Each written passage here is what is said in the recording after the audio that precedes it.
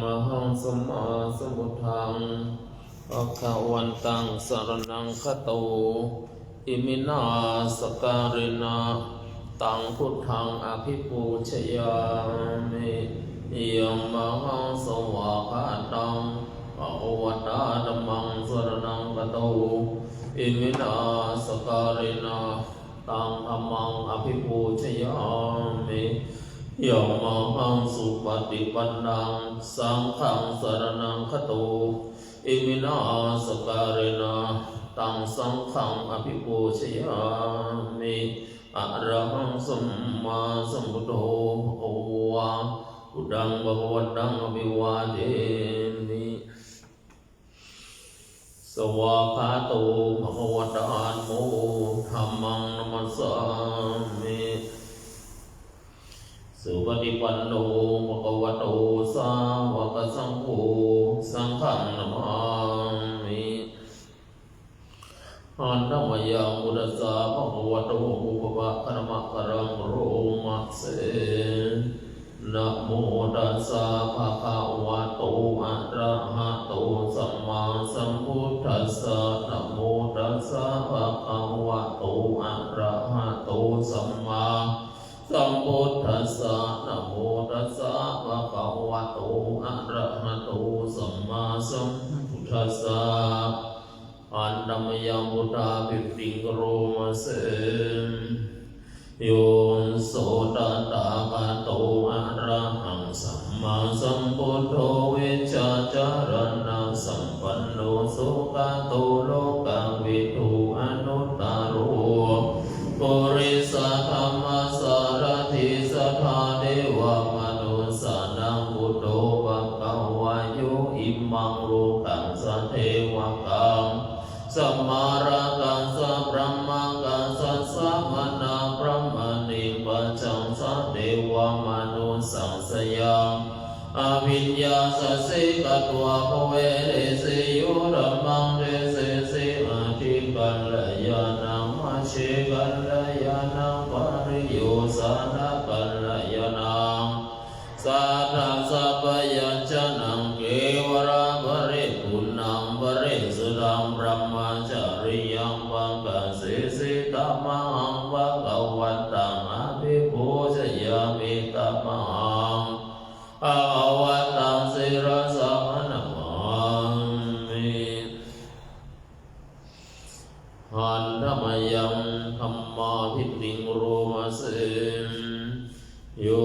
โสสวากขาโตมังอวาตานัมโมสันเตเตโกวากาเนโกเอปัสสิโกปะทะเยโกวัจจตะเวริตะโพวินโยหิตัมมังธัมมังอภิปูชยามิตัมมังธัมมังศิรสะนะมามิอันธัมมยังสังฆาภิปริงโรมะเสโยโสสุปฏิปันโนภะคะวะโตสาวกสังโฆอุชุปฏิปันโนภะคะวะโตสาวกสังโฆญาญาติปันโนภะคะวะโตสาวกสังโฆญาติตัสสามิจิปฏิปันโนภะคะวะโตสาวกสังโฆยะติตังจัตตาริปุริสายุกานิอัตตาปุริสาภุคาราเอสะภะคะวะโตสาวกสังโฆอะหุนโยอุปนโยรักขินโยอัญชริกรณิโยอนุตตรังปุญญเกตังโลกัสสันตัมมังสังฆังยามิตัมมังสังฆังศิรสะนะมามิ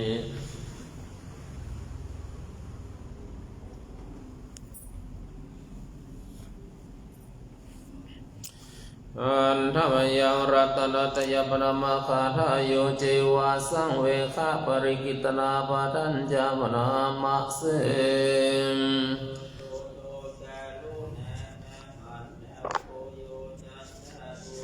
อ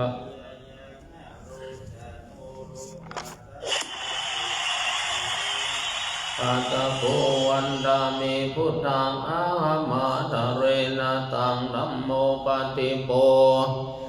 สัสสตุโน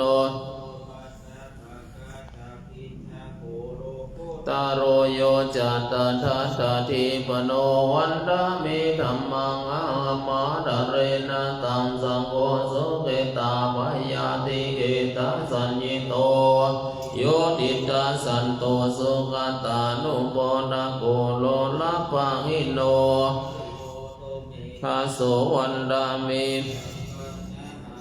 ทะเลนะตังเยติโกชนายกังวัตถุตยังวันตายตาภิสังกตังปุญญังมายายังมาสัพพุปัตตวังมาอุนตุเว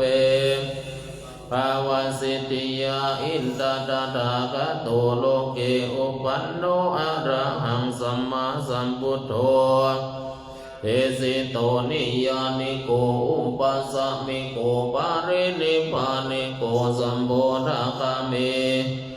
วะเวทิโตมายันตังธัมมังสุตตวะเอวังจะนัมมัจจติมปิทุกขาจาราปิทุกขามารานัมปิทุกขังโสกปาริเดวาม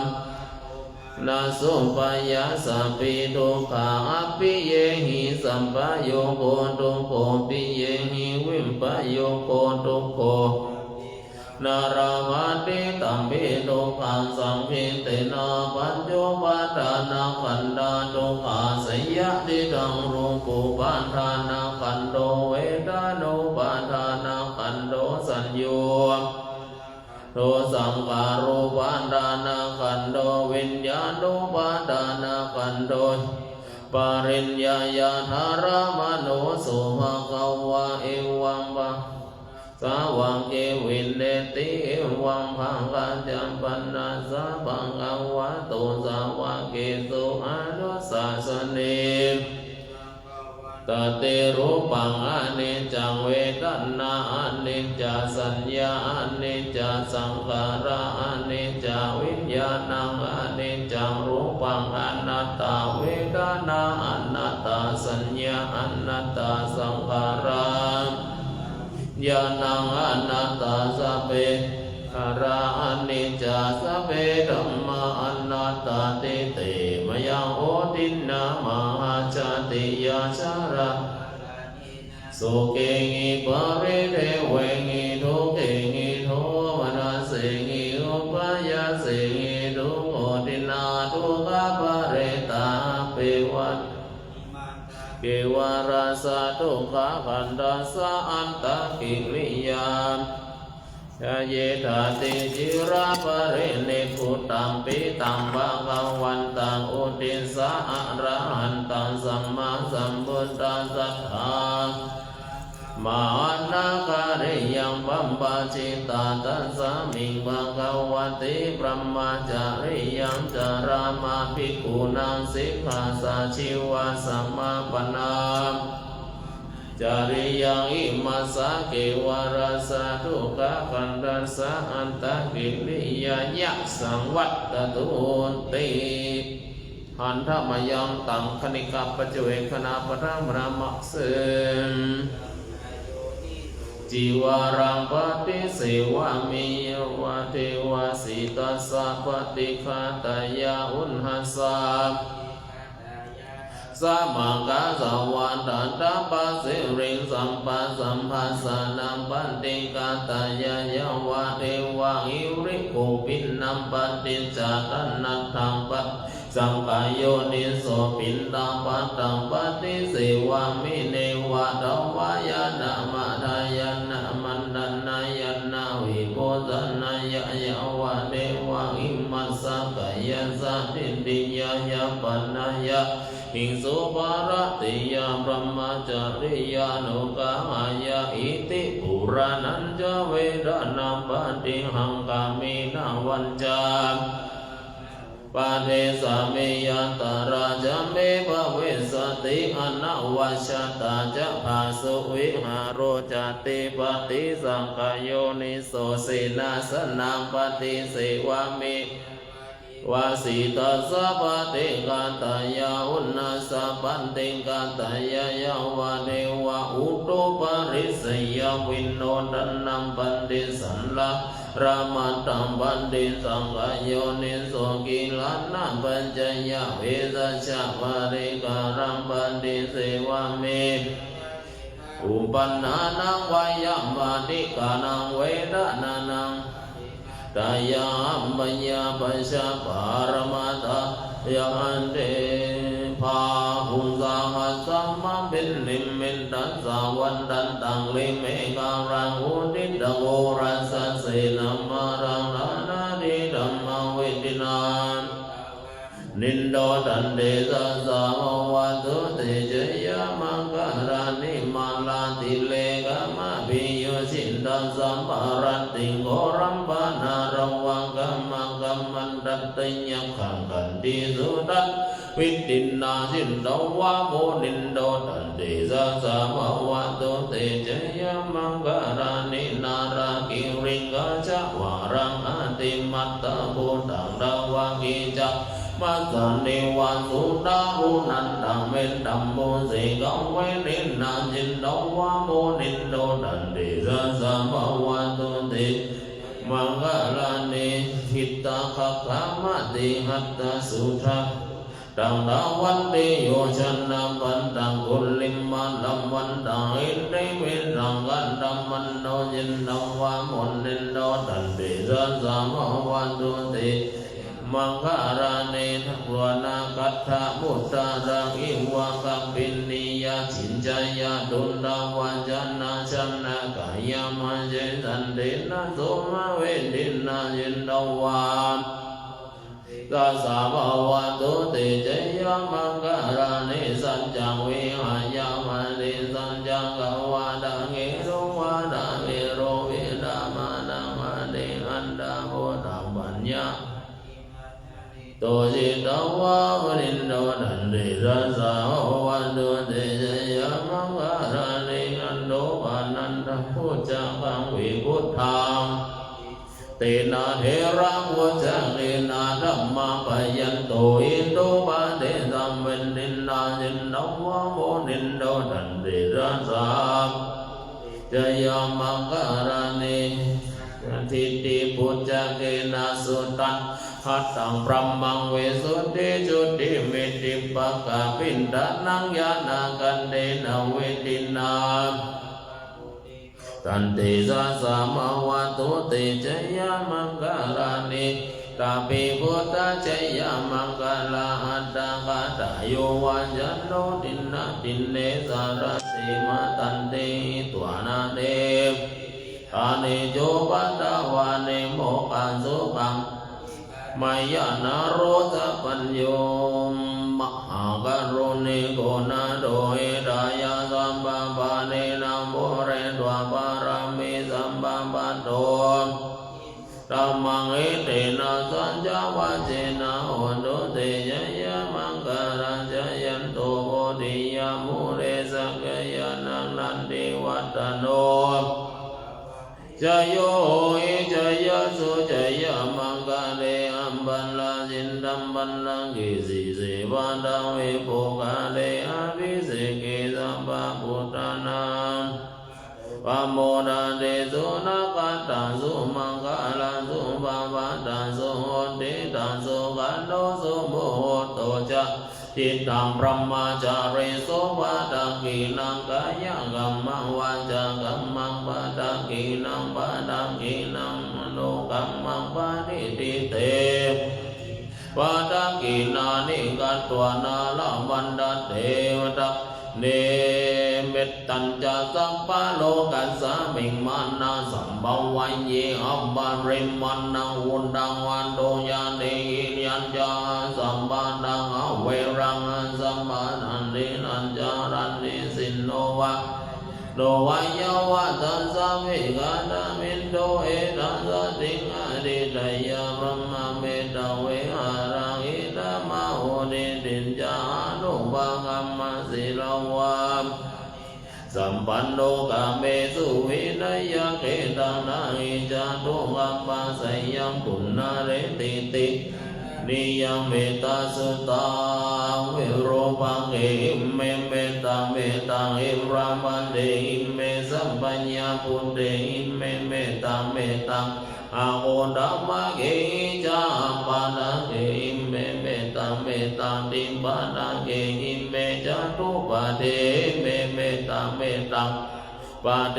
เมมามังอัปปาระโกอินสีมามังอินสีริปาระโกมามังจตุปะโท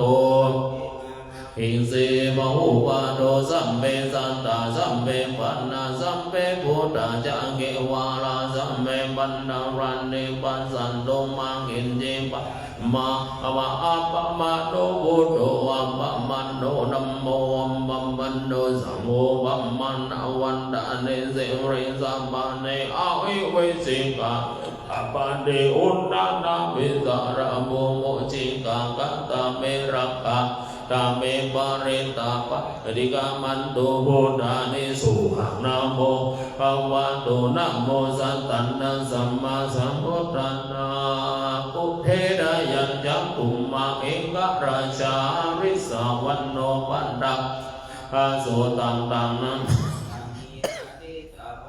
ปาดาวิปะปันตันตยัญจักขุตาวิหาริมุติวัสังเยพระมานาเวตังบูสัมปันดัมเมติเมนัมโมติมังบารายันตุมัตตุพุทธานังนัมมัตตุโกริยานะโมวิมุตตานังนะโมวิมุตติยากิมังโสตังกัตวะโมโรจารติเอตันนาอัปปิตยัญจักขุมมาเอกราชาริสาวันโนปัตตวิปะปัสโสตังตังนามัสสามิริสาวันนังปัตตวิปะปัสสังตยัญจักขุตาวิหาริมุรัตติเยปรัมมันนาเวนังโกสัมปันดัมเมติเมนะโมเตปารายันโตนะมัดโดตานะนะมัดโดโมริยานะโมวิมุตตานะนะโมวิมุตติยาอิมังโสตัวโมโรวาสัมมากัปปะยิติอัตถิกิมัสสมิกายเยเกสาโลมานะขาทันตาตะโจมังสัมนาหาโรอัตติติมิชังวักกังหะไทยังยักกันนังกิโลมะกังปิหากังปัปภาสังอันตังตะกุณนังอุตตริยังกะเรสังปิตังสินหังปุปโปโลเทโตเมโตอันโสวันสะเกโลสิงกานิกาลาเสกามุตตังมัตตะเกตวัตติงสากาลังอัญญังอัตตะบาวูอันนิจจังทุกขังอนัตตาอสุจิอสุภังอิมังกัมมัฏฐานังปุนัพโวติอจิรังวะตยังกายโยบันดังวิงอันติเสจันติโชโตอเปตะวิญญาโนนิรัตถังวะกะลิงกะลังปันดังวิธาตุโพธาตุเตโชธาตุวายโยธาตุรูปะขันโดเวทนาขันโดสัญญาขันโดสังขาระ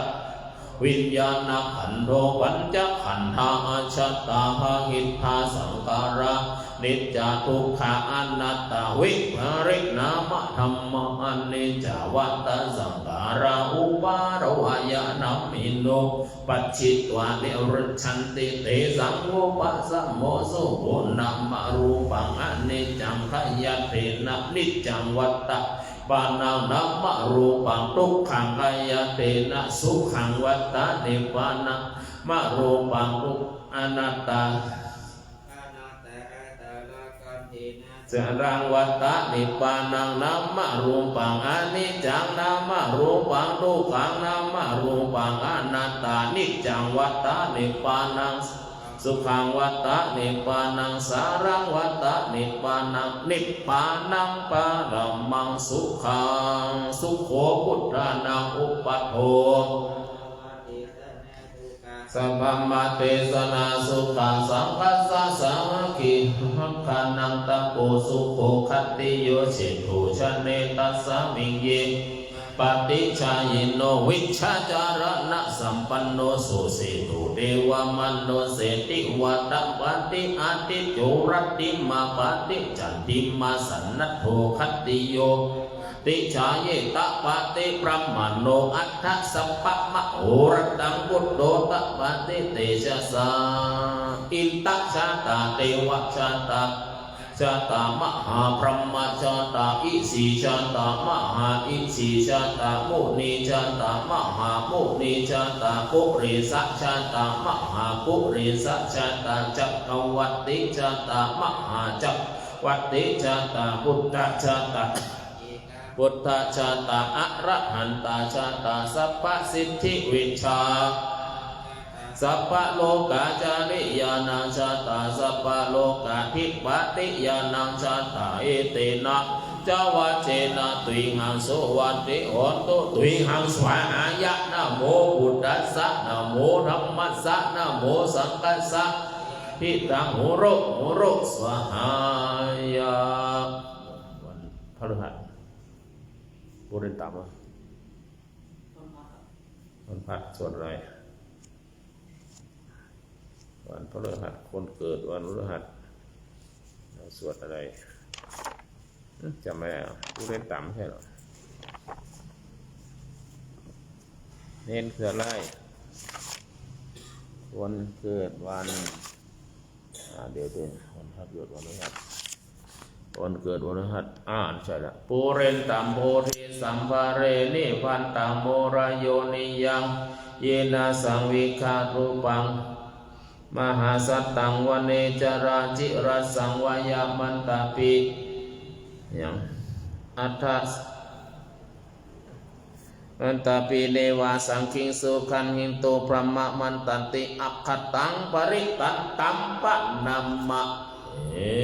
สมาธิภาวนาเสร็จแล้ววัดเช้าทำสมาธินิกะสมาธิสมาธิสมาธิเยอะๆ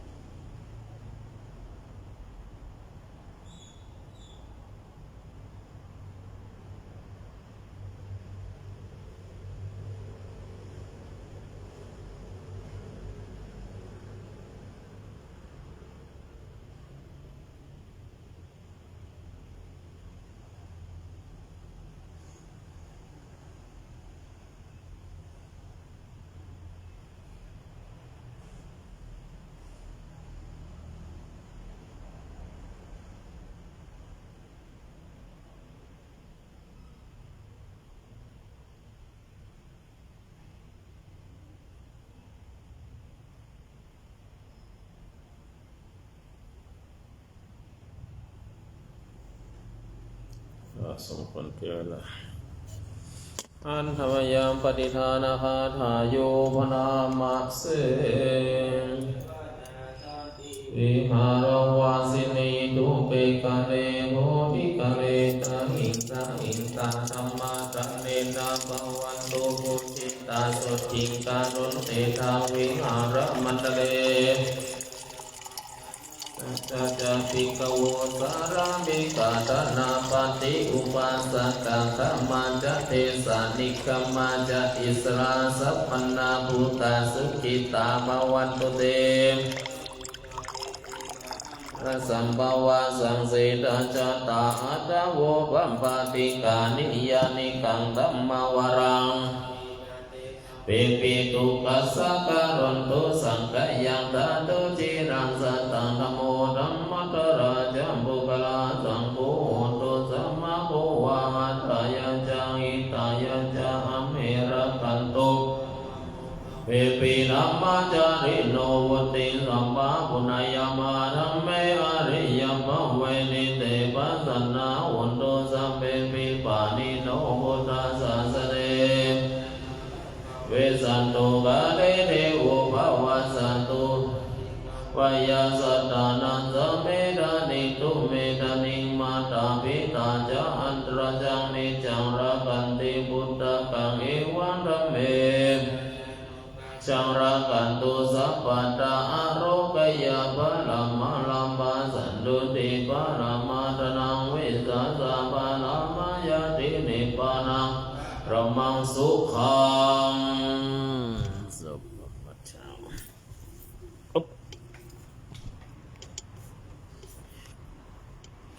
นะโมตัสสะภะคะวะโตอะระหะโตสัมมาสัมพุทธัสสะนะโมตัสสะภะคะวะโตอะระหะโต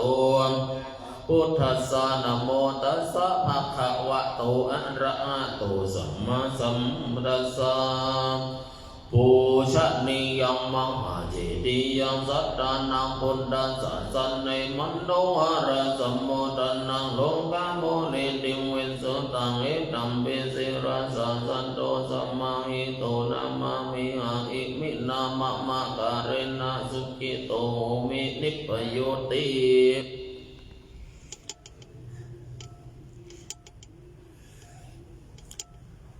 โอ้สาธุมีความสุขความเจริญอยู่ร่มเย็นสุขวันทุกหลนทุกองค์ทุกรูปทุกคนด้วยเถิดตัวเรา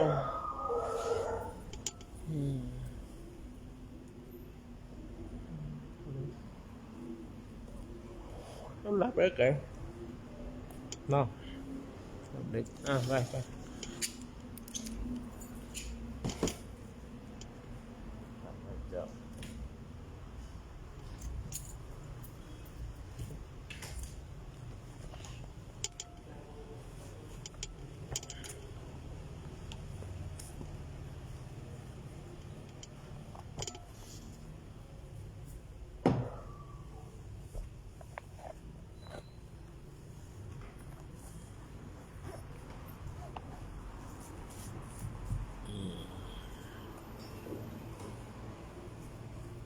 เดี๋ยวไปกรวดน้ำก่อนอยู่ในห้องนะ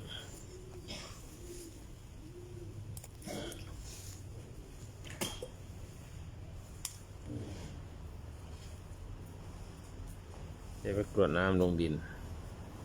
ดิสจังบนโพธิ์กุศลโมทนาสาธุนะทุกท่านทุกคนที่เข้ามาเหลือคนเดียว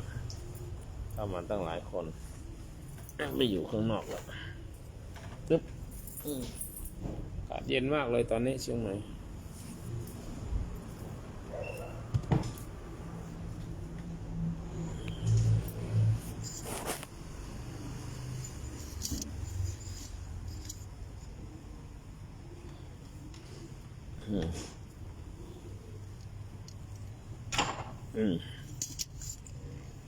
ไปกดน้ำกลับพระประธานวัดโลกเลย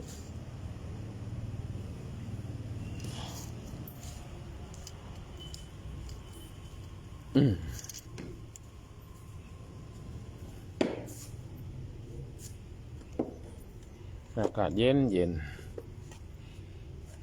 ได้ปิดไฟปิดไฟ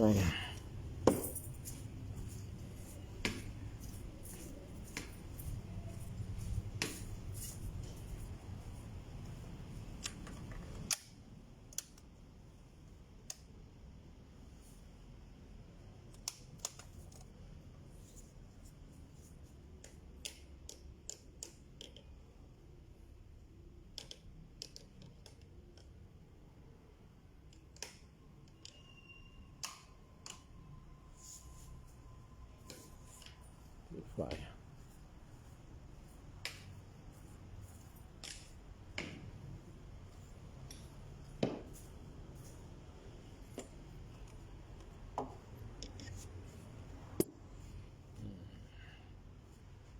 ให้กรวดน้ำกันทีนี้หนาวนานไม่มีนากรกฎาคมกุมภายังหนาวอยู่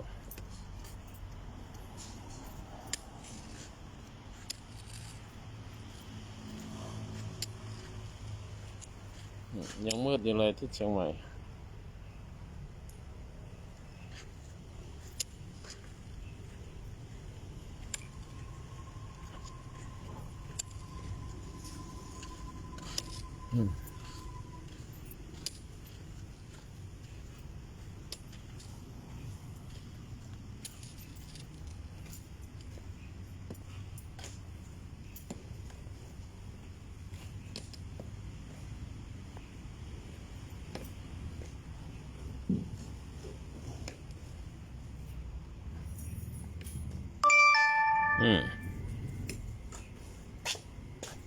โอ้เอาละใครมีน้ำสะอาดกดน้ำนะอินินาปุญญกรรมไมนะด้วยเดชบุญกุศลทั้งหลายที่ข้าพเจ้าบำเพ็ญมาบุญแห่งความดีทั้งหลายกุศลกรรมทั้งหลายบุญทานศีลภาวนาศีลสมาธิปัญญาบุญกิริยาโทษ3บุญกิริยาโทษ10บุญได้คำว่าบารมีบุญบารมี30ทัศบุญได้บัญชาสมบทในชาตินี้ในชาติก่อนๆก็ดีแม้บุญยังไม่เต็มเปี่ยมขอได้บำเพ็ญรวมกันเป็นบาปเป็นเดชะเพราะว่าปัจจัยล้นข้างชั่วทางสงฆ์ให้ข้าพเจ้ามีความสุขความเจริญในธรรมสูงยิ่งขึ้นไปเพราะนั้นที่แท้เพื่อนของข้าพเจ้าเพื่อนที่อยู่ในห้องนี้และญาติของข้าพเจ้าบางผู้ดุจไร้ต้นตระกูลที่ล่วงลับไปแล้วขันครูอาจารย์ทั้งหลายขอรับส่งสอนที่ส่งสอนไปถึงผู้บังเกิดเกล้าข้าพเจ้าและของท่านทั้งหลายเอ่ยนามเองนะเอ่ยชื่อเองข้าพเจ้าญาติผู้สังฆมิตรบริสุทธิ์ลงมุสลิมบริสุทธิ์มาถ่ายผู้ท้องโยมพ่อโยมแม่โยมบิดามารดาของข้าพเจ้าขอช่วยส่งสอนชำระได้เถิดและทุกท่านทุกคนบรรพบุรุษทั้งหลายญาติที่ยังมีชีวิตอยู่เอ่ยนามเองนะขอรับส่งสอนในปัญญาญาติชนพาสนาสวรรค์ขอความสันติความสุขเย็นโดยวิตานสัญญาติขอมีความสุขความเจริญในธรรมสูงยิ่งรวยร่ำรวยโชคดีครูบาอาจารย์ของข้าพเจ้าผู้มีการะคุณต่อข้าพเจ้าพระวชาขอรับส่งสอนสุขภาพภูมิที่ดีพระครูมรธรรมประยุทธ์พระครูวิดุลธรรมโควิทเจ้าชื่นสีโรจน์เมสิกาญาสามปุสุภาลีโรจน์เมสิมิตรามผมเจ้าหน้าที่เจตนาบันเมกีกัจจานีเจตนาพันธ์จันทร์เหนือบนยอดพระครูบาอาจารย์มจรเชียงใหม่ครูบาอาจารย์เทศอินเดียเรียนเปียโทยาเอกขอรับส่งสอนที่ล่วงลับไปแล้วความสุขสมสวรรค์ชมพาที่มีชีวิตอยู่ขออยู่รบยมสุขในความสุขความเจริญอายุมั่นขวัญยืนวันนี้สมบูรณ์หาดีเจ้าวาดพระสุสงฆ์สมเด็จสังฆราชโลกลีเทวดาโลกลีเทวรารักษาวโลกลีพระปู่ขาวพญานาคราชยาสียคือกายกุมพันธ์ผู้เวสสุวรรณโพธิสีโชนันตนาคราชเทวดาลุกขเวดาปัตตาสาเพดาปัตตาเทวดากุมพันธ์อุมมาเทวาขอรับส่งสอนทวติงสายามาตุสิตานิมานรติรินิพานะสวัสดีพระนิมิตสวัสดีขอรับส่งสอนทุกเทวดาทุกชั้นทุกพรหมและพระพรหมพระอินทร์ขอรับส่งสอนขอบุญส่วนแผ่เทพารักทั้งหลายและเทวดารักษาพระพุทธโลกทั่วโลกในเหตุการณ์สัพพะประธานโลกเลยเราส่งสอนกุมารไข่หลวงปู่ทวดหลวงปู่ดูหลวงปู่ทองหลวงปู่บุญหลวงปู่เสด็จวัดโกเขาสืบสอนเดินในผ่านสุดถาวาสด้วยเถิด ขอบุญกุศลให้แผ่ทุกท่านทุกตนทุกองค์และเทวดารักษาทุกท่านทุกคนที่อยู่ในห้องนี้แผ่เทวดาทั้งหลายเสวสวาตลอดถึงเทพเทพารักษาเจ้าที่เจ้าทางรับส่งสนพวกปีศาจทั้งหลายวัดโลกผลิตวิญญาณังจำโลกเวยมาเชิญทองมาลีมาลามาเทมาทองพระราชาเสสนขอบุญกุศลให้แผ่หาทุกท่านทุกตนทุกองค์และเทศสมุทรสนท่านทุกองค์และขอเทศสมุทรสนไปหายังเป็นพิเศษขอร่ำรวยโชคดีสวัสดีความสุขความเจริญขอกราบนาพลที่สมุทรสนเป็นพระราชกุศลสมเด็จเจ้าฟ้ารัชกาลรัชกาลที่9ของพระองค์ท่านเสด็จทรงสวรรคาลัยขอที่สมุทรสนเป็นพระราชกุศลสมเด็จพระมหากษัตริย์รัชกาลที่9รัชกาลเข้าสู่สวรรค์ชั้นฟ้าและรัชกาลที่9ขอถวายเป็นราชสนรัชกาลรัชกาลที่10พระราชินีพันปีหลวงเจษฐาภคินีพระบรมวงศานุวงศ์ทุกพระองค์ขอพระชนอายุยิ่งขึ้นนานเป็นโรคประโรคใส่สรกรโชคกันนานขอถวายเป็นพระสนสมเด็จเจ้าฟ้าหญิงพระชาคิตยภาหรือพระองค์พาขอทรงหายจากพระประชวรขอเป็นพระกุศลสมเด็จพระสังฆราชมหาเถรสมาคมทุกรูปพระสังฆาธิการทุกระดับชั้นไปสู่ทรงสำเร็จทั่วราชอาณาจักรนอกราชอาณาจักรมีแต่ความสุขความเจริญขอเป็นบุญถึงนายกรัฐมนตรีคณะรัฐมนตรีผู้บริหารประเทศทหารตำรวจตชดแพทย์หมอพยาบาลครูบาอาจารย์ทั้งหลายองคมนตรีประธานองคมนตรีคณะองคมนตรีคณะสสคณะสวหัวหน้าผู้นำฝ่ายค้านตุลาการนิติบัญญัติผู้บริหารทุกระดับชั้นกระทรวงทบวงกรมกองผู้เป็นราชการทั้งหลายผู้รับใช้ประเทศชาติผู้จิตอาสาทุกท่านมีแต่ความสุขความเจริญยิ่งขึ้นไปขอให้สรรพสัตว์ทั้งหลายในโลกนี้มีแต่ความสุขความเจริญขอให้เป็นแห่พระสยามเทวราชพระเทวดารักษาประเทศไทยรักษาเมืองเชียงใหม่รักษ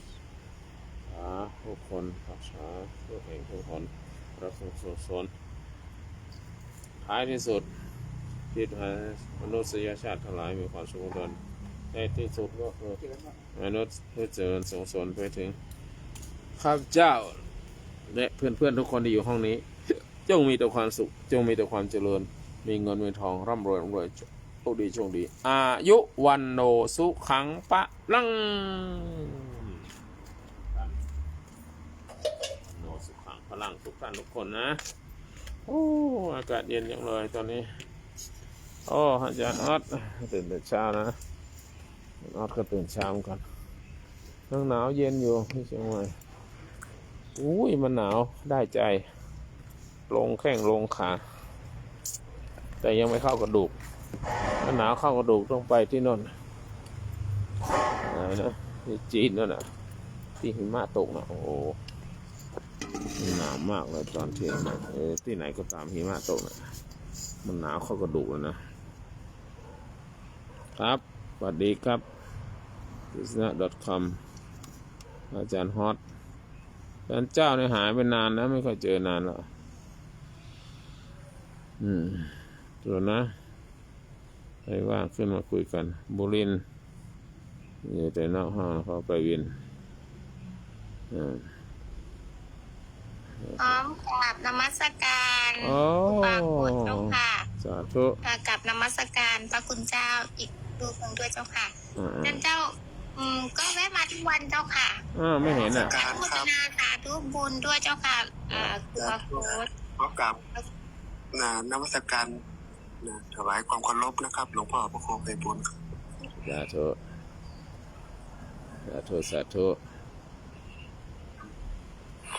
อากาศเย็นครับหลวงพ่อครับเหมือนกันช่วยกดไลค์กดแชร์ด้วยนี้เจ้ามาช้าเลยอดฟังพระคุณเจ้าสวดมนต์เลยชอบมากเลยค่ะเป็นทำนองที่พระคุณเจ้าสวดเจ้าชอบแรปเมืองเหนือวันนี้สวดมนต์พ่อครับแรปเมืองเหนือเป็นทำนองถ้าเกิดว่าญาติโยมได้สวดช้าๆแอบฟังแล้วแอบฝึกอยู่เจ้าค่ะไม่ใช่ฝึกแบบมันชอบนะเจ้าค่ะมันชอบสำเนียงแต่ว่าพระคุณเจ้าสวดเร็วเจ้าสวดได้ทันเวลาเจ้าสวดของเจ้าแล้วสำเนียงมันไม่ได้แล้วไปเร็วโอ้ยถ้าสวดแบบกรุงเทพเนี่ยเป็นชั่วโมงทุกครั้งที่ได้เข้ามาฟังเจ้าค่ะสาธุ ไปทำเจ้าค่ะ ถ้าสวดช้าแบบสำนองสังโยชน์หรือสำนองไทยกลางหรือสังโยชน์หรือสัพพัญญะ ใช่ เป็นชั่วโมงนะไม่จบนะ อันนี้แค่25 นาที ค่ะ 25 นาที ใช่ ได้อืม จันเจ้าคิดว่าเวลาจันเจ้าสวดมนต์สวดเร็วแล้ว โอ้ฟ้าอาจารย์สวดเร็ว คือรถไฟตามไม่ทันเลยเจ้าค่ะอาจารย์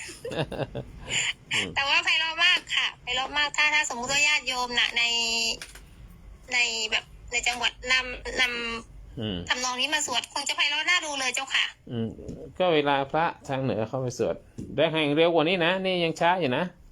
โอ้ย เขาเรียกว่าตำนองม้า ยังมีเรื่องกว่านี้อีกเหรอเจ้าคะ เร็วกว่านี้ม้าย่ำไฟเคยได้ยินไหมปั๊บปั๊บปั๊บปั๊บปั๊บปั๊บม้าย่ำไฟ ใช่แต่ว่าอันนี้คือว่าอาจจะ อันนี้ยังช้าอยู่ จำไม่ใช่คนเมืองเหนืออู้ก็เมืองบ่เป็นเจ้า มาเป็นสะพ้ายเหนือดิ ไม่เจ้าค่ะไม่อยู่นี่แหละดีแล้วเจ้าค่ะ แต่ ดี ถ้าเกิดว่ามาฟังเป็นภาษาทางบ้านจันเจ้าก็จะสวดเร็วเหมือนกันเจ้าค่ะหลวงปู่หลวงตาท่านก็สวดเร็วแบบสวดพันยักษ์อะไรเงี้ยค่ะพระอาจารย์ สาธุสาธุสาธุ มันเป็นเพราะจริตของเราหรือเปล่าเจ้าค่ะพระอาจารย์เวลาจันเจ้าสวดช้าแล้วไปไม่เป็นเจ้าค่ะ มันหนาวไง มันสะดุด มันหนาวอากาศหนาวจะมาสวดอย่างเยอะช้าไม่ทันหรอก อ๋อ มันหนาว ดีจังเลย อี มัน โซบะ แต่มันไพเราะมากๆเลยเจ้าค่ะ มันไปหาฟังได้ในแอปได้ใช่ไหมเจ้าค่ะว่าเราไปฟังแบบช้าๆนะเจ้าค่ะ เขาก็มีเยอะแยะสวดมนต์นะไอ้12 ตำนาน 7 ตำ แล้ว นาน ต้องเขียนว่ายังไง เขียนว่า เจ้าค่ะ 7 ตำนาน ต้องแปลว่ายังไงเจ้า สวด ค่ะ 7 ตำนานสวด12 ตำนานเนี่ยจะมี อ๋อเจ้าค่ะ สาธุเจ้าค่ะ เจ้าแมวนี่มัน ขออนุญาตปิดไมค์นะเจ้าค่ะ แล้วก็เดี๋ยวทำภารกิจของตัวเองเจ้าค่ะ สาธุ สวัสดีญาติธรรมทุกท่านนะคะ ที่ผ่านเข้ามาฝากกดใจกดไลค์กดแชร์นะคะ เพื่ออนุโมทนาบุญร่วมกัน จ้ะ สัพพะทานังธรรมะทานังชินาติใช่ไหมเจ้าค่ะพระคุณเจ้า สาธุจันจันเจ้าอยู่ไหนนะจันเจ้าเนี่ย เจ้าอยู่ใต้เจ้าค่ะ ฮะ พระอาจารย์ถามมาทุกรอบถามทุกรอบเลย อยู่ไหนอะ อยู่ใต้เจ้าค่ะ จังหวัดอะไรใต้เชียงใหม่คือลำพูนเหรอ อะไรนะเจ้าค่ะ ถ้าใต้เนี่ยใต้เชียงใหม่ก็ลำพูน อยู่ทางใต้เจ้าค่ะ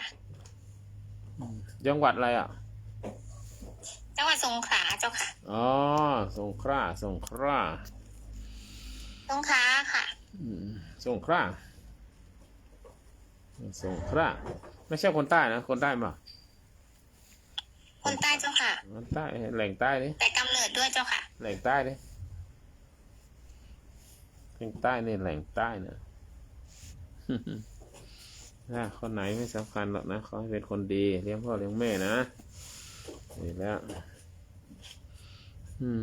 ดี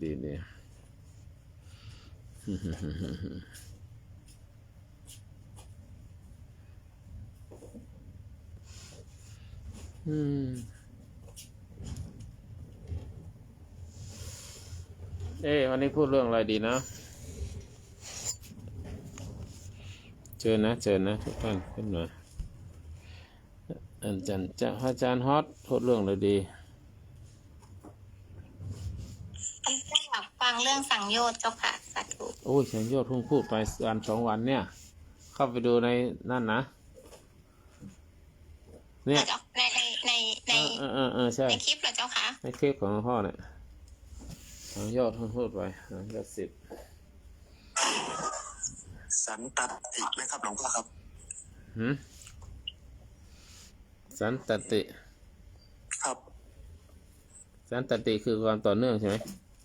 ครับผมความต่อเนื่องซึ่งกันและกันครับ ความอาศัยซึ่งกันและกันประมาณนี้ครับหลวงพ่อพอจะเป็นหัวข้อได้ไหมครับ มันก็ คือ ได้ การทำบุญนี่ก็ต้องทำให้ต่อเนื่องนะครับคือความต่อเนื่องของกายและก็จิตใจครับ ใช่ แต่ฝ่ายก็เป็นฝ่ายกุศลแล้วก็ฝ่ายอกุศลอีกนะครับหลวงพ่อ ฝ่ายลดแล้วก็ฝ่ายเพิ่มเนี่ย จริงๆสันติเขาจะมุ่งเน้นด้านจิตอย่างเดียวครับ จะเป็นลูกโซ่ของจิตครับ จะเป็นฐานส่วนมากจะเป็นอยู่ในจิตครับ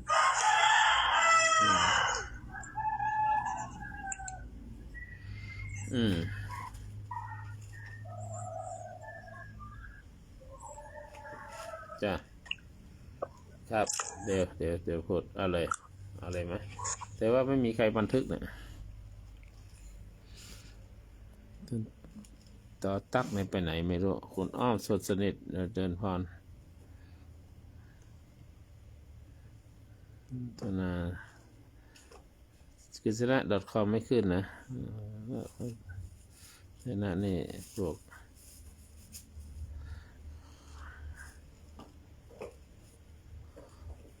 ต่อตักหายไปเลยนะวันนี้นะโชคพอดีเดี๋ยวบันทึกเองก็ได้ทดสอบก่อน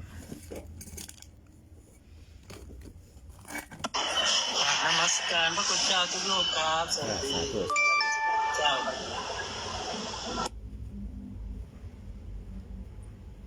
สวัสดีค่ะ จ้ะ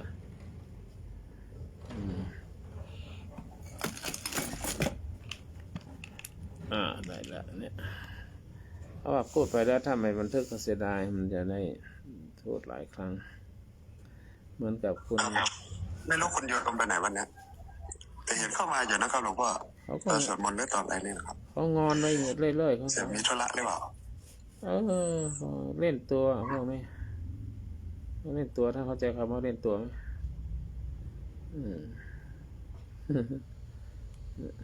เป็นสาวนี่คงหาสามียากเหมือนกันครับหลวงพ่อก็เขามีธุระครับแชร์ให้แล้วครับมาแล้วขึ้นมาให้แชร์ผมก็เลยกดแชร์ให้คนที่ออนเดี๋ยวคุยกันสักพักรอให้คนเข้ามาเยอะหน่อยนะเดี๋ยวหน้า.com ไม่ขึ้นธนาบารมีธนาพรบารมี99ไม่ขึ้นก็เวียนฟังอยู่ข้างล่างธรรมสการพระคุณครูบาทุกองค์ทุกรูปเลยสวัสดีครับสาธุพระครูบารมีโคตรคนเชียงใหม่เนาะสวัสดีครับอาจารย์ดร.เจริญสวัสดีทุกคนทุกท่านครับทุกรูปพระสงฆ์ทุกรูปนะครับนมัสการที่เข้ามาห้องนี้นะว่าวาสนาดีเนาะสาธุผมก็อยู่ได้สักพักสัก5 นาที10 นาทีผมมีความปลื้มใจว่าอะไรก็ดีไปหมดห้องเนี้ยพอบุญเป็นบุญนี่นะบุญรับเป็นกิริยาด้วยเป็นวัตถุ10ด้วย10อย่างบุญห้องนี้มีบุญเนาะทานบุญเนี่ยทานก็เป็นบุญทานเสียสละให้อภัยกันเห็นไหมที่แตกแยกออกไปเลยเราจะสร้างสังคมให้เกิดสันติสุขใช่ไหมศีลก็เป็นตัวสร้างกันภาวนายิ่งสุดยอดเลยไม่มีอะไรจิ้นเหนียวกับภาวนาอีกแล้วเนี่ยมาบุญสำเร็จด้วยการประพฤติถ่อมตนต่อผู้ใหญ่เนี่ยก็สุดยอดละเดี๋ยวยุคนี้มันมีบางคนบางส่วนคนพันเขาจะไม่รู้จักเคารพครูบาอาจารย์เนาะไม่นับถือผู้หลักผู้ใหญ่แล้วบุญที่สำเร็จได้ช่วยคนขวายในกิจในว่าช่วยในกิจการที่พระสงฆ์หรือว่ากิจการที่ผู้ที่ทำดีไม่ขวางทางธรรมใช่ไหมบุญได้อะไรอ่ะสำเร็จด้วยการให้ส่วนบุญสำเร็จด้วยการอนุโมทนาส่วนบุญนี่ก็สุดยอดใช่ไหมแล้วก็บุญอะไรอ่ะบุญฟังธรรมเนี่ยได้ฟังธรรมกับพระอาจารย์บารมีเนี่ยใช่ไหมสุดยอดเลยใช่ไหม มันเกี่ยวข้องนะเราทำตามเนี่ยแก้วมาตามเนี่ยสุดยอดเลยข้อ8การทำบุญด้วยการแสดงธรรมเจียนท่านก็มีบุญคนฟังก็มีบุญคนพูดก็มีบุญใช่ไหมเจียนไอ้ข้อสุดท้ายตรงมันเป็นสัมมาทิฏฐิมันอยู่ของมรรค8 ข้อที่ 1เลยนะแล้วผมก็ทักทายไว้เพียงเท่านี้ก่อน นมัสการพระคุณเจ้าทุกรูปทุกองค์แล้วก็ห้องนี้นับว่าโชคดีได้ทั้งเป็นผู้ฟังและเป็นผู้แสดงขอขอบคุณครับสักพักผมก็จะออกจากไลฟ์ออกจากห้องเลยนะครับนมัสการครับสวัสดีครับผมขอฟังสักพักก่อนครับเรียนเชิญท่านผู้จัดนะครับนิมนต์ครับ ครับสาธุสาธุ นมัสการพระคุณเจ้าทุกรูปทุกองค์ครับ เอาละ ตะกี้เนี่ย มันมีอยู่คำหนึ่งเด้งขึ้นมาบนหัวเลย อยู่ๆมันก็เด้งขึ้นมา ว่า โดยที่ผมไม่เคยรู้จักคำนี้อยู่ๆมันก็นึกขึ้นในคำว่าสัพพุริสธรรมอะครับแปลว่าธรรมของสัพพุรุษ ตอนบร สุดยอดเลยนะ แล้วเจริญพูดนะแล้วเจริญพูดนะ แต่ผมไม่ฝันนะครับ ว่าผมก็น่าจะเป็นคนที่ ผมเป็นคนที่ไม่ดื่มเหล้าไม่ฆ่าสัตว์ไม่เล่นพนันอะไรศีลห้าก็มีอยู่ครับ แต่นานๆดื่มเหล้าทีนะครับ ผมทำกันค้าด้วยใครจะมาค้าขายกับผมถ้าใครดื่มเหล้าไม่เอาละลูกหลานลูกเหลนอะไรก็ไปไกลๆเลยบอกไล่พ่อห้ามมาเข้าบ้านพ่อห้ามมาเข้าสำนักปฏิบัติธรรมพ่อที่สุโขทัย1 แห่งนะประมาณ20 ไร่แล้วก็ที่พิโลก1 ไร่2 แห่งสถานธรรมบอกห้ามเข้าเด็ดขาดเลยนะการค้าการขายห้ามมาซื้อมาขายของผมเลยเนี่ยดีไหมเด็ดขาดกันไปไหมอันนี้ก็สุดยอดนะสัตตบุรุษนี่ก็อันนี้มนต์ท่าน ผมขอเป็นผู้ฟังครับจ้าสัตว์บุรุษเดี๋ยวพูดในช่วงต่อไปตอนนี้รับปากอาจารย์ฮอตว่าจะพูดเรื่องสันตติก็ได้ข้อบันทึกเองก็ขอกราบถวายความเคารพในความนับถือท่านอาจารย์ฮอตแล้วก็พระคุณเจ้าเผื่อว่าจะเข้ามาฟังในตอนหลังแล้วขอความเจริญในธรรมจงมีแด่อาจารย์ดร.เจริญกันค่าแล้วคุณสมโชคและคุณทอนงถวยใช่ไหมแล้วก็พ่อหมานที่ขึ้นมาเข้ามาในห้องนี้และทุกท่านทุกคนที่เอ่ยนามและไม่เอ่ยนามวันนี้อาจารย์ฮอดว่าพูดถึงเรื่องสันตติให้หน่อยสันตติเนี่ยหมายถึงความต่อเนื่องของกายและจิตจะพูดของกายก็ได้ของจิตก็ได้คือมันต่อเนื่องซึ่งเป็นแนวคิดที่เกี่ยวข้องกับไตรลักษณ์และหลักของกรรมในทางพระพุทธศาสนาความหมายของคำว่าสันตติสันตติแปลว่าความต่อเนื่องหรือความสืบเนื่องหมายถึงกระแสแห่งจิตที่ดำเนินไปไม่ขาดสายโดยอาศัยเหตุโดยอาศัยปัจจัยคือจิตเนี่ยมันเกิดมันดับการรับรู้จิตมีหน้าที่รับรู้แล้วก็จดจำเมื่อจิตรับรู้อย่างเนี้ยก็ถือว่าเป็นรูปนามแล้วก็ดับไปอย่างเสียงเนี่ยเสียงเป็นรูปจิตไปรับรู้ของเสียงนี้ก็เป็นนามแล้วก็ดับไปแล้วเสียงใหม่ขึ้นมาอีกเป็นรูปใหม่จิตรับรู้ก็ดับไปอีกเหมือนที่ตมายกมือเนี่ยหน้ามือนี่เราเห็นหน้ามือปั๊บหน้ามือนี่เป็นรูปจิตรับรู้ว่าเป็นหน้ามือเป็นนามก็ดับไปมันก็เกิดดับก็ดับรู้ดับเกิดดับก็ดับไปตลอดในขณะจิตหนึ่งก็ดับแต่ถ้าหันอย่างนี้อันนี้ก็ยิ่งเด้งดับได้ชัดเจนคือหน้ามือดับมาแล้วเลยเห็นหลังมือรูปหน้ามือดับไปนามที่รับรู้ดับไปรูปหลังมือเกิดขึ้นแล้วก็ดับไปคือเมื่อกี้หน้ามือมาดับไปหลังมือจึงเกิดขึ้นพอหลังมือดับไปคือเห็นอะไรอันนี้คือการเห็นแค่นั้นเห็นภาพเห็นอะไรแต่เสียงก็เหมือนกันเสียงแก้วคำว่าแก้วมันเป็นรูปถ้าเราพูดแล้วก็ความรับรู้ของเราไปรับรู้อะไรก็ตามยุงกัดปั๊บก็รู้เลยที่กายก็ดับไปอันเนี้ยมันต่อเนื่องของจิตต่อเนื่องเหมือนกับฟิล์มถ่ายหนังถ้าเรามาดูจริงๆเป็นภาพยกมืเวลาฉายมันก็ยกมือขึ้นไปอย่างนี้เลยนั่นก็สันตติคือความต่อเนื่องเหมือนตลอดตัวก่อนเราไปดูหนังกลางแปลงจะมีฟิล์มที่เขาดึงมา หนังขาดหนังอะไรต่างต่อหนังขาดอะไรต่างๆก็จะเห็นนั่นแหละความต่อเนื่องของฟิล์มหนังจิตใจของเราก็เหมือนกันมันเกิดดับเกิดดับเกิดดับเกิดดับดับนะในการที่รับรู้ตาหูจมูกลิ้นกายใจเพราะฉะนั้นคำว่าตัวตนที่คงที่มันไม่มีแต่เป็นสิ่งเป็นสิ่งนี้เราจะเรียกว่าสังขารอะไรที่เปลี่ยนแปลงไปตลอดเวลาอันนี้คือสันตติ ทีนี้ว่าจะมีอีกว่าสันตติเอาช็อตนี้ก่อนสันตติในแง่ของหรือในมุมของกายและจิตมุมของกายและจิตเนี่ยกายก็คือร่างกายเนี่ยไม่ได้มีตัวตนที่เที่ยงแท้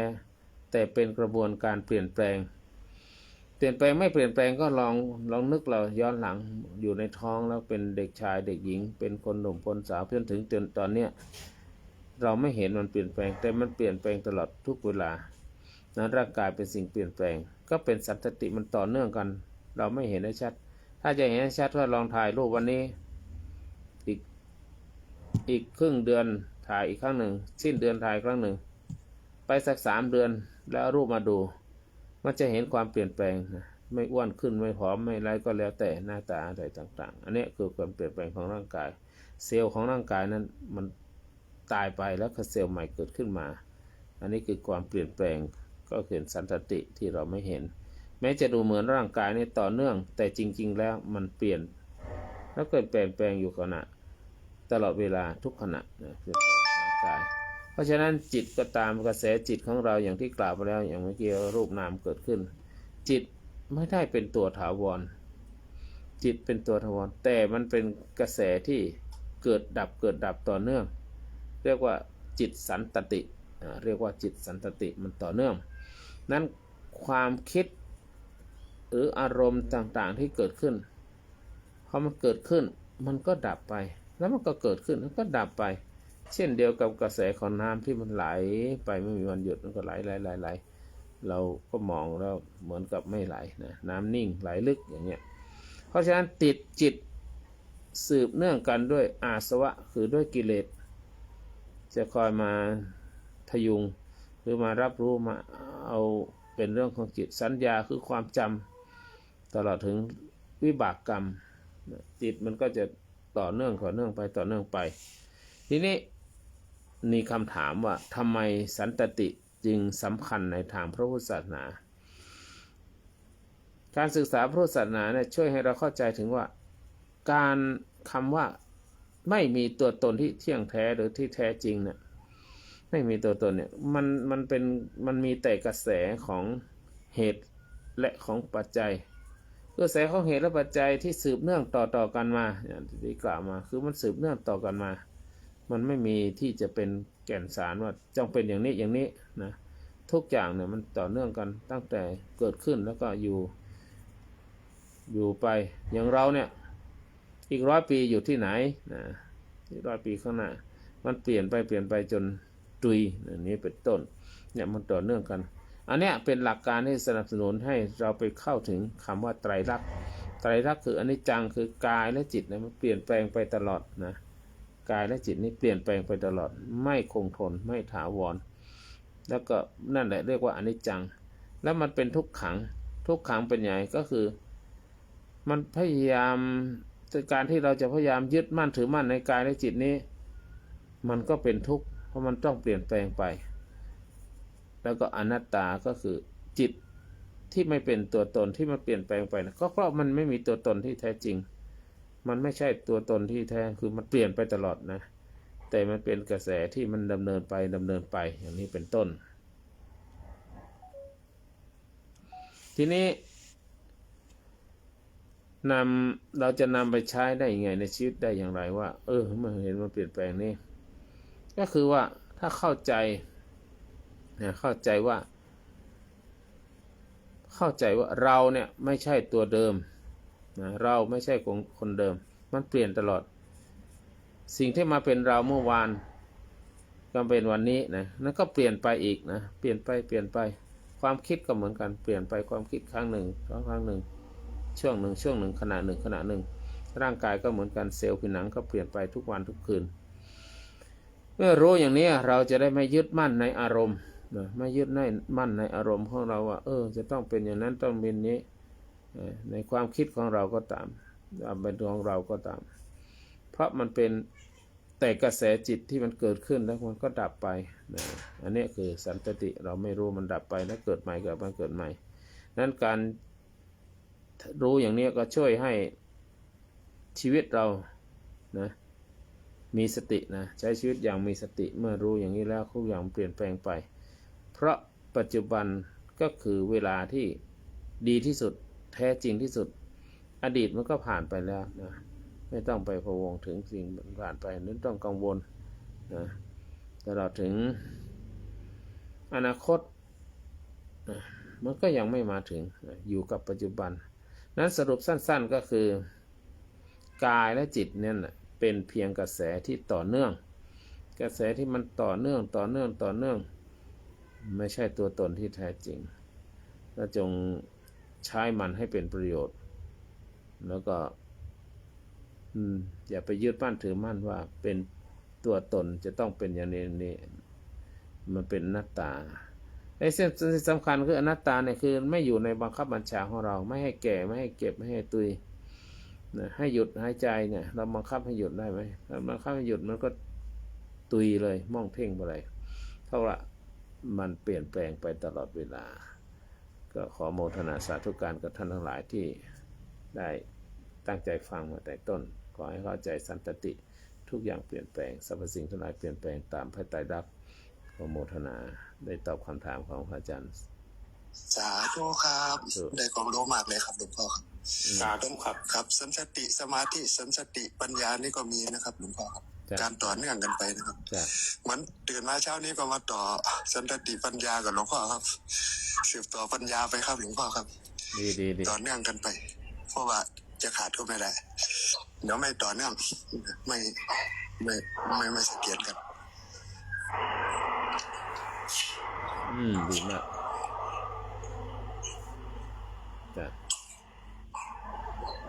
สาธุนี่นะใครขึ้นมาใหม่ฟังแล้วเป็นไงเข้าใจไหมวาสนาขึ้นได้ไหมเน็ตดีไหมสาธุกับครูบาอาจารย์เนี่ยมาแล้วประทับใจตามอาจารย์ดร.เจริญนะครับอาจารย์ทุกท่านกับรัชการปลาเพื่อนนะได้ฟังคุณยานสังขารสันตติสาธุ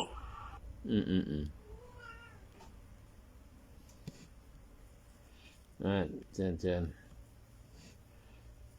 นั่นสุดท้ายนี่2ใช่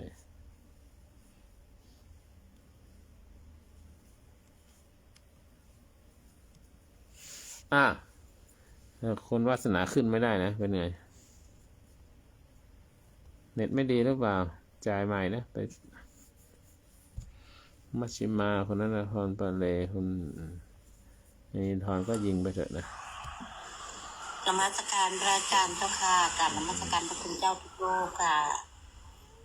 สวัสดีทุกท่านค่ะสาธุค่ะพอดีมันเหมือนมีปัญหาค่ะพระอาจารย์ก่อนหน้านี้เน็ตมันไม่ดีพยายาม2 รอบแล้วค่ะสาธุค่ะ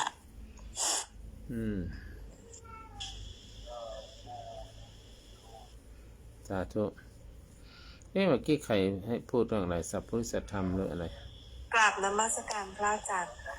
กราบนมัสการท่านออสนะคะสวัสดีทุกท่านค่ะเจริญพรคุณโยมทุกท่านสาธุเมื่อกี้ใครเปรียบพูดอะไรนะอาจารย์ออสใครว่าอะไรนะสัพพุริสธรรมเหรอสัตบุรุษครับสัตบุรุษปุริสธรรมครับสัตแปลว่าไอ้เกียรติสัตบุรุษเหรอสัตบุรุษปุริสธรรมครับไม่มีไหมสัตบุรุษปุริสธรรมปุริสธรรมสารถินะครับอาจารย์ครับเข้าใจสัตบุรุษปุริสธรรมคำเนี่ยมันเด้งขึ้นมาในหัวพูดทำแล้วก็สอนทำนะครับ สอนทำให้สารถีปุถุชนต่างๆนะครับอาจารย์ครับประมาณนี้ครับมันมีแล้วสัตตบุรุษ จำได้นะครับ ฮะสัตตบุรุษ สัพปุริสธรรมครับ สัพปริสธรรมสัตตบุรุษก็มีเหมือนกันแต่ว่าเมื่อกี้ถามเรื่องอะไรนะสัพปริสธรรมหรือเปล่าใช่ไหมใครเป็นคนพูดเมื่อกี้ผมครับอะไรนะอยู่คำนี้มันเด้งขึ้นมาในหัวเนี่ยครับ อยู่ๆมันก็คิดขึ้นมาทั้งที่ผมไม่รู้สึกว่าไม่ได้ยินหรือว่าไม่เคยได้ยินก็ไม่แน่ใจเลยครับอยู่มันชื่อมันก็โผล่ขึ้นมาครับคำนี้ครับมันมี7 ข้อไม่ใช่เหรอสัพปริสธรรมเคยที่จำได้มี7 ข้อครับจะถามว่าไงมันเป็นอย่างไรคืออะไรเหรอ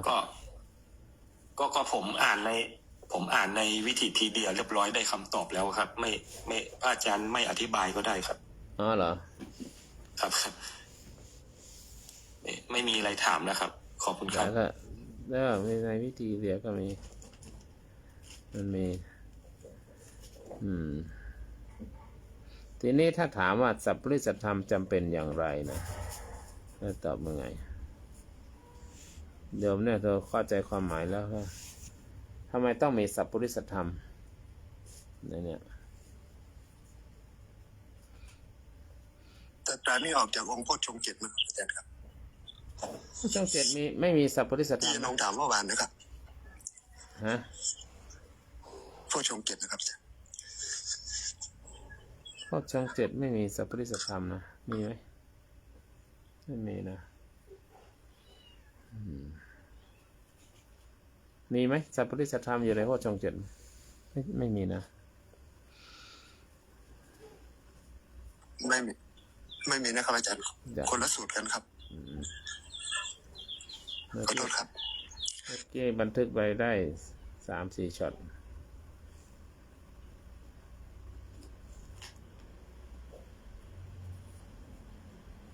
เดี๋ยวขอตั้งกล้องมันเฉียงเอากล้องมันตรงๆนะโยมเห็นไหมเห็นเนี่ยจะได้กล้องเดียวกันแล้วเราหันไปหันมานะนี่ไม่ใช่คือที่โยมว่าสัพปริสธรรมเมื่อกี้มันขุดขึ้นมาแล้วไปดูหัวข้อแล้วที่จริงมันธรรมเนี่ยดร.เจริญยังอยู่ไหมยังนี่เดี๋ยวจะสรุปเรื่องสันตติกันเจริญนี่เป็นคนสอนวิปัสสนาเนี่ยน่าจะเข้าใจดีไปไหนแล้วหายไปแล้วเจริญการค้าเนี่ยการนมัสการแล้วพูดเรื่องสันตติให้ฟังหน่อยที่อาจารย์มาพูดผิดได้ยินไหมครับได้ยินดิได้ยินชัดไหมครับได้ยินชัดหูมีความสุขมากที่เจอท่านท่านพระครูปารมีก็ผู้สันตตินี่ชัดเจนมันยงได้หลายยานเนาะยานแปลว่าความรู้จริงอ่ะตรงความเป็นจริงอ่ะอันนี้ก็อะไรมาบังขันธ์ห้าเป็นสัตว์เดรัจฉานขันธ์ห้าแล้วสัตว์ห้ามาบังพระโคที่จะแสดงธรรมเรื่องสันตติได้ชัดเจนมากเมื่อกี้สัมมาสัญญาณก็ได้เนาะเป็นไตรลักษณ์อนิจจังทุกขังอนัตตาสันตติที่ท่านกล่าวอธิบายเมื่อกี้ขออนุญาตค่ะดร.เจริญคำถามที่ถามขึ้นไปเนี่ยนะคะอยากพระอาจารย์ต้องการให้ดร.เจริญอธิบายก็คือสัพปริสธรรม 7ค่ะใครที่ค้นมาเมื่อกี้มันเป็นโลกสมัยใหม่โลกมันนี่เป็นยุค AI เป็นยุคอะไรละอย่างหาแหล่งข้อมูลมันได้ง่ายเนาะมันน่าประทับใจนะที่ว่าเรื่องของอะไรที่มันดีๆมันค้นหาได้ง่ายที่สุดในโลกใบนี้ใช่ไหมโพชฌงค์ 7มันก็มีในเขาเรียกว่าสัพปริสธรรม 7ก็มีเนี่ยธรรมะของสัตตบุรุษเนี่ยมันจะปาเนี่ยใช่ไหมรู้จักเหตุรู้จักผลใช่ไหมนี่ค้นคว้าหาได้ง่ายคิดปั๊บมันออกมาทันทีนะโลกสมัยใหม่นะแล้วมันจะยากตอนที่นำไปใช้ในหมู่บ้านนะเรามาร่วมกันวิเคราะห์นี่นะน้องมะนินดาก็ร่วมกัน ทุกคนก็เก่งอยู่แล้วผมว่านะแต่เราจะสอนยังไงให้เขาเก่งให้ลูกหลานเอาไปใช้เนี่ยแหละนะมันยากตรงนี้แหละเขาเห็นธรรมะแล้วมันเบื่อมันอะไรมันไม่แน่ฟังอ่ะแบบคนตื่นทำก็สอนไปอีกแนวสไตล์มาพระธรรมชโยไปอีกสไตล์ใช่ไหมแต่ว่าครูของเรานี่สุดยอดแล้วก็สอนไปอีกแนวอ่ะแนวใครแนวมันเนาะเราไม่ว่ากันเราสังคมปัจจุบันเนี่ยแล้วดร.เจริญจะแนวอ่านให้ฟังเอาพระไตรปิฎกมาอ่านเลยนะไม่อ่านเดี๋ยวใครจะแตะต้องใครจะมาคัดค้านเราไม่ได้เพราะว่าดร.เจริญเอาของนี้มาอ่านเนี่ยเอามาอ่านให้ฟังเดี๋ยวหาว่าผิดเพี้ยนเนี่ยเขาจะมันมีหลายท่านในความมาเล่นงานเราแต่ละคนเอาว่าธรรมะปลอมธรรมะเทศใช่ไหมมันก็เล่นกันหลายคนทีนี้เราก็ถ้าพูดถึงสัพปุริสธรรม7เนี่ยผมพอพูดได้เพราะว่าเป็นธรรมะของสัตตบุรุษสัตตบุรุษมันยงนะสัตตบุรุษก็คือคนดีเนาะนั่นคนดียังไงดีหนึ่งดีเพราะรู้จักเหตุมันมาจากอะไรเนี่ยเหตุความรู้ความสุขใช่ไหมเนี่ยมันมาจากปฏิจจสมุปบาทก็ได้มันโยงก็ได้หมดนะทุกเรื่องนะข้อ2รู้จักผลใช่ไหมนี่ข้อ3รู้จักอะไรต้นนี่ว่าตัวเองนี่มีมานะถือตัวถือตนมีสักกายทิฏฐิไหมมีศีลปฏิปมาสไหมเนี่ยข้อต่อไปก็รู้จักประมาณไหมบริโภคเรื่องเงินเรื่องทองใช้จ่ายเกินตัวไหมมันโยงได้หมดข้อที่5ก็อะไรรู้จักการเวลาไหมสมควรจะพูดยาวกันไปไหมมากกันไปไหมนั่นพูดแล้วคนฟังไหม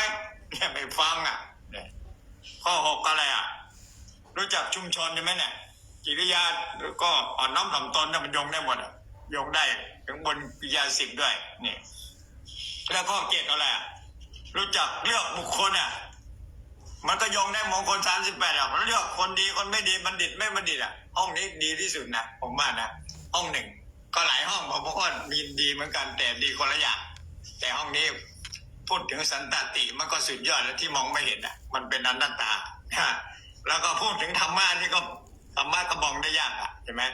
มองเห็นได้ยากเพราะคนดีคนชั่วเรามองคนไหนได้ยังไงว่าคนไหนผมการค้าเนี่ยผมจะต้องคัดคนนะใครไม่พูดถึงญาณ16ไม่พูดถึงมรรค8ออกไปไกลๆเลยไม่ให้มาค้าขายด้วยไม่เอากำไรจากข้าหรอก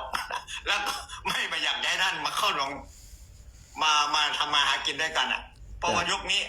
มรรคองค์8ข้อที่5สัมมาอาชีพใช่ไหมนั่นผมไล่ออกไปเลยนะห้ามเข้าบ้านห้ามสำนักผมไปปิดประตูโอเคผมจะหมดไปไหมครับขอท่านความเห็นทุกคนด้วยนะมันจะยาวกันอันนี้สัตตบุรุษต้องเป็นอย่างนี้ใช่ไหมสาธุต้องมีหลักธรรมอย่างนี้ใช่ไหมสาธุถ้าไม่มีหลักธรรมมันก็จะเป็นทำไมจ้ะสัตตบุรุษจะประกอบไปด้วยธรรม7ประการนี่แหละเนี่ยมันต้องยงใจมันหมดเลยเนี่ยโอเคอันนี้ก็ขอบคุณมากท่านที่สุดคือกับฟังแล้วนำไปใช้ได้ยังไงตรงนั้นแหละขอบคุณมากเรามาร่วมกันวิเคราะห์แล้วจะหาวิธีไงคนสมัยใหม่ให้ลูกให้หลานเราเนี่ยแหละอยากจะมาค้าขายกับดร.เจริญมีอาหารเสริมสุขภาพของเดี๋ยวนะคะดร.เจริญ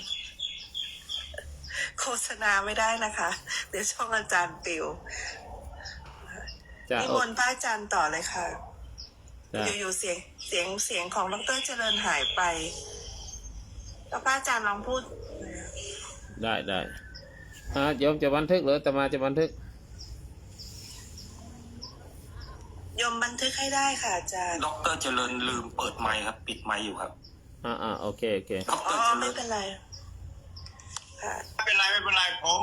ว่าสัมมาอาชีพทุกคนต้องมีอาชีพนะครับพระมีอาชีพอะไรโยมมีอาชีพอะไรต้องชัดเจนครับเรื่องอาชีพครับโอเคแล้วหม่อมองค์มรรค8ย่าขอบใจมากขอบใจมากจ้ะนมัสการหนูว่าอย่างแรกน่าจะเป็นเรื่องสติก่อนละค่ะพี่เอาสติขององค์มรรคที่7นะ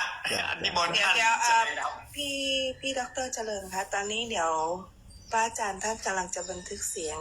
รบกวนช่วยปิดนิมนต์ครับผมขอหยุดเสียงผมเป็นผู้ฟังขอปิดไมค์ก่อนนะครับผมขอลงเลยนะครับให้คนอื่นได้ขึ้นมาครับขอบคุณครับสาธุครับไปไหนละใครค่ะกราบนิมนต์ท่านพระครูบารมีพระครูไพบูลย์เจติยานุรักษ์ด็อกเตอร์ค่ะได้ เทศนาให้ฟังค่ะสาธุค่ะขอโปรทนาและท่านดร.เจริญการค้าและตอนอื่นก็ขอกล่าวคำในความนับถือท่านพระอาจารย์ฮอตและก็ผู้ที่อยู่ร่วมรายการที่ฟังอยู่นี้ดร.เจริญและคุณจันจิราคุณนนินทร์และคุณอะไรนะเนี่ยคุณวาสนาและกัปตันปอไงและท่าน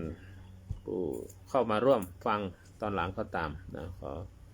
กราบพระเถระดุเถระเมื่อกี้ดร.เจริญก็ได้คุยไปแล้วว่าสัพปริสัทธรรม7ทีนี้อยากจะขยายความท่านอาจารย์เจริญท่านมีความรู้มากท่านรู้ไปหลายเรื่องนะสัพปริสัทธรรมก็ไปหลายเรื่องอื่นอีกนะครับความรู้ท่านกว้างในจัดอยากจะเจาะลึกว่าสัพปริสัทธรรมเนี่ยหรือเรียกอย่างหนึ่งว่าธรรมของคนดีนะธรรมของคนดีธรรมของคนดีก็คือหลักธรรมที่ช่วยให้บุคคลเป็นสัตตบุรุษคือเป็นคนดีและเป็นคนมีปัญญาโดยที่เป็นคุณสมบัติที่ช่วยให้ชีวิตในการที่อยู่ในโลกนี้ได้อย่างถูกต้องถูกบทถูกแบบสร้างสรรค์สังคมที่ดีตลอดถึงก้าวไปสู่ความเจริญ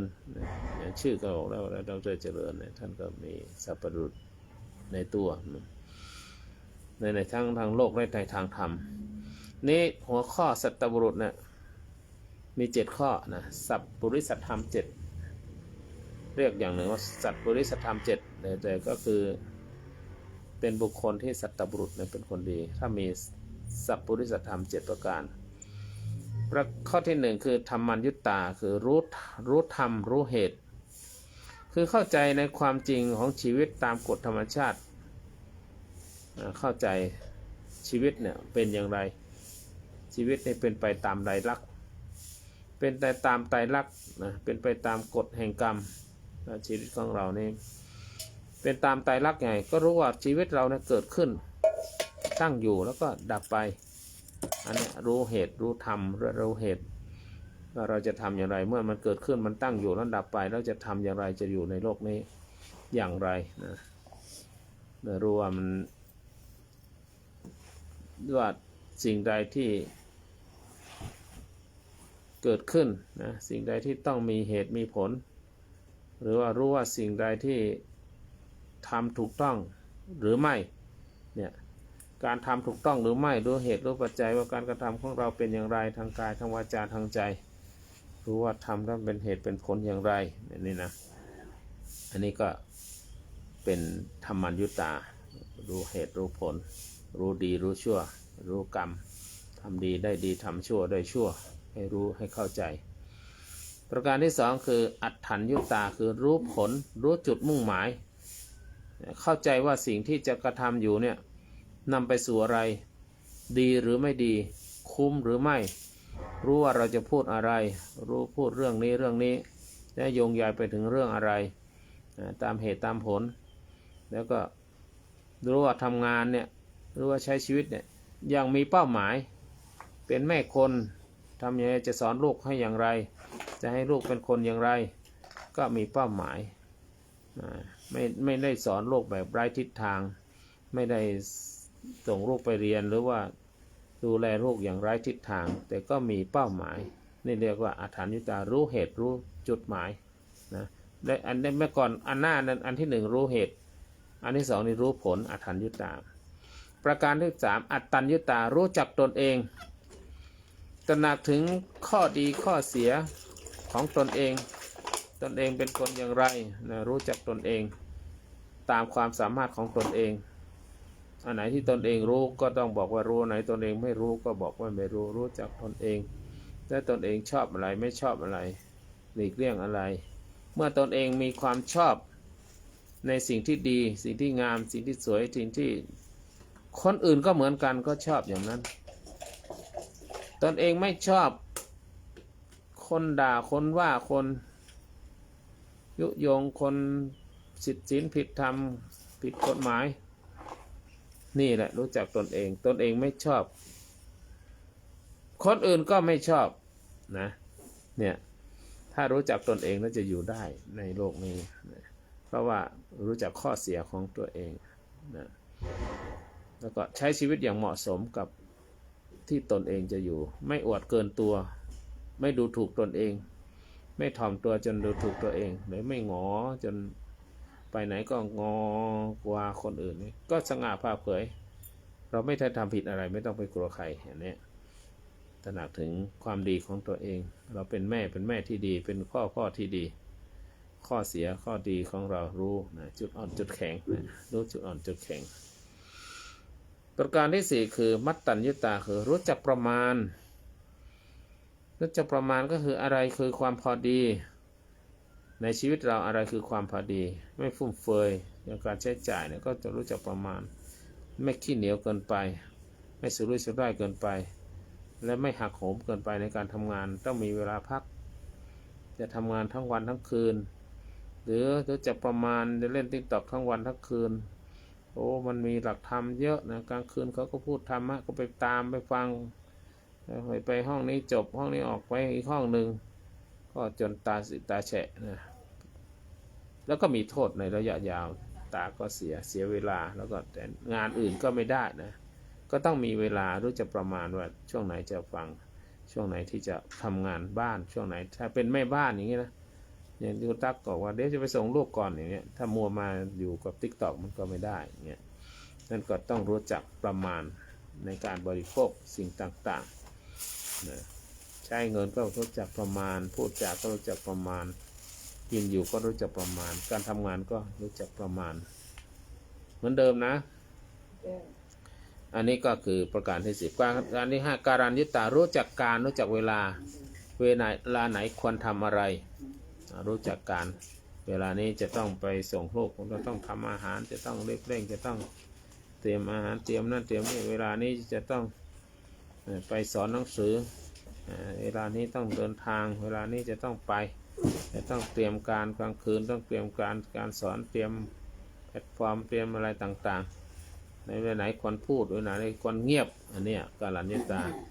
เวลาไหนที่ควรฟังควรพักควรพองเวลาเขาพูดเราก็ฟังเวลาเราพูดเขาก็ฟังเราอย่างนี้หรือว่าอะไรต่างๆเนี่ยอันนี้การัญญิตาเนี่ยสามารถอธิบายได้เยอะนะแล้วก็ถ้าเราถึงอันไหนที่ควรเร่งรีบไหนที่ควรช้านะใช้เวลาอย่างคุ้มค่านะใช้เวลาอย่างคุ้มค่าไม่ผัดวันประกันพรุ่ง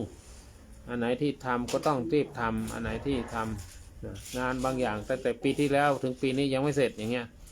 เราก็หาเหตุผลว่าเพราะอันนั้นเพราะอันนี้ก็คือไม่เสร็จก็คือไม่เสร็จนะก็แก้ไขไปอย่างนี้เป็นต้นนั่นนี่รู้จักการรู้จักเวลาการไหนควรทำอะไรการไหนที่จะทำในท่านทางฝ่ายคงจะเข้าใจดีประการที่6ก็คือปริสัญญตาปริสัญญตานี่เป็นอย่างไรก็คือว่ารู้จักชุมชนรู้จักชุมชนวางตัวให้เหมาะสมกับชุมชนให้เหมาะสมกับกลุ่มคน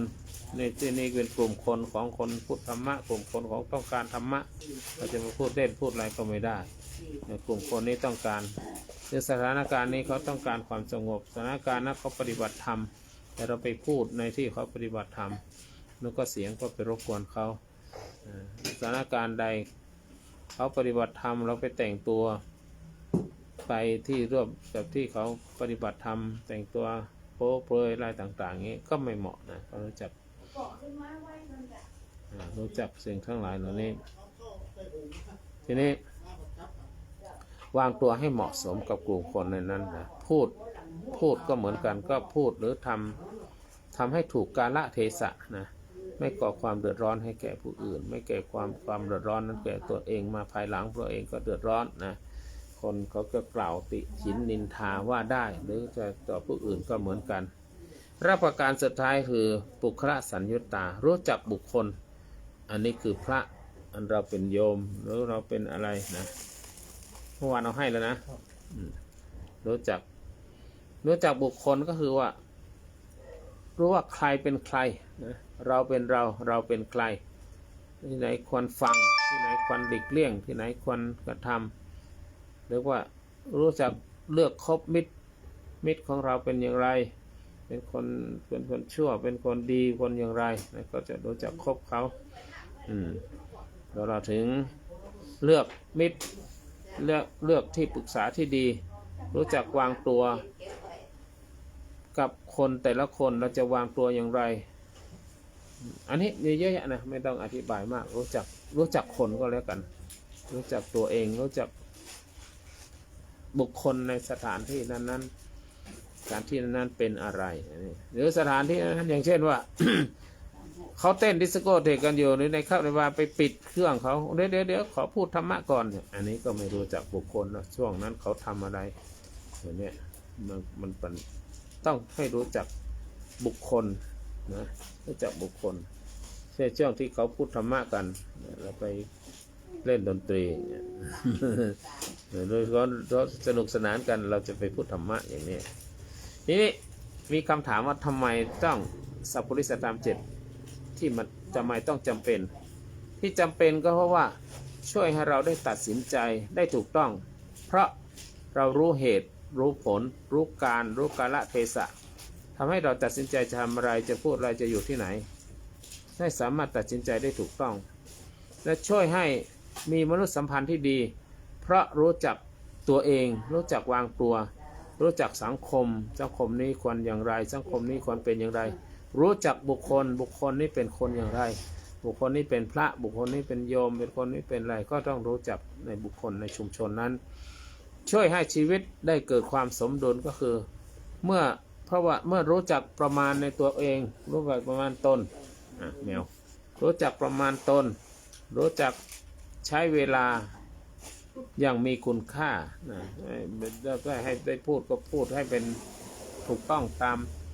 เขาต้องการคำตอบเราไปพูดหวานแหรั่วไปอันนี้ก็รู้อันนี้ก็รู้อันนี้ก็รู้เงี้ย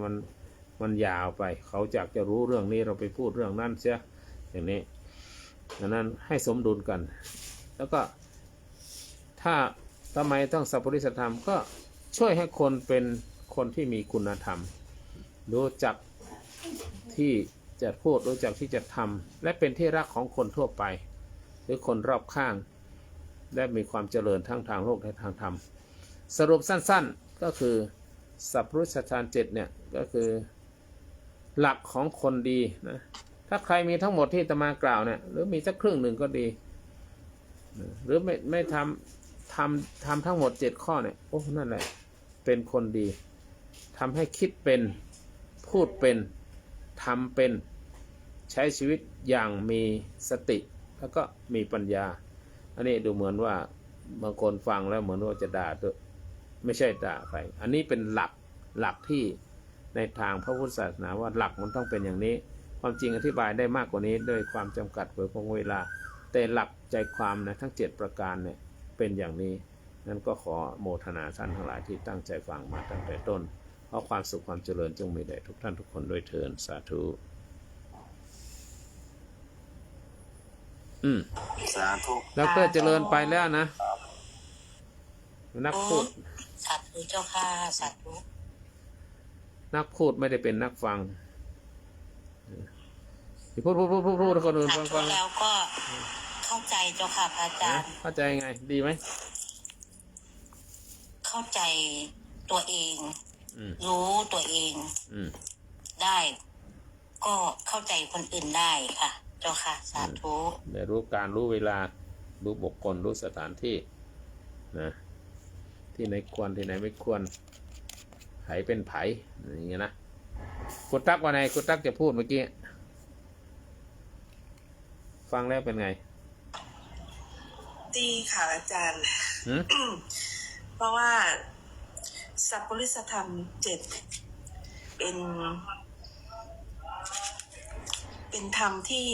มีความหมายลึกซึ้งนะอาจารย์เพราะว่าฝึกที่ตนไม่ใช่ผู้อื่นคือเหมือนโยมฟังอย่างนี้อาจารย์ก็จะตีกลับเข้ามาหาตัวเองเลยเพราะว่าตัวเองก็ได้อยู่ในห้องของพระอาจารย์มาฟังพระอาจารย์อะไรเงี้ยว่าเรามีคุณสมบัติเรานี้อยู่หรือเปล่าอะไรเงี้ยค่ะอาจารย์ได้ขัดเกลาตัวเองอะค่ะเพราะว่ามันเป็นเรื่องของนิสัยจริงๆอันไหนที่มันเยอะเราก็โยมก็จะได้นำไปปรับปรุงและนำไปใช้ค่ะแล้วก็ เวลาที่อยู่ในห้องของโยมเองก็ด้วยเช่นกันด้วยมีพระเถรานุเถระชั้นผู้ใหญ่ตั้งหลายรูปแล้วก็มีเพื่อนๆมีนักปราชญ์หลายๆคนมาอย่างเงี้ยค่ะก็ได้รู้จักว่าตนเองอยู่ในฐานะอะไรสมควรที่จะพูดกับพระคุณเจ้าอย่างไรวางตัวอย่างไรนะคะการใช้คำพูดคำจาอย่างเงี้ยเพราะว่าผลกระทบมันออกไปข้างนอกด้วยไม่ใช่เฉพาะว่าในช่องอย่างเดียวแต่หมายความว่าทุกครั้งที่อันเนี้ยค่ะอาจารย์คือโยมมองเห็นไปถึงเรื่องของสติเลยค่ะอาจารย์เพราะว่าการที่จะไม่ว่าจะเป็นรู้จักเหตุและผลหลักการและเหตุผลเรามีหลักการเขาก็มีหลักการถ้าหลักการสองฝ่ายไม่เหมือนกันมันก็ต้องเถียงกันหรือมีการพูดคุยทีนี้ถ้าไม่มีสติอะค่ะอาจารย์เวลาพูดคุยกันอย่างเงี้ยต่างฝ่ายต่างไม่มีสตินะคะในการควบคุมอารมณ์เพราะว่ามันก็ต้องข่มกันใช่ไหมคะในการดึงเอาข้อมูลความรู้โดยเฉพาะข้อมูลความรู้ที่มันแตกต่างกันโดยสิ้นเชิงเนี่ยเหมือนตำราคนละเล่มมาเถียงกันอย่างเงี้ยผู้ที่พูดเนี่ยค่ะต้องใช้หลักอันนี้เลยแล้วก็คือสติขึ้นมาด้วยไม่งั้นระเบิดเถิดเทิงค่ะอาจารย์อย่างที่เราเคยเห็นมาในหลายๆช่องนะคะแล้วอันที่สองก็คือเรื่องของจุดมุ่งหมายในการทำอย่างเงี้ยค่ะคือเราก็ต้องบอกตัวเองให้ได้ว่าเราอยู่ในตรงนั้นในที่ตรงนั้นจุดหมายของเราคืออะไรนะคะจุดมุ่งหมายในการพูดของเราคืออะไรเพราะว่าไม่ได้อยู่ในนั้นคนเดียวเหมือนโยมอยู่ที่ห้องของพระอาจารย์อย่างเงี้ยก็ยังมีหลายๆท่านอยู่ที่ยังไม่ได้พูดแต่พระอาจารย์ชื่อโยมขึ้นมาก่อนโยมก็กราบสาธุการค่ะเพราะว่าเดี๋ยวโยมก็ต้องไปส่งลูกอย่างนี้เนาะนี่โยมก็ต้องใช้เวลานี้ให้เร็วและตรงเนี่ยค่ะคือการประมาณตนนะคะการประมาณตนว่าเราอยู่ในฐานะอะไรนะคะโยมอยู่ในฐานะของผู้ร่วมงานก็ได้นะคะของกัลยาณมิตรก็ได้ของเป็นมือเป็นเท้าแทนพระอาจารย์ก็ได้อย่างเงี้ยค่ะเป็นไม้เท้าก็ได้นะพี่วาดนะอันนี้พูดขำๆนะอันนี้แล้วก็ก็ต้องอันนี้เล่าให้ฟังนี่ก็คือว่าเป็นส่วนหนึ่งนะเป็นแค่ส่วนหนึ่งแต่ว่าทั้งหมดทั้งสิ้นครบ7ข้อหรือข้ออื่นใดๆจะไม่เกิดขึ้นเลยอาจารย์ถ้าไม่มีสติสัมปชัญญะค่ะสาธุค่ะท่านสาธุ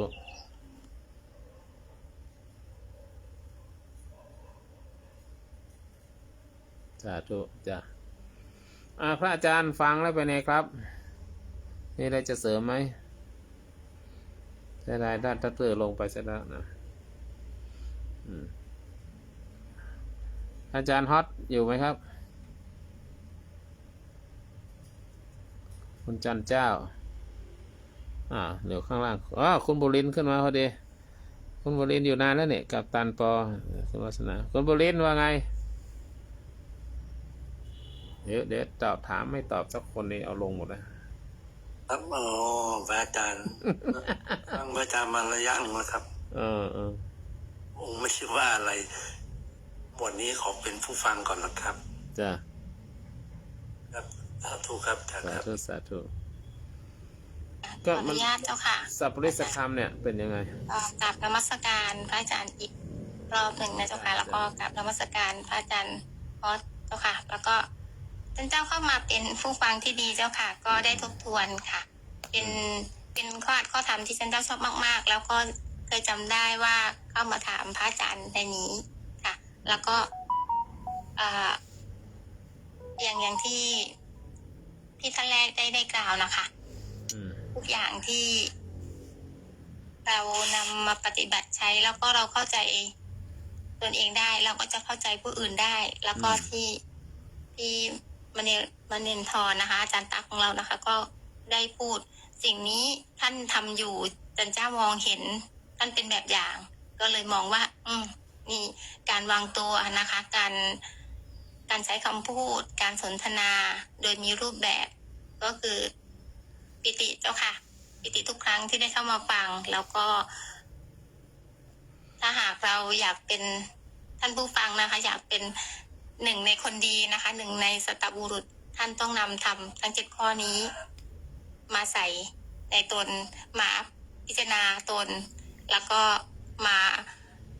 ทำความเข้าใจเช่นเดียวกับจันเจ้า ทุกวันนี้ก็ยังทำความเข้าใจและพิจารณาตนอยู่เนืองๆเจ้าค่ะกราบสาธุธรรมเจ้าค่ะ จ้าสาธุจ้าคือจะได้ทำหรือไม่ได้ทำก็ไม่เป็นไรถ้าได้ทำก็เป็นอนุโมทนายินดีอย่างยิ่งดีใจด้วย ถ้าข้อไหนที่มันบกพร่องถ้าเรายังไม่ได้ทำก็เสริมให้มันดีขึ้นมาซึ่งไม่มีผิดไม่มีถูกไม่มีใครมาว่าชี้หน้าด่าว่าคุณเป็นคนอย่างนี้ไม่มีสัพพุริสธรรมในการฟังธรรมก็คือน้อมนำมาใส่ตัวเองถ้าเราทำอยู่แล้วก็ทำต่อไปอีกถ้าข้อไหนที่มันพลาดเราไม่ทำเราก็ทำก็แค่นี้ไม่มีอะไรไม่ต้องไปโกรธไม่ต้องไปเกลียดใครไม่ต้องไปว่าเอ้ยนี่ด่าเราหรือเปล่านี่ว่าเราหรือเปล่าอันนี้มีตัวตนแล้วก็เราจะมีตัวตนขึ้นมาถ้าเราไม่ได้ทำก็ไม่เป็นไรถ้าเราไม่ได้ทำแล้วก็ทำมันขึ้นมาก็อย่างสัมมาประธานสี่คนความดีทั้งหลายที่มีอยู่ก็อนุรักษณาประทานรักษามันไว้แล้วก็อันไหนที่มันจะเข้ามาก็ภาวนาประทานทำให้มันอยู่ตลอดความดีทั้งหลายแต่สิ่งไม่ดีทั้งหลายก็ประหารประทานทำให้มันหมดไปให้มันสิ้นไปเนี่ยความดีต้องนำเข้ามาความชั่วให้นำออกไปและอย่างที่ได้ฟังธรรมอัตตัญญุตาว่าตนจะต้องมีรู้จักตนในข้อดีข้อเสียอย่างไรถ้ามันเป็นข้อเสียหรือถามคนอื่นหรือคนอื่นบอกเป็นข้อเสียของเราแล้วก็ขจัดมันออกไปก็แค่นั้นในข้อดีก็ทำต่อไปมีใครขึ้นเนี่ยดร.หลุดไปหรือเปล่าเชิญอาจารย์ใจชิดอาจารย์พิชิตชื่อนะในโมนะนี่ใครที่จะขึ้นก็ประมาณนี้นมัสการหลวงพ่อใช่ หลวงพ่อครับได้ฟังหรือเปล่าเมื่อกี้พูดอาจารย์ดิตาญาติโยมทุกคนเด้อพระอาจารย์เด้อครับโอ้มีใครบ้างล่ะเนี่ยว้ามีแต่นางฟ้าไอ้ยาอาจารย์เจ้าค่ะพระอาจารย์สัตว์แล้วบนรางวัลนี้ใครเนี่ยกับตันปอวิไอดอลอาตมาเลยเนี่ยพอเขายังไม่พูดอะไรนะมีวันนี้เรื่องอะไรนะสัพพุริสธรรม 7สัพพุริสธรรม 7หรือปิดไว้เลยเราแล้วทำ7ปิดไม้เลยรู้จักตนแล้วทางนั้นรู้จักตนเรียนมาก่อนครับหลวงพ่อเดี๋ยวเรียนมาก่อนปิดไม้เลยรู้จักตนรู้จักบุคคลรู้จักเหตุรู้จักผลรู้จักประมาณเนี่ยพูดได้ไหม3-4 ข้อเนี่ยได้นะลืมไปแล้วเดี๋ยวไปเรียนใหม่ก่อนครับเข้ามอบเลยเมื่อกี้ผมอธิบายไปแล้วนะไม่ใช่อธิบายพูดไปคร่าวๆแล้วเดี๋ยวค่อยให้คุณตั๊กตัดส่งมาให้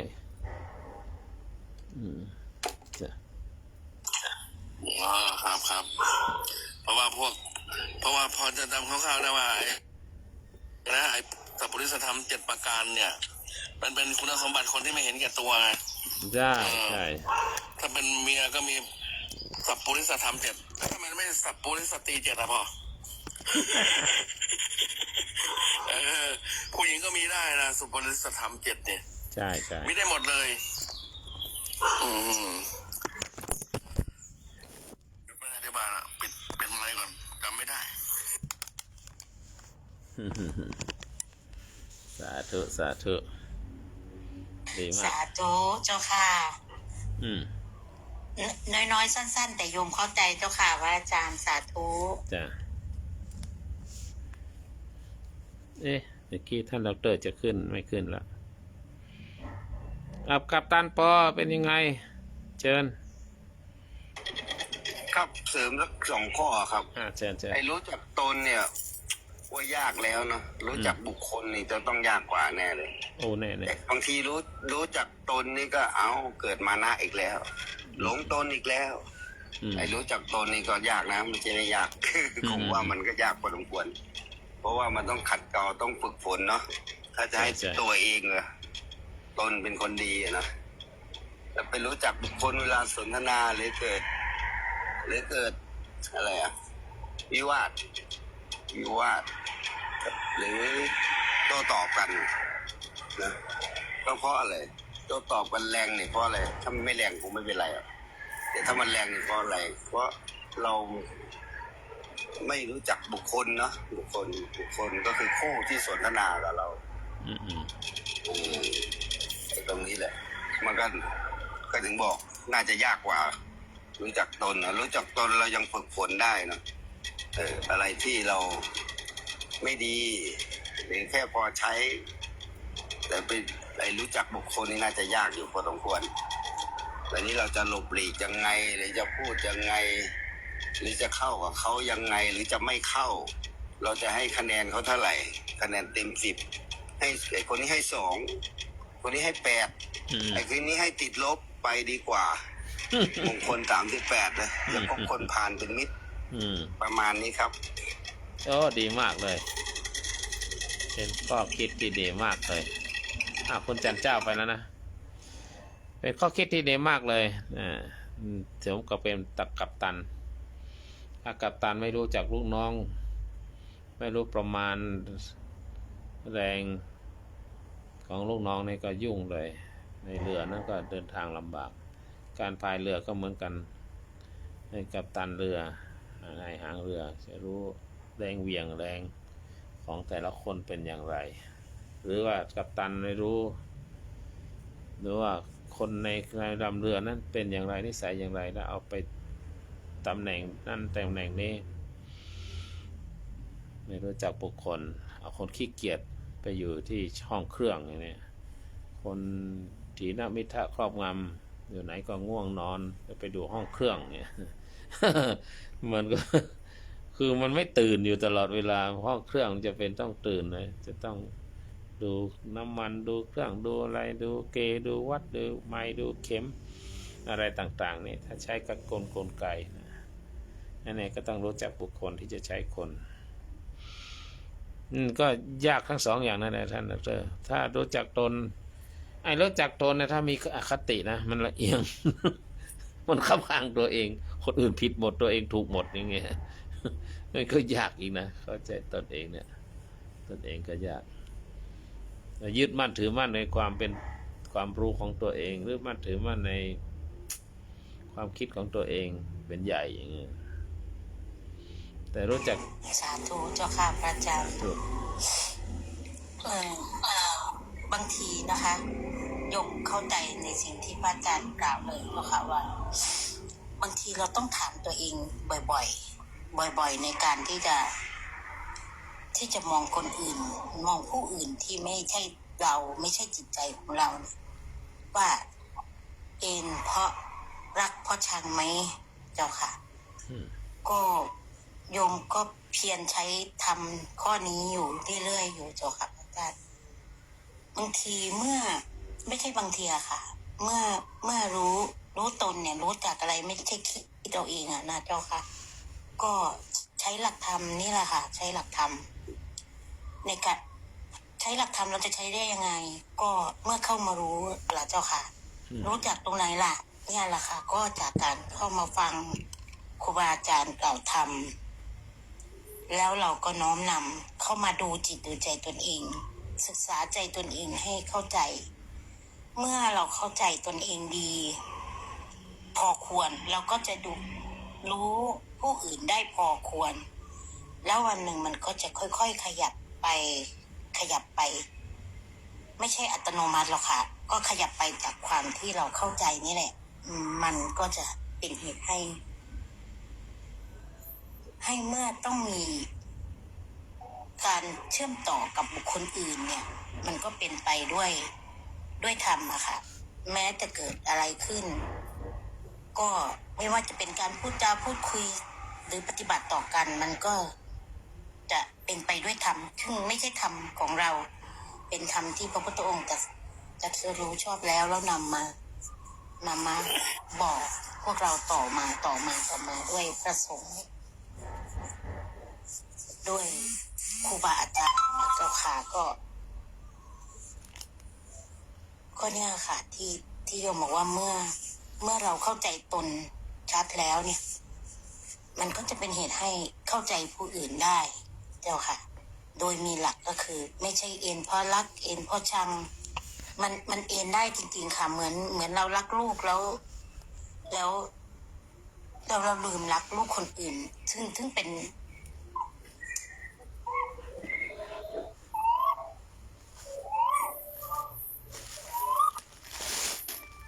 หายไปไหนละ ทัดจมูกน้ำมูกไหลขอซื้อสักหนึ่งคอมก่อน ครับ ไปแซวโยมหลวงพ่อ จ้า หลวงพ่อนี่ไอ้ธรรมนาวาเนี่ยไอ้สัพพุริสธรรม7เนี่ยมันอยู่ในนั้นด้วยหรือเปล่าเนี่ยมีไหม มีหมดครับ มีหมดแสดงว่ามันเป็นเรือลำใหญ่เนาะเรือทำเนี่ยมันลำใหญ่ถ้าเกิดพวกผมเนี่ยใช้เรือชีวิตเฉพาะตัวเนี่ยเป็นธรรมนาวาลำเล็กๆกันได้ไหมเนี่ยพอจะเอาตัวรอดไหมแล้วต้องขึ้นไปพร้อมกับหลวงพ่อเนี่ยได้หมดไม่จะเป็นต้องขึ้นไม่ต้องขึ้นกับใครก็ได้คือการใช้ธรรมะก็คือเหมือนกับมันเปรียบเสมือนเฉยๆท่านการเอาธรรมะมาประพฤติปฏิบัติก็เหมือนกับเราเอาธรรมะปฏิบัติให้พ้นจากทุกข์ในวัฏสงสารเหมือนกับเช่นเรานั่งเรือข้ามฝั่งไปถูกอีกฝั่งหนึ่งนั่นก็คือการใช้ธรรมะในการดำเนินชีวิตจ้ะแล้วก็คนหลายคนเนี่ยก็แบบใช้แต่เรือชีวิตอะไม่ไอเรือทำยังไม่เอาเนี่ยเขาจะได้ไม่น่าเกลียดไหมก็คุณจะใช้แล้วก็ใช้ไปเถอะไม่มีใครมาบังคับไม่มีใครทำอะไรคุณจะอยู่ในโลกนี้จนโลกแตกแล้วแตกอีกคุณก็ยังเกิดแบบเปิดดับอยู่นี่ก็ได้แต่ถ้าคุณอยากข้ามฝั่งแห่งความทุกข์พ้นจากความทุกข์ไปคุณก็ใช้เรือแห่งธรรมะก็ได้ไม่มีใครบังคับนะใช่ไอ้ฝ้ากันโน้นมีเซเว่นไหมอ่ะมีมาม่าด้วยขออภัยครับขออภัยกวนประสาทครับเช้าจ้ะสาธุดีมากเลยคุณวาดก็ไปไหนอีกแล้วพูดแล้วหนีเนี่ยแมวมาเลยละได้กินปลาก่อนได้กินปลาปลาย่างอาจารย์นิมนต์พูดก่อนผมจะให้พรโยมก่อนโอ้พูดอะไรดีนะเดี๋ยวดูกันว่ามีใครบ้างโอ้ยพูดระดับปรมาจารย์อาจารย์มณินทร์คณะฝ่ายอุบาสิกาผู้ปฏิบัติธรรมกัปตันปอก็ปฏิบัติธรรมโอ้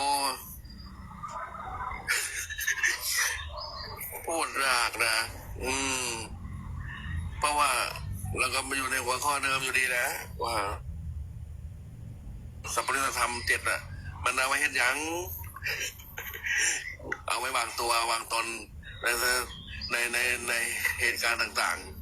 ๆเรียกว่าวางอะไรนะถ้าเราอยู่ในฉากของประชาชนคนทั่วไปเราก็โยนแล้วก็มีแต่มันเน้นเรื่องไม่เห็นแก่ตัวนะเป็นหลักแต่ถ้าเกิดอยู่ในวงของผู้ที่มีวงเรียกว่าวงราชการวงเกียรติวงฐานะผู้บังคับบัญชาหรือว่าผู้ที่มีอำนาจการปกครองต่างๆก็บุคลิกภาพก็อาจจะต้องปั้นแตกต่างกันไปแต่ว่าใจยังคงเดิมนี่ก็เที่ยงธรรมมัวไปงั้นแหละหลอกถามใครดีวะมณินทร์ดีกว่าเขาขับรถอยู่เขาขับรถอยู่จ้ะแกล้งใครดีนะอาจารย์โยนให้พระอาจารย์ดีกว่าพระอาจารย์นู้นน่ะพระอาจารย์เลยนะพระอาจารย์ฮอตครับนวัตการครับอาจารย์ครับ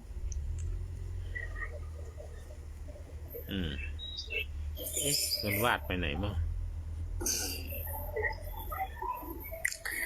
อ้าวเจ๊หมวยเล็กอยู่ข้างล่าง นี่มันโตดแมวดีกว่าจานปอว่าไงจานปออย่านิ่งเฉย เอาเรื่องไหนพระอาจารย์พระเจ้าตา หาเรื่องมาเลย จริงหรือเปล่า มาจะหาเรื่องอะไรกันดี นะ เมื่อกี้เห็นพระครูบาคุยพูดเรื่องสันสติอ่ะพระเจ้าตา อ๋อการเรียนดำมันต่อเนื่องความสืบต่อแล้วท่านบอกว่าไงก่อนบอกมา ก็การสืบต่อมันมีทั้งของรูปด้วยนามด้วย ของรูปก็เช่นการเจริญเติบโตของร่างกายเรานี่เนี่ยใช่ไหมจากเด็กเป็นผู้ใหญ่มันมีการสืบต่อระหว่างการเจริญเติบโตของรูปของนามก็คือของจิตเนาะจิตก็มีการสืบต่อระหว่างราคะโทสะโมหะความโกรธความโลภความหลงหรือกุศลและอกุศลก็มีการสืบต่อในนามธรรมประมาณนี้ครับพระเจ้าตาอธิบายเพิ่มเติมให้ละเอียดยิบเลยนะพระเจ้าตาต่อเลยครับ โอ้ให้ละเอียดยิบเลยเหรอไอ้สองเอาไว้เป็นอุปกรณ์ในการจับไงเอาไว้การจับดู สาธุ เราเจริญวิปัสสนาไงถ้าเราไม่เอาไว้จับดูเนี่ย กดน้ำยันไหนยะทาวาลิวหาปุราปริเปรติสาขลังเอวะเมวะโตหินังเปตนังกปติอิจิตังทิตังตุมหังคิปะเมวะสมิสตุสเพปุเรนตุสังกปะจันโทปนะระโสยถามในโชติระโสยถาดีและบัดนี้หมายมีตนตัวของคุณโยมได้มาทำบุญกุศลมีนายวินัยอะไรข้าม สมนึกกำบุตรค่ะ กรรมบุตรนายวินัยกรรมบุตรเหรอ วินัยกำบุตรและพรสิริทงยู พรสิริทงยู อุทิศเพื่อแม่สม อุทิศให้แม่สมนึกกรรมบุตรอันใดหลวงรับไปแล้วเพื่อเป็นบุญเป็นกุศลไปหานางสมนึกกรรมบุตรได้รับส่งส่วนไปสู่ภพสู่ภูมิดีไปสู่สวงสวรรค์ชั้นฟ้าสูงยิ่งขึ้นไปและพระภูมิเจ้าที่เมตตาในท่านทั้งสี่ขอรับส่งส่วนเทวเทวดามันเจ้าเงินที่อยู่ที่อาศัยขอได้รับส่งส่วนไปสู่ภพสู่ภูมิดีสู่สวงสวรรค์ชั้นฟ้าสูงยิ่งขึ้นไปเพื่อได้มีความสุขในเมืองเจริญบนสวงสวรรค์ชั้นฟ้าสูงยิ่งไปอยู่ในเย็นสุขขอบุญกุศลแผ่ไปกับกายเป็นข้าวทิพย์น้ำทิพย์เป็นอาหารทิพย์ไปสู่บนสวงสวรรค์ชั้นฟ้าแก่ตนตัวของนางสมนึกกรรมบุตรได้พระภูมิเจ้าที่เมตตาในท่านทั้งสี่ได้รับส่งส่วนกับกายเป็นข้าวทิพย์น้ำทิพย์เป็นอาหารทิพย์ตลอดถึงญาติทั้งหลายไฟปอกก็ดีไฟแม่ก็ดีของนายวินัยกรรมบุตรของนางพรสิริทุงยูให้ได้รับส่งส่วนอย่างเขาเจ้าทั้งหลายเป็นญาติทั้งหลายบรรพบุรุษทั้งหลายได้อยู่ได้กินได้เสวยบริโภคได้มาทำบุญแล้วเพื่อเป็นบุญผลสายแผ่ต้องการที่ทางไทยแข่งก็ตามขอได้สำเร็จจุอย่างทุกการได้มาทำบุญแล้วมีแต่ความสุขความเจริญมีเงินทองพร้อมเย็นเป็นสุขอายุวันโนสุขังพระลัง แม่กำลังเสียแต่คืนเนี่ย โอ้กะเสียที่ไหน เสียที่บ้านแม่ริมมาค่ะ บ้านหยัง บ้านเหมือนแก้วค่ะ อ๋อเมืองแก้ว พอดีใกล้วัดขอนตาลนั่นเอง ไหว้ของตานะดีละ เสียแต่คืนแม่ค่ะไม่แรงมันก็ยังนอนขน อายุเท่าไหร่ 81 โอ้คนนักแล้วหรอเป็นเนี้ยใส่ตู้ตู้วัดหน้าสายไฟเอาปฏิทินไปเป็นเนี้ยปลดไปดีแล้วอ่ะเปิดได้ครับไปกดน้ำที่บ้านเห็นเนอะแล้วเคาะลงเหวไปต้านข้าวแล้วแม่ได้กินเนอะไอ้เนอะอันนั้นใส่ตู้เป็นกระน้ำกับไฟเดี๋ยวเนี่ยนี่เอาไอ้ลูกไปได้แล้วมีแห้งลูกเดี๋ยวก่อนถึงเวลาเถอะ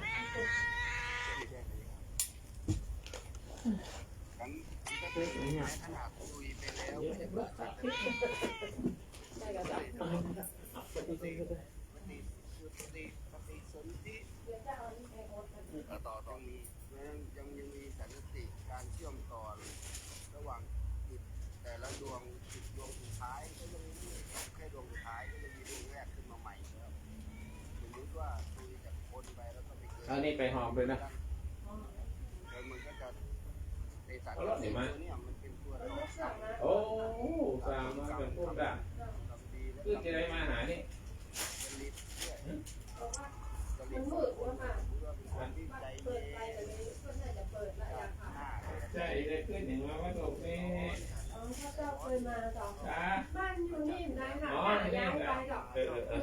นเนี่ยค่ะ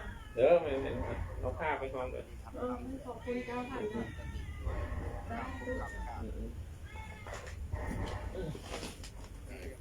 อันนี้นะ ค่ะ ไปได้ยัง ได้ค่ะผ่านมาเลยค่ะเนี่ยชุมชนเนี่ยชุมชนหนองบุรีเนี่ยค่ะ อ๋อกะ อยู่ที่เมืองนั่นนะคะแล้วกับ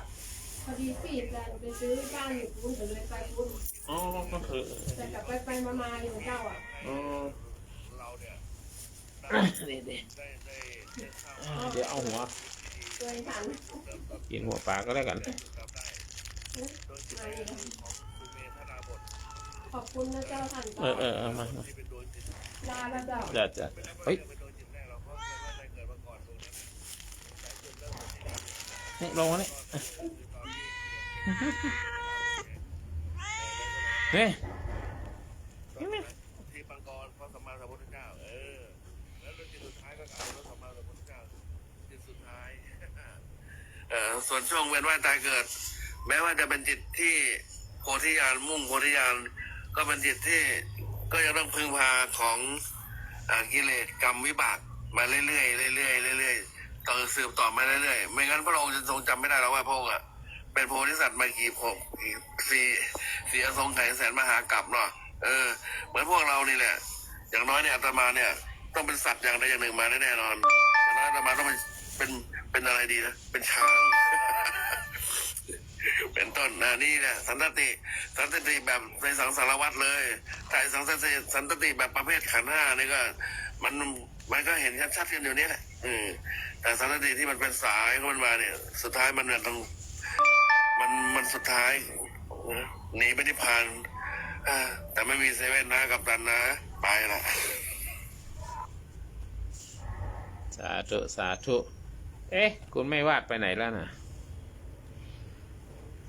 วาดโคตรก็จะไปเลยแม้แต่บารมีเนาะบารมี10 ทัศบารมี30 ทัศ จ้ะ ก็ยังเป็นสันติทำให้พระพุทธองค์ตรัสรู้ได้ก็ด้วยบารมีเดิมๆด้วยประมาณนี้ครับ สาธุเอาละจ้ะสาธุคือไม่วาดไม่วาดนั่นแหละคุณวัฒนาพูดเมื่อกี้ยังไม่ได้สรุปให้เลยไปละหรือเครื่องโทรศัพท์เสียหรือเปล่าคือในโลกเนี้ยแม่วาดอยู่ข้างล่างครับแม่วาดอยู่ข้างล่างในโลกเนี้ยถ้ามองให้เห็นจริงๆแล้วก็มีใครมีคนอยู่2 คนในโลกนี้นะมีตัวเองกับคนอื่นนะถ้าจะพูดถึงสัพพุริสธรรมเนี่ยคือตัวเองกับคนอื่นทำยังไงที่มันดีกับตัวเองที่ตัวเองดีรู้จักตัวเองรู้จักอะไรต่างๆแล้วก็รู้จักคนอื่นนะและทำอะไรกับคนอื่นเนี่ยดังนั้นในโลกนี้มี2 อย่างมีตัวเองกับคนอื่นเพียง2 สิ่งเนี่ยเราจะต้องวางตัววางตนให้สมดุลถ้าตัวเองก็ไม่เห็นแก่ตัวจนเกินไปเห็นแก่ตัวมันมีอยู่แล้วนะในเรื่องมานะเรื่องทิฏฐิมานะของตัวเองแต่อย่าให้มันน่าเกลียดนะอันนี้คือตัวเองแล้วก็คนอื่นนะคนอื่นเนี่ยเราจะทำตัวอย่างไรไม่อยู่ร่วมกับเขาอันนี้ก็สัพพุริสธรรม7นะที่จะร่วมกันอย่างมีความสุขแล้วก็มีความสงบวิธีการวางตัวในชีวิตระหว่างตัวเองกับคนอื่นเนี่ยก็คือว่าเคารพตัวเองถ้าเคารพตัวเองได้เชื่อในตัวเองชอบอะไรไม่ชอบอะไรคนอื่นก็เหมือนกันนะรักสุขเกลียดทุกข์เนี่ยเหมือนกันเคารพตัวเองก็หมายความว่ารู้จักรักและรู้จักดูแลตัวเองนะให้คุณค่าในตัวเองโดยที่ไม่ทำร้ายตัวเองนะและเคารพคนอื่นก็หมายความว่าให้เกียรติคนอื่นให้เกียรติความคิดเห็นของคนอื่นให้เกียรติความรู้สึกของคนอื่นและสิทธิของคนอื่นไม่เบียดเบียนคนอื่นและไม่หกข่มเหงคนอื่นเนี่ยเคารพทั้ง2 อย่างเนี่ยไม่ว่าจะเคารพตัวเองและเคารพผู้อื่นเนี่ย ก็ทำให้เรามีความสัมพันธ์ที่ดีได้ไม่ขัดแย้งกับใครแม้แต่ตัวเองถ้าไม่เคารพตัวเองก็ขัดแย้งกับตัวเองไม่รู้จะด่าตัวเองยังไงเนี่ยบางคนเข้าข้างตัวเองก็ไม่ด่าตัวเองเนี่ยก็ประมาณนั้นทีนี้มีความเมตตามีความเข้าใจไม่เห็นความแตกต่างอย่างเนี้ยระหว่างตัวเองและคนอื่นก็ควรเข้าใจว่าทุกคนเนี่ยแม้มีประสบการณ์ชีวิตได้มีความคิดที่แตกต่างกันก็เป็นเรื่องธรรมดาเพราะทุกอย่างมันเป็นอนิจจังทุกขังอนัตตาแล้วก็ใช้ความเมตตาในการแสดงความคิดเห็นหรือว่าปฏิบัติต่อผู้อื่นเช่นเราเกลียดทุกข์เขาก็ชอบสุขเราก็ชอบสุขเกลียดทุกข์โดยที่ไม่ตัดสินใจหรือวิจารณ์หรือว่าสร้างความรุนแรงเกิดขึ้นเราก็ไม่ชอบความรุนแรงเขาก็ไม่ชอบความรุนแรงแล้วก็รู้จักการให้และก็รู้จักการรับในโลกนี้มันมี2 อย่างเมื่อมีผู้ให้ก็มีผู้รับนะผู้ให้นี่ให้ทางกายให้ทางวาจาให้ทางใจจะสร้างความสัมพันธ์ที่ดีนะส่งผลดีต่อตัวเองและต่อผู้อื่นนะการให้ผู้อื่นเราก็ได้รับเหมือนกันได้รับความภูมิใจดีใจได้รับความที่ได้ช่วยเหลือคนอื่นการรับของจากผู้อื่นก็สำคัญเช่นว่ารับฟังความคิดเห็นรับฟังข้อคิดรับฟังธรรมะรับฟังความพูดต่างๆหรือว่าความช่วยเหลือจากผู้อื่นเนี่ยก็ทำให้เกิดความที่ดีขึ้นและเกิดการแลกเปลี่ยนซึ่งทัศนคติหรือความดีระหว่างกันดังนั้นเราจะต้องอีกอย่างหนึ่งต้องรักษาขอบเขตที่สำคัญในเรื่องของความคิดความเห็นหรือการกระทำเนี่ยไม่ให้มันล่วงล้ำสิทธิคนอื่นแล้วก็ความเป็นส่วนตัวของผู้อื่นเช่นเดียวกันความเป็นส่วนตัวของเราใครไม่ล่วงล้ำเราก็ไม่ชอบนะเช่นเดียวกันให้ตัวเองรู้จักขอบเขตและความคิดและอารมณ์ไม่ให้ยึดติดกับสิ่งอื่นที่เขาหวงแหนนะอย่างเนี่ยศีลข้อที่2ภรรยาเขาสามีเขาหวงแหนอย่างเนี้ยแล้วก็ไม่ควบคุมความรู้สึกและมีความที่สร้างความเสมอกันทั้ง2 ฝ่ายไม่ละเลยตัวเองคือไม่เสียเวลาหรือว่าทำในสิ่งที่ไม่ดีแล้วให้เสียสละในสิ่งที่เกิดขึ้นในผลดีต่อผู้อื่นเป็นสำคัญแล้วก็ไม่ทำผลร้ายต่อผู้อื่นจนเกินความจำเป็นไม่เอาตัวเองเป็นศูนย์กลางนะมากเกินไปบางคนเอาตัวเองนะใครพูดอะไรมาเข้าตัวเองว่าให้เราไว้ว่าให้เราแล้วนะเห็นแก่ตัวของตัวเองนะทำให้แล้วก็สร้างความสมดุลต่อกันนะในความสำคัญสรุปแล้วการวางตัวดีระหว่างตัวเองและผู้อื่นนะก็สร้างความสมดุลให้มีความเคารพความเข้าใจในตัวเองและผู้อื่นคำนึงถึงความเมตตาความยุติธรรมแล้วก็รักษาขอบเขตของทำให้ชีวิตมีความสุขความสัมพันธ์ซึ่งกันและกันก็ประมาณนี้สาธุเจริญพรเชิญนิมนต์นิมนต์หลวงตาเสียงค่ะน่าจะแวะมาเยี่ยมเห็นแบบแบบโยมแกะนี่ให้หน่อยปลาหวานได้พริกปลาหวานในค่ะนิมนต์ค่ะท่านปลาหวานกับจอผักกาดท่านนิมนต์จะไม่ใช่ถ้าอยากจะถามหลวงพ่ออยู่ว่าเหนือคำว่าวสีนะครับหลวงพ่อที่ปฏิบัติกันนะครับวสีนี่ก็เป็นการต่อเนื่องเหมือนกันใช่ไหมครับหลวงพ่อวสีไม่ใช่วสีที่ว่าปฏิบัติให้มันวสีเนี่ยเรื่องกันไปเรื่อยๆนะครับหลวงพ่อเปิดไมค์หน่อยครับผมไม่ได้ยินครับหลวงพ่อครับวสีเนี่ยนะท่านเราต้องทำนะวสีเราต้องทำครับเป็นการสืบเนื่องเหมือนกันใช่ไหมครับหลวงพ่อครับเนี่ยก็สืบเนื่องได้แต่ว่าวสีนั้นเป็นกริยาอาการที่เราทำแล้วทำอีกทำแล้วทำอีกทำแล้วทำอีกจนชำนาญเขาเรียกวสีแต่การต่อเนื่องนะมันต่อเนื่องของมันเองอย่างจิตเนี่ยเราไม่ได้ไปทำจิตเนี่ยจิตมันเกิดดับเราไม่ได้ทำนะมันเกิดดับของมันเองนะการเกิดดับสตินะเราทำนะครับวสีนี่คือที่เราเข้าไปยุ่งเกี่ยวกับมันอย่างคนที่ แกะสลักเนี่ยทำบ่อยจนเป็นวสีนั่นน่ะโอ้โหต่อไปหลับตาแกะยังได้เลยอันนี้มันเป็นวสีแล้วอันนี้ครับผมขอบคุณครับเข้าใจแล้วครับหลวงพ่อครับ แต่สันตติเนี่ยมันต่อเนื่องของมันเองจิตเกิดจิตดับเกิดดับดังร่างกายเนี่ยตั้งแต่เป็นทารกมาถึงตอนเนี้ยมันเปลี่ยนแปลงเราเปลี่ยนแปลงไหมเช่นแต่กินข้าวทานข้าวทานอะไรต่างๆแต่มันใหญ่มันโตมันอ้วนมันอะไรมันเรื่องของมันเองเราไม่ได้ไปเอาอะไรมาพอกมาอะไรเนี่ยใช่ไหมแต่วสีเนี่ยมันต้องทำแล้วทำอีกทำแล้วทำอีกจนเกิด อาจารย์ฮอต อยู่ ไอ้วสีเนี่ยนะครับ ผมครับต้องอย่าแจ้งผมมากนะ มันอยู่ข้างหน้าท่านน่ะ ครับผม มันอยู่ข้างหน้าท่านน่ะมันอยู่ข้างหน้าท่านน่ะ ครับ มันอยู่ข้างหน้าท่านน่ะนะครับครับถามมันอยู่ตรงข้างหน้ายังไงบอกว่า พอลูกศิษย์มา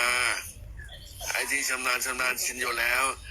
จะลายไม่ไข่ปลาแบบใดก็แล้วแต่ลูกปู่ลูกศรีปู่อะไรก็ต่างๆเนี่ยนะครับ มันอยู่ในจิตเรียบร้อยแล้ว แต่ช่วงที่ว่าในการนึกเนี่ยมันก็มีขั้นตอนของมันแต่ละช็อตไปนะส่วนในการเข้ากรรมทรงอยู่มันก็อยู่ตรงที่เข็มหมึกอักษรอักขระคาถานั่นแหละครับจนเมื่อยนะครับเขาเรียกว่าค่อยออกมาส่วนสุดท้ายเนี่ยก็แล้วพอแล้วมั้งน่าจะอิ่มเคยชอบแล้วกับแบบเดียวกันเนาะนั่นน่ะวสีเนาะเจ้าโอกาสชอบไหมก็แบบเดียวกันก็อาจารย์ครับทำไมเขาใส่รสดีใส่อะไรได้แล้วส่วนบริสุทธิ์หลวงพ่อแอบมัมข้าวแล้วนะโซ่ใหญ่เลยโซ่ชาวบ้านนะมานินทรดำเนินการต่ออาจารย์เคยฉันนี่ไหมโยมกำลังนึกว่าถ้าเป็นภาษาชาวบ้านเลยนะดีอาจารย์พิจิตรเคยฉันนี่ไหมความชำนาญเคยฉันไหมความชำนาญพิเศษซุปเปอร์ความชำนาญพิเศษแล้วก็ซุปเปอร์ดูเปอร์ชำนาญพิเศษอาจารย์พิจิตรเคยฉันนี่ไหมโอ้น่ากินจังเลยอะไรสะเดาแก่แล้วกินสะเดาเชียงใหม่ขมหวานต้องไปกินสะเดาสระบุรีเหรอเอาหวานนะอันนี้หวานนะสะเลียมหวานนี่เขาเรียกสะเลียมหวานสะเดาตบไฟนะบาดไปก่อนนะสระบุรีนี่นะครับอาจารย์ครับสะเดาน้ำปลาย่างไฟมันจะหอมนี่น้ำปลาหวานใช่พริกย่างไฟจะตาสระบุรีสะเดาสระบุรีกินแล้วเมาเอาเหรอเมาเอามาดองเหล้าอยู่เนี่ย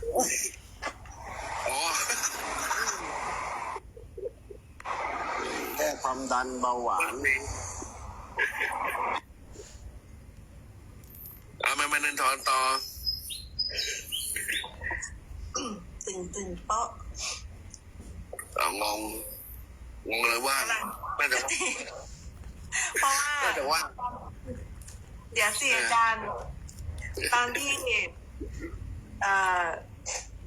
พูดถึงสัพปริสธรรม7นะยกว่าฟังแล้วก็ขับรถไปส่งลูกด้วยนะคะอาจารย์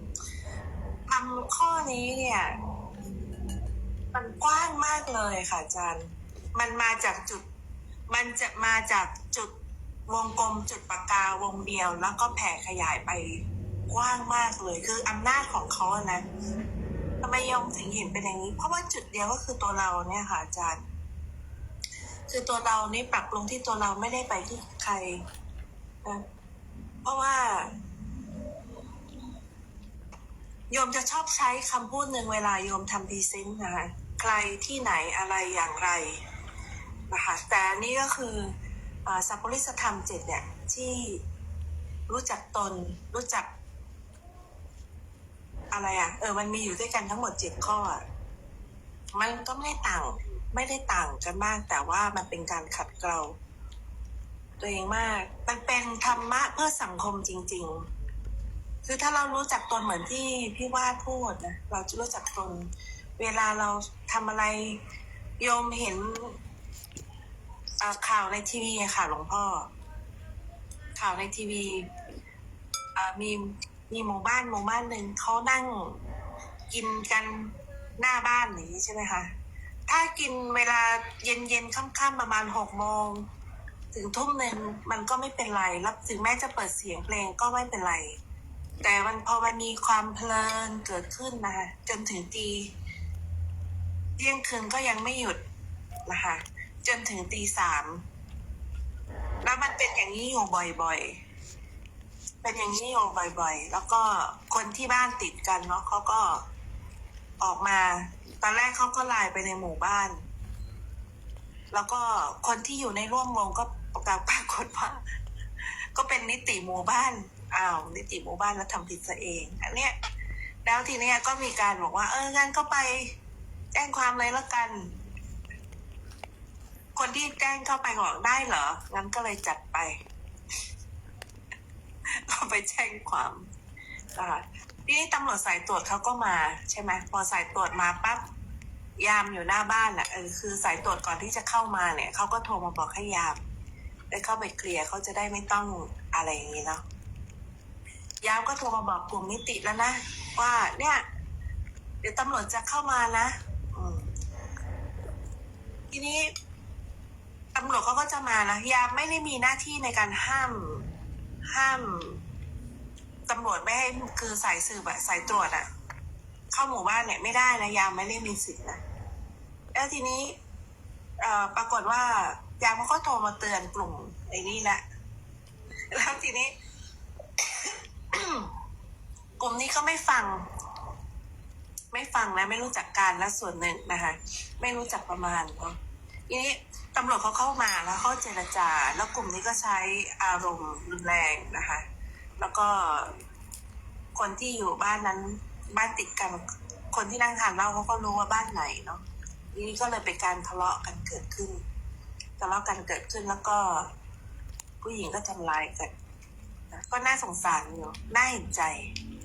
นะคะอันนั้นก็คือแล้วก็มีการอ้างชื่อคนสำคัญคนดังอินฟลูเอนเซอร์นะรู้จักคนนี้นะเขาทำงานอยู่ตรงเนี้ยแล้วอะไรอย่างเงี้ยแล้วก็ข่าวนี้เป็นข่าวดังเลยนะคะแล้วก็ทีนี้พวกนิตินะคะนิติเนี่ยชุดนิติชุดนี้ก็บอกว่าโพสต์ลงไปในโซเชียลบอกว่าเนี่ยยกเลิกยามทั้งทีมเปลี่ยนชุดใหม่หมดเลยก็คือมีความอาหารการว่ามังการไม่ได้เห็นเพราะขาดสตินะอันนี้ก็เป็นตัวอย่างหนึ่งว่าเนี่ยสัพพุริสธรรมนะเวลาเราไปใช้ในชีวิตประจำวันเราทานเลี้ยงเราทานอะไรก็ได้แต่ให้มันอยู่ถูกที่ถูกเวลาเหมือนเวลานั้นน่ะถ้าเราอยู่ในสังคมนะมันก็ไม่เกิดความสงบเกิดขึ้นแน่นอนนะคะเพราะว่าอยู่ในหมู่บ้านแล้วมันเป็นเวลาดึกสงัดอันนี้ที่เอามาเล่าให้ฟังเนี่ยว่าที่จริงแล้วเนี่ยมันมีผลยังไงถ้าเราไม่รู้จักประมาณสถานการณ์แล้วอันที่สองที่เห็นได้ชัดก็คือว่าการควบคุมอารมณ์นะคะเพราะว่าในสถานการณ์เนี่ยมีตำรวจมาแล้วแต่ก็ยัง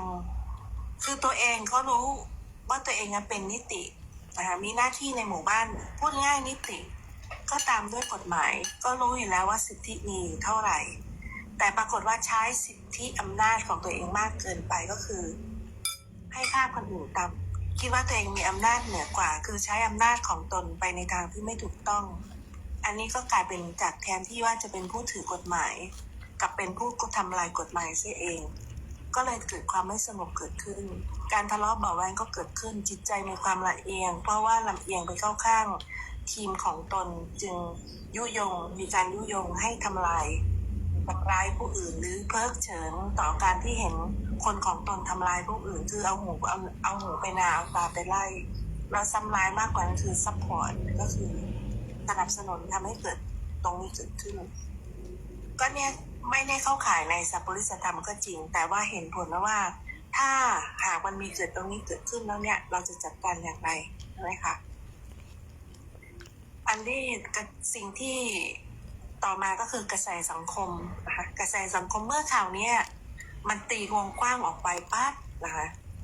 ใช่ตอนนั้นเนี่ยกำลังอาหังการแบบเพลิดเพลินกับการใช้อำนาจของที่ตนเองมีอยู่ด้วยความหลงผิดนะด้วยความหลงผิดแต่สิ่งเนี้ยมันเป็นของชั่วคราวมันโยงได้หมดเลยนะคะเป็นของชั่วคราววันนี้วินาทีนี้เราอาจจะมีอำนาจนะคะเราอาจจะมีอำนาจเราอาจจะมีโอกาสนะคะมากกว่าคนอื่นแต่เราก็เป็นผู้ทำลายโอกาสนั้นเสียเองในวินาทีถัดไปด้วยการขาดสติไม่ได้มีสติยับยั้งชั่งใจคราวนี้ตั้งให้ความสนใจมากเลยค่ะเพราะว่ากระแสสังคมนะคะมันก็เหมือนการตื่นตัวหมดนะคะก็จะเห็นว่าสังคมไทยนะคะก็ยังให้ความเมตตาต่อกันอยู่นะคะโดยเฉพาะเมื่อเห็นผู้อื่นถูกกระทำโดยไม่ได้รับความเป็นธรรมก็คือยามไม่ได้รับความเป็นธรรมเพราะเขาทำหน้าที่ของเขายามรู้หน้าที่ของตนไปเตือนกันแล้วนิติก็บอกว่าเอ้ยเนี่ยข้าเป็นนิตินะเองไม่ต้องมาไทเกอร์จีเลย ถ้ามีคนถามว่าไทเกอร์จีคืออะไรนะคะก็ไทเกอร์ก็แปลว่าเสือจีก็คือกอไก่ไปสมัครกันเองนะคะอย่ามาไทเกอร์จีเลยนะเนี่ยอะไรอย่างเงี้ยแล้วขนาดว่าตำรวจโทรมาแจ้งแล้วนะคะ โทรมาแจ้งแล้วยามก็ต้องไปบอกอีกไปบอกด้วยตัวเองก็แล้วโทรบอกก็แล้วก็ต้องปล่อยให้เป็นไปใช่ไหมคะปรากฏว่ากลุ่มนั้นก็ยังโทษเป็นความผิดของยามหรือรปภเนี่ยที่อยู่หน้าบ้านที่ปล่อยให้ตำรวจเข้ามาอันนี้ก็คือว่าใช้อำนาจของตนไปในทางที่ผิดไม่รู้จักประมาณไม่รู้จักประเมินสถานการณ์คือขาดสติมันโยงไปถึงสิ่งด้วยซ้ำนะคะขาดสติเอานี่ไปด้วยรู้แก่อำนาจแล้วของมึนเมาที่เกิดขึ้นและการต้องการโชว์ออฟต่อหน้าสาวสรุปก็คือว่าสัพพุริสธรรม7นะคะหรือว่าทุกสถานการณ์ใดๆทั้งสิ้นเนี่ยมันต้องมีสติสัมปชัญญะสติอย่างเดียวไม่ได้นะคะแต่ต้องมีสัมปชัญญะเกิดขึ้นด้วยสัมปชัญญะก็คือปัญญาสติสัมปชัญญะจะเกิดขึ้นไม่ได้ถ้าเราไม่มีสมาธิมันไม่มีอำนาจพอมันไม่มีสมถะพอที่จะพิจารณาสถานการณ์นะคือทั้งหมดทั้งสิ้นเนี่ยทำให้เห็นคุณูปการนะคะของพระพุทธศาสนาของคำสอนขององค์สมเด็จพระสัมมาสัมพุทธเจ้านะคะโยมเพิ่งมาเข้าใจในเรื่องของสติสัมปชัญญะหรือสติสมาธิเมื่อไม่นานมานี้เองว่าสมาธิใช่ไหมคะสติสมาธิหรืออะไรสักอย่างเนี่ยจะไม่ได้แต่ว่ามันเป็นธรรมที่มีคุณูปการต่อทุกๆอย่างเลยและการที่พระพุทธองค์ได้สำเร็จเป็นพระพุทธเจ้าหรือสัมมาสัมโพธิญาณได้ก็เพราะพระองค์เข้าใจในเรื่องของอริยสัจสี่และสิ่งที่จะทำให้เราเข้าไปถึงตรงนี้และเห็นตรงนี้ได้ชัดก็คือสติปัฏฐานพระองค์ชี้มาตรงที่ต้องฝึกสตินั่นคือสติปัฏฐาน4กายเวทนาจิตธรรมให้เรารู้รอบให้เรามีสติไวขึ้นเพราะว่าในแต่ละครั้งเนี่ยโดยเฉพาะถ้าเราสังเกตดีเวลาที่มันงวดเข้าสถานการณ์ที่มันหมุนเข้าแล้วก็เชื้อเชิญให้เรามีวิวาทะเชื้อเชิญให้เรามีความใคร่เชื้อเชิญให้เรามีความไม่ว่าจะเป็นเรื่องโมหะโทสะหรือว่าราคะที่เกิดขึ้นณตอนนั้นเนี่ยมันจะมีความหนืดอยู่ไอ้ความหนืดที่มันอยู่เนี่ยหนืดมันจะคลายออกหรือมันจะหดเข้าเนี่ยสติจะเป็นตัวเข้าไปยับตรงนั้นนะคือเหมือนว่าโยมเข้าใจตรงนั้นมันจะขาดผึ่งว่าตัดสินใจที่จะลงสติมันความคือตามันเห็นอยู่แล้วแหละไม่รู้ตาไหนนะแต่ว่ามันเห็นแล้วแต่มันจะหยุดยั้งไม่ได้ถ้าไม่มีสติสัมปชัญญะอยู่ตรงนั้นมันก็ไหลไปเลยแต่ แต่ถ้าเราตั้งใจมีสติแต่ไม่ได้บอกว่าให้เครียดนะมองแบบหลวมๆนี่แหละแต่คือแบบถ้ามันมีคนจังหวะเหนื่อยแบบนั้นคือจะเกิดหรือไม่เกิดแต่เราไม่เข้าไปร่วมมันก็กองไว้ตรงนั้นอยู่ดีนะคะก็เหมือนกับเวลาที่มีคนทะเลาะกันคนที่เขานั่งกันเราอยู่ในห้องเนี่ยกันกับเขาถ้าเราไม่เปิดไมค์ออกมาไม่มาพูดหรือเข้าข้างฝ่ายใดฝ่ายหนึ่งเราก็สบายตัวไม่ได้แบบว่าจะอะไรเขาจะทะเลาะเขาเป็นเรื่องของเขาจริงๆนะมันก็เห็นอยู่แต่ว่าถ้ามันเพ่งเช่นถ้ามันเพ่งมันเงี่ยหูฟังโดยที่ไม่ได้มีสติสัมปชัญญะอยู่ด้วยนะตั้งใจฟังและมีสติอยู่แล้วแต่มันเพ่งเกินพอมันเพ่งเกินปั๊บมันก็หมายเอาว่าเขากำลังว่าเราได้อย่างเงี้ยค่ะมันก็เลยมันต้องขาดเป็นขั้นไปนะเพราะเนี่ยมีสองข้างปากมีอันเดียวก็นึกไว้อยู่เสมอว่าให้ฟังมากกว่าพูดนะให้ฟังมากกว่าพูดนะอย่าเพิ่งพูดนะถ้าเขาไม่เรียกชื่อตัวเองนี่ห้ามพูดนะคุณทอนถ้าไม่เรียกชื่อนี่ห้ามพูดนะประมาณนี้ค่ะอาจารย์สาธุค่ะไม่รู้เข้าใจไหมโยงไปหมดเลยสาธุค่ะอาจารย์มีอยู่แค่นี้ค่ะ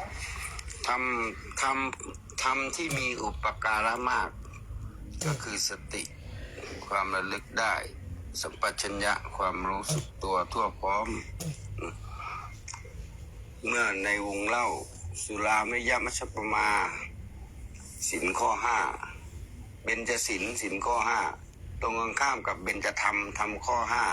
5ก็คือสติสัมปชัญญะประมาณนี้ครับ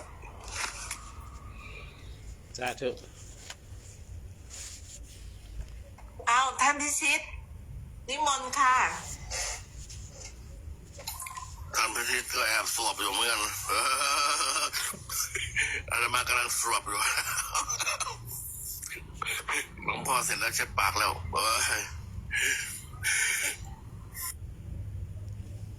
เสร็จแล้ว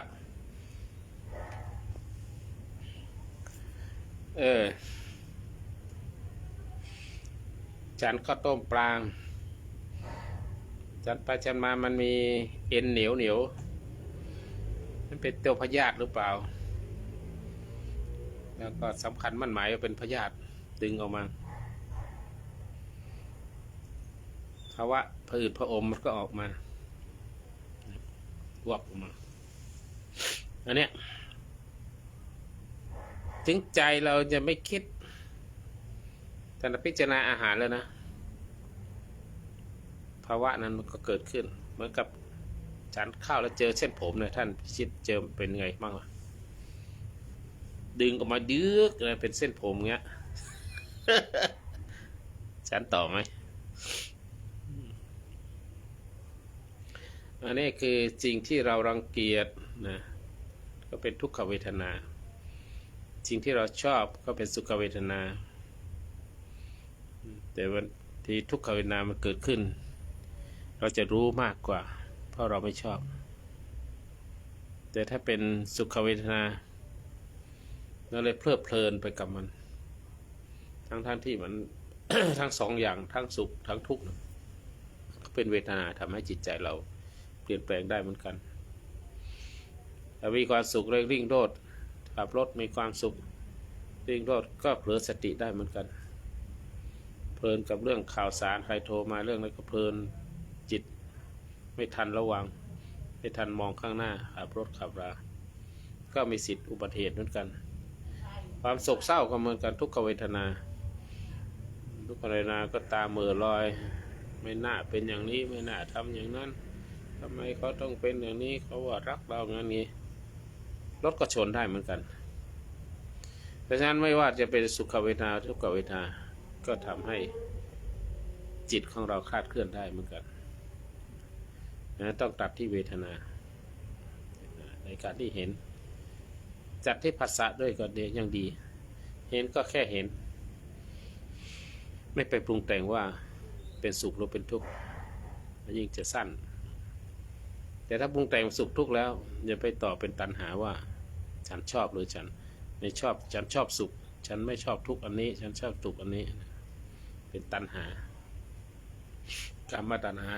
คือชอบวิภวตัณหาไม่ชอบภาวะตัณหาคืออยากให้มันอยู่อย่างนั้นตลอดไปอยากไม่ให้มันเสีย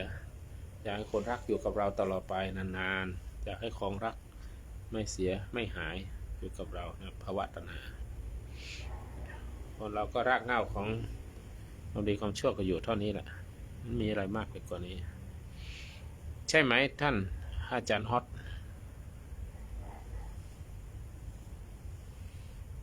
นี่ไงละจ้าในใครไม่เคยได้ยินเสียงเลยโง่เหรอโง่จะอ๋อคุณมะนาวอะไรอ่านไงหรือโง่เนี่ยนั่นยังไงตัวอะไรนะฮะไงจะใครล่ะก็มะนาวไงล่ะไงจะใครล่ะก็น้องมะนาวไงว่าใครเราเห็นเว็บอยู่ห้องมะนาวอยู่หนูกำลังกดขึ้นอีกไปแล้ว เคยไปแล้วห้องมะนาวไม่เคยเอาเราขึ้นเลยหนูกำลังยาเมาขึ้นอยู่จะเลยเอาหาอาจารย์ไปกว่านี้เอาอะไรเนี่ยหนูก็พูดอยู่เป็นนาธรรมที่ดียิ่งขึ้นไปแค่หนูเห็นหัวข้อค่ะอาจารย์แค่ที่ตาคูดดีมากอะไรจะยายทำที่ปอที่อาจารย์วิจิตรคนเดียวกันพูดดีมากอาติยายขันสี่ดีมากแค่จะยายทำตัดทิปที่ดีต้องคำมาอย่างเดียวแค่รู้สึกดีมากอาจจะวางหนูขออนุญาตที่ปอหนูอัดคลิปนะทีแรกหนูค่ะอาจารย์ออสค่ะสวัสดีค่ะแค่ดีมากที่ตั้งสติอะไรสติดีมากครูเอหวังกันดีค่ะอาจารย์พิชิตใช้เสียดฟาดทิ้งเลยฉันว่าคุณนาวเนี่ยเล่นของนะมีพายกระซิบหรือเปล่าเนี่ยเล่นกุมารหรือเปล่าหรือเล่นพายกระซิบหรือเปล่าไม่อารมณ์บ้างไม่เหรอพายกระซิบเรื่องอะไรอะคะอาจารย์ที่เขาพูดมาเนี่ยอ๋อมีอยู่แล้วค่ะอาจารย์เหรอไม่ใช่กุมารนะค่ะใช่ไหมมะนาวแต่มันทองแต่มันทองเหรอกดหัวของยุบยาหมดแล้ว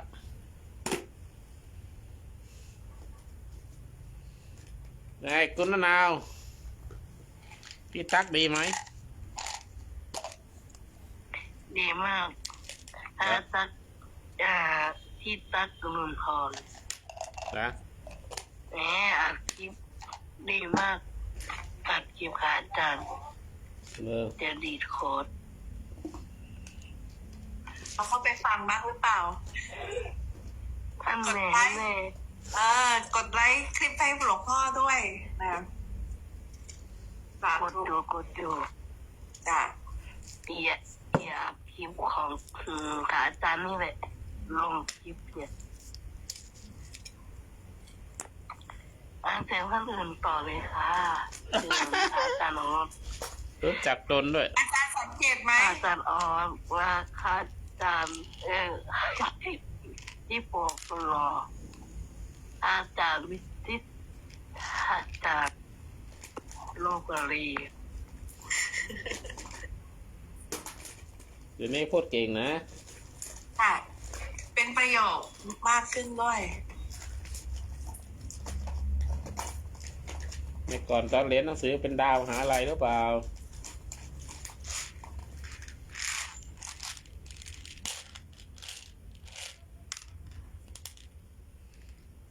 เป็นคนเด่นคนดังนนาวเป็นคนเด่นคนดังรู้จักประมาณตนรู้จักประมาณบุคคล ว่าจะถามมะนาวอยู่เรื่องหนึ่งเมื่อวานมีใครว่าอะไรมะนาวเห็นมะนาวโกรธนะ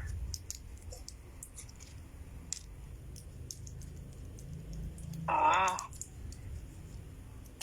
หนูว่าใครแค่นี่แหละในโลกติ๊กต็อกด้วยแหละเห็นไหมว่ามะนาวมีสติมากกว่าเดิมเยอะเลยดีแล้วลูกนี่แม่ขอโทษที่ถามกลายเป็นว่าโยมไม่มีสติถามเรื่องส่วนตัวสาธุด้วยนะมะนาวนะขอบคุณว่า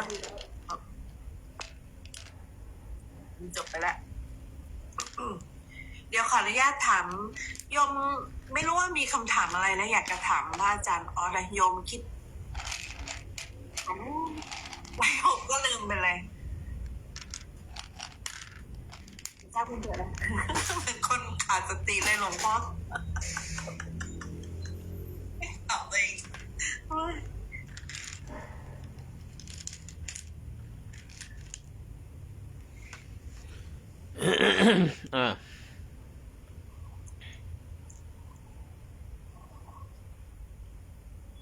ทำไมเขาเงียบกันหมดอ่ะท่านพิชิตก็ฉันข้าวอยู่อ๋อ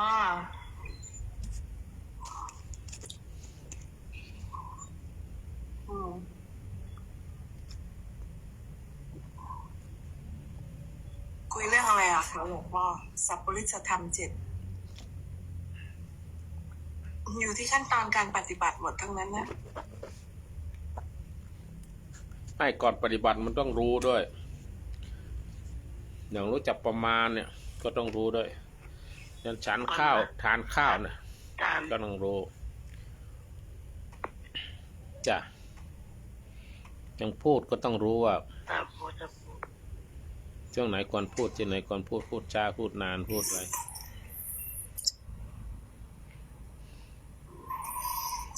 วันนี้แกล้งเฉยๆครับยังไม่ได้สวบจริงครับกำลังนั่งมองมันอยู่ไข่ต้มแก้โรคไตไข่ต้มซ้ายไข่ต้มแก้โรคไตไข่ขวาแก้โรคไตไข่ตรงกลางแก้โรคไต3 ใบกับข้าวเปล่าๆซอสไม่ให้ซีอิ๊วไม่ให้กินมาเดือนนึงแล้วเหรอ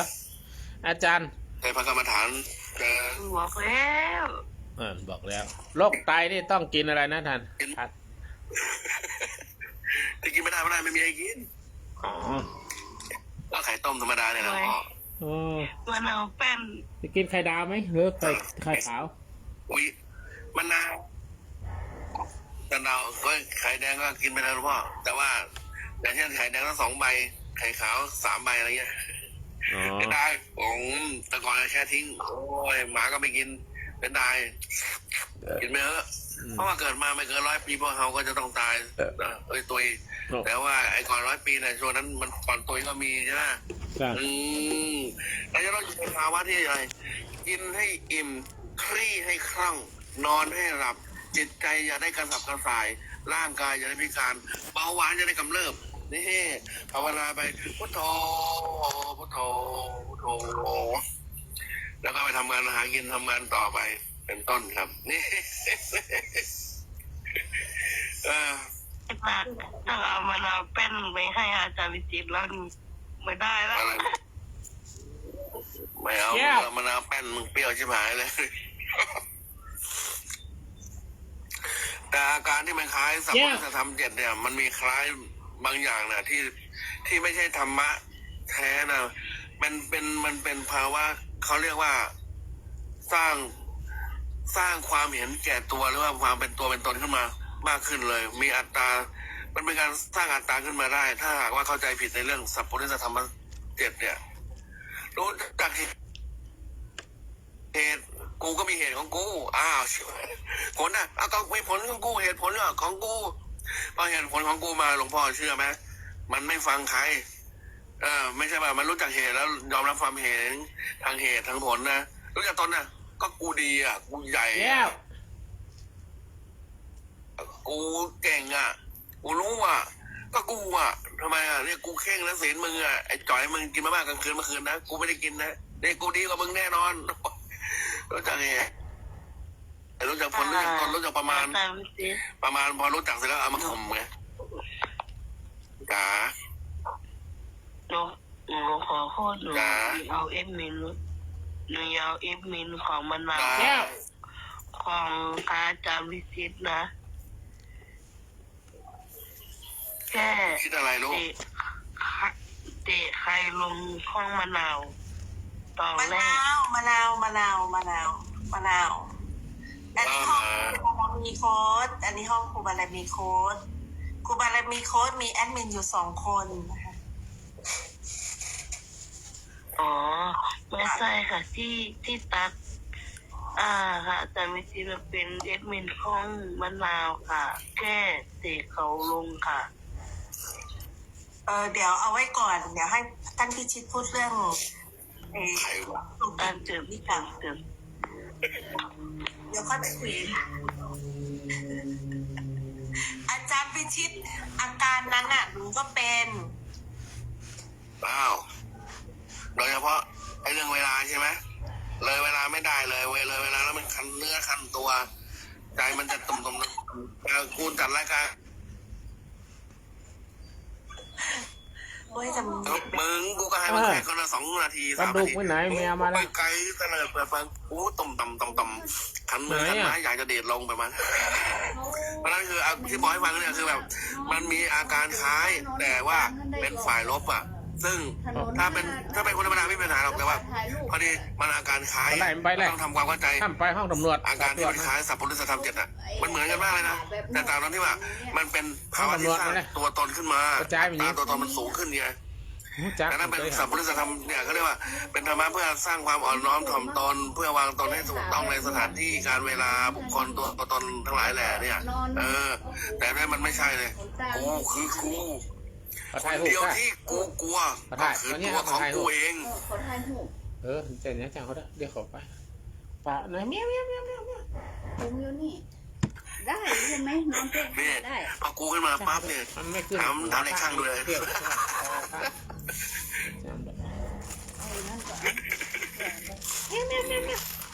ก็ประมาณนั้นแหละต่อจากมันนินทรมันยังไงใช่ไหมฉันพูดผิดแล้วเนี่ยไม่น่าจะผิดเลยเขาเรียกว่าเชิงลบไม่พระอาจารย์พูดถูกแล้วค่ะเพราะว่าอันนี้เป็นเรื่องจริงนะคะโยมถ้าสมมติว่าถ้าโยมปฏิเสธโยมก็ไม่มีสัจจะก็เพราะว่าเรื่องนี้เป็นเรื่องจริงก็คือมันมีจริงๆนะคะเพราะว่ามันก็เกิดขึ้นหลายครั้งนานแต่ตอนหลังมาเนี่ยพอลงแล้ว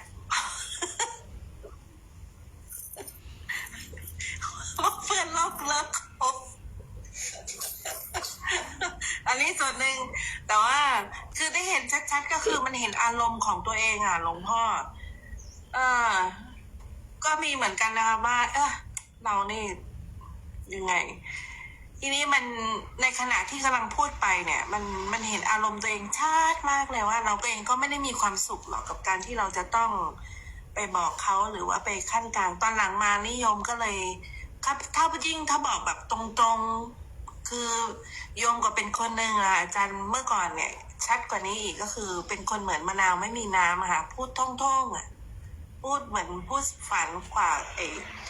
านผ่าซากพูดตรงๆไม่อ้อมค้อมแล้วผลกระทบมันฟีดแบ็กเนี่ยมันกลับมายิ่งคำไหนที่มันเป็นคำจริงแล้วไม่มีคำปลอบ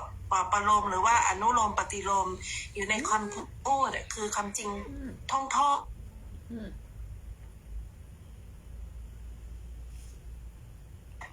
แต่ว่า มันบาดมันไปบาดใจเขา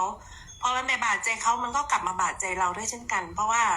มันเหมือนคำพูดมันก็เป็นพลังงานสะท้อนไปแล้วก็สะท้อนกลับมาที่ใจเราเนี่ยว่าโอ้การที่เขาโกรธเราบางทีเราพูดไปการที่เขาโกรธเนี่ยไม่ผิดนะเขาไม่ผิดเพราะอะไรเพราะเขาก็โดนแล้วการที่เราโดนเพราะฉะนั้นการที่เราโดนเป็นระลอกที่สองเหมือนบูมเมอแรงที่สะท้อนกลับมาเราเป็นระลอกที่สองซึ่งมันจะแรงกว่ากับคำพูดที่ส่งออกไปเนี่ยเราจะต้องเตรียมรับให้ดีใช่ไหมคะทีนี้โยมก็ได้สติในส่วนนี้ก็คือว่าแทนที่จะได้กลับคืนมาเป็น2 เท่าก่อนจะพูดก็คิดก่อนแล้วกันอย่างเงี้ยก็เดี๋ยวเอาใหม่ต้องโยมต้องพูดตามเราเป็นชาวพุทธโยมอยู่ในหลักธรรมโยมพูดเป็นหัวข้อห้องธรรมะต้องบอกว่าตอนนั้นดิฉันมีตัวตนมีความยึดมั่นถือมั่นพอรู้ตัวก็ความเป็นตัวตนหายไปแล้วฉันก็รู้สึกว่าอย่างนั้นต้องพูดในแนวนี้เพราะว่านั่นเป็นรูปนามเกิดดับสาธุกราบสาธุการค่ะหลวงพ่อค่ะมันเป็นตัวตนจริงๆนะคะสวัสดีพี่ธนพันธ์แล้วก็คุณหมวยเล็กนะคะค่ะนมัสการครับอาจารย์สวัสดีที่หมวยเล็กเอาเก็บอีกละเดินทำความประมุขอาตมากำลังสวบอยู่นะค่ะประมาณนี้ค่ะหลวงพ่อไม่มีอะไรละอย่าบอกว่าอยากอาวกูดอาวกูดหรือว่าอยากจะสุดท้ายแค่อย่างดีอะไรดีมากอยู่ห้องธรรมะอย่างเดียวที่ต้องสุดตาสุภาพต้องอันนี้สุภาพต้องอารวะสุภาพต้องใช้ดีสุภาพแค่อะไรเนี่ยขอโทษเราพูดถึงอะไรกล่าวคำหมายอย่างสุภาพแค่อะไรสุภาพเลยแค่ยิ่งดีตลอดไปแค่ต้องเป็นยังไงอะไรยังไงหรือต้องรับรู้อะไรรับรู้มากแค่ตื่นใจจริงๆอะไรจริงๆสามารถ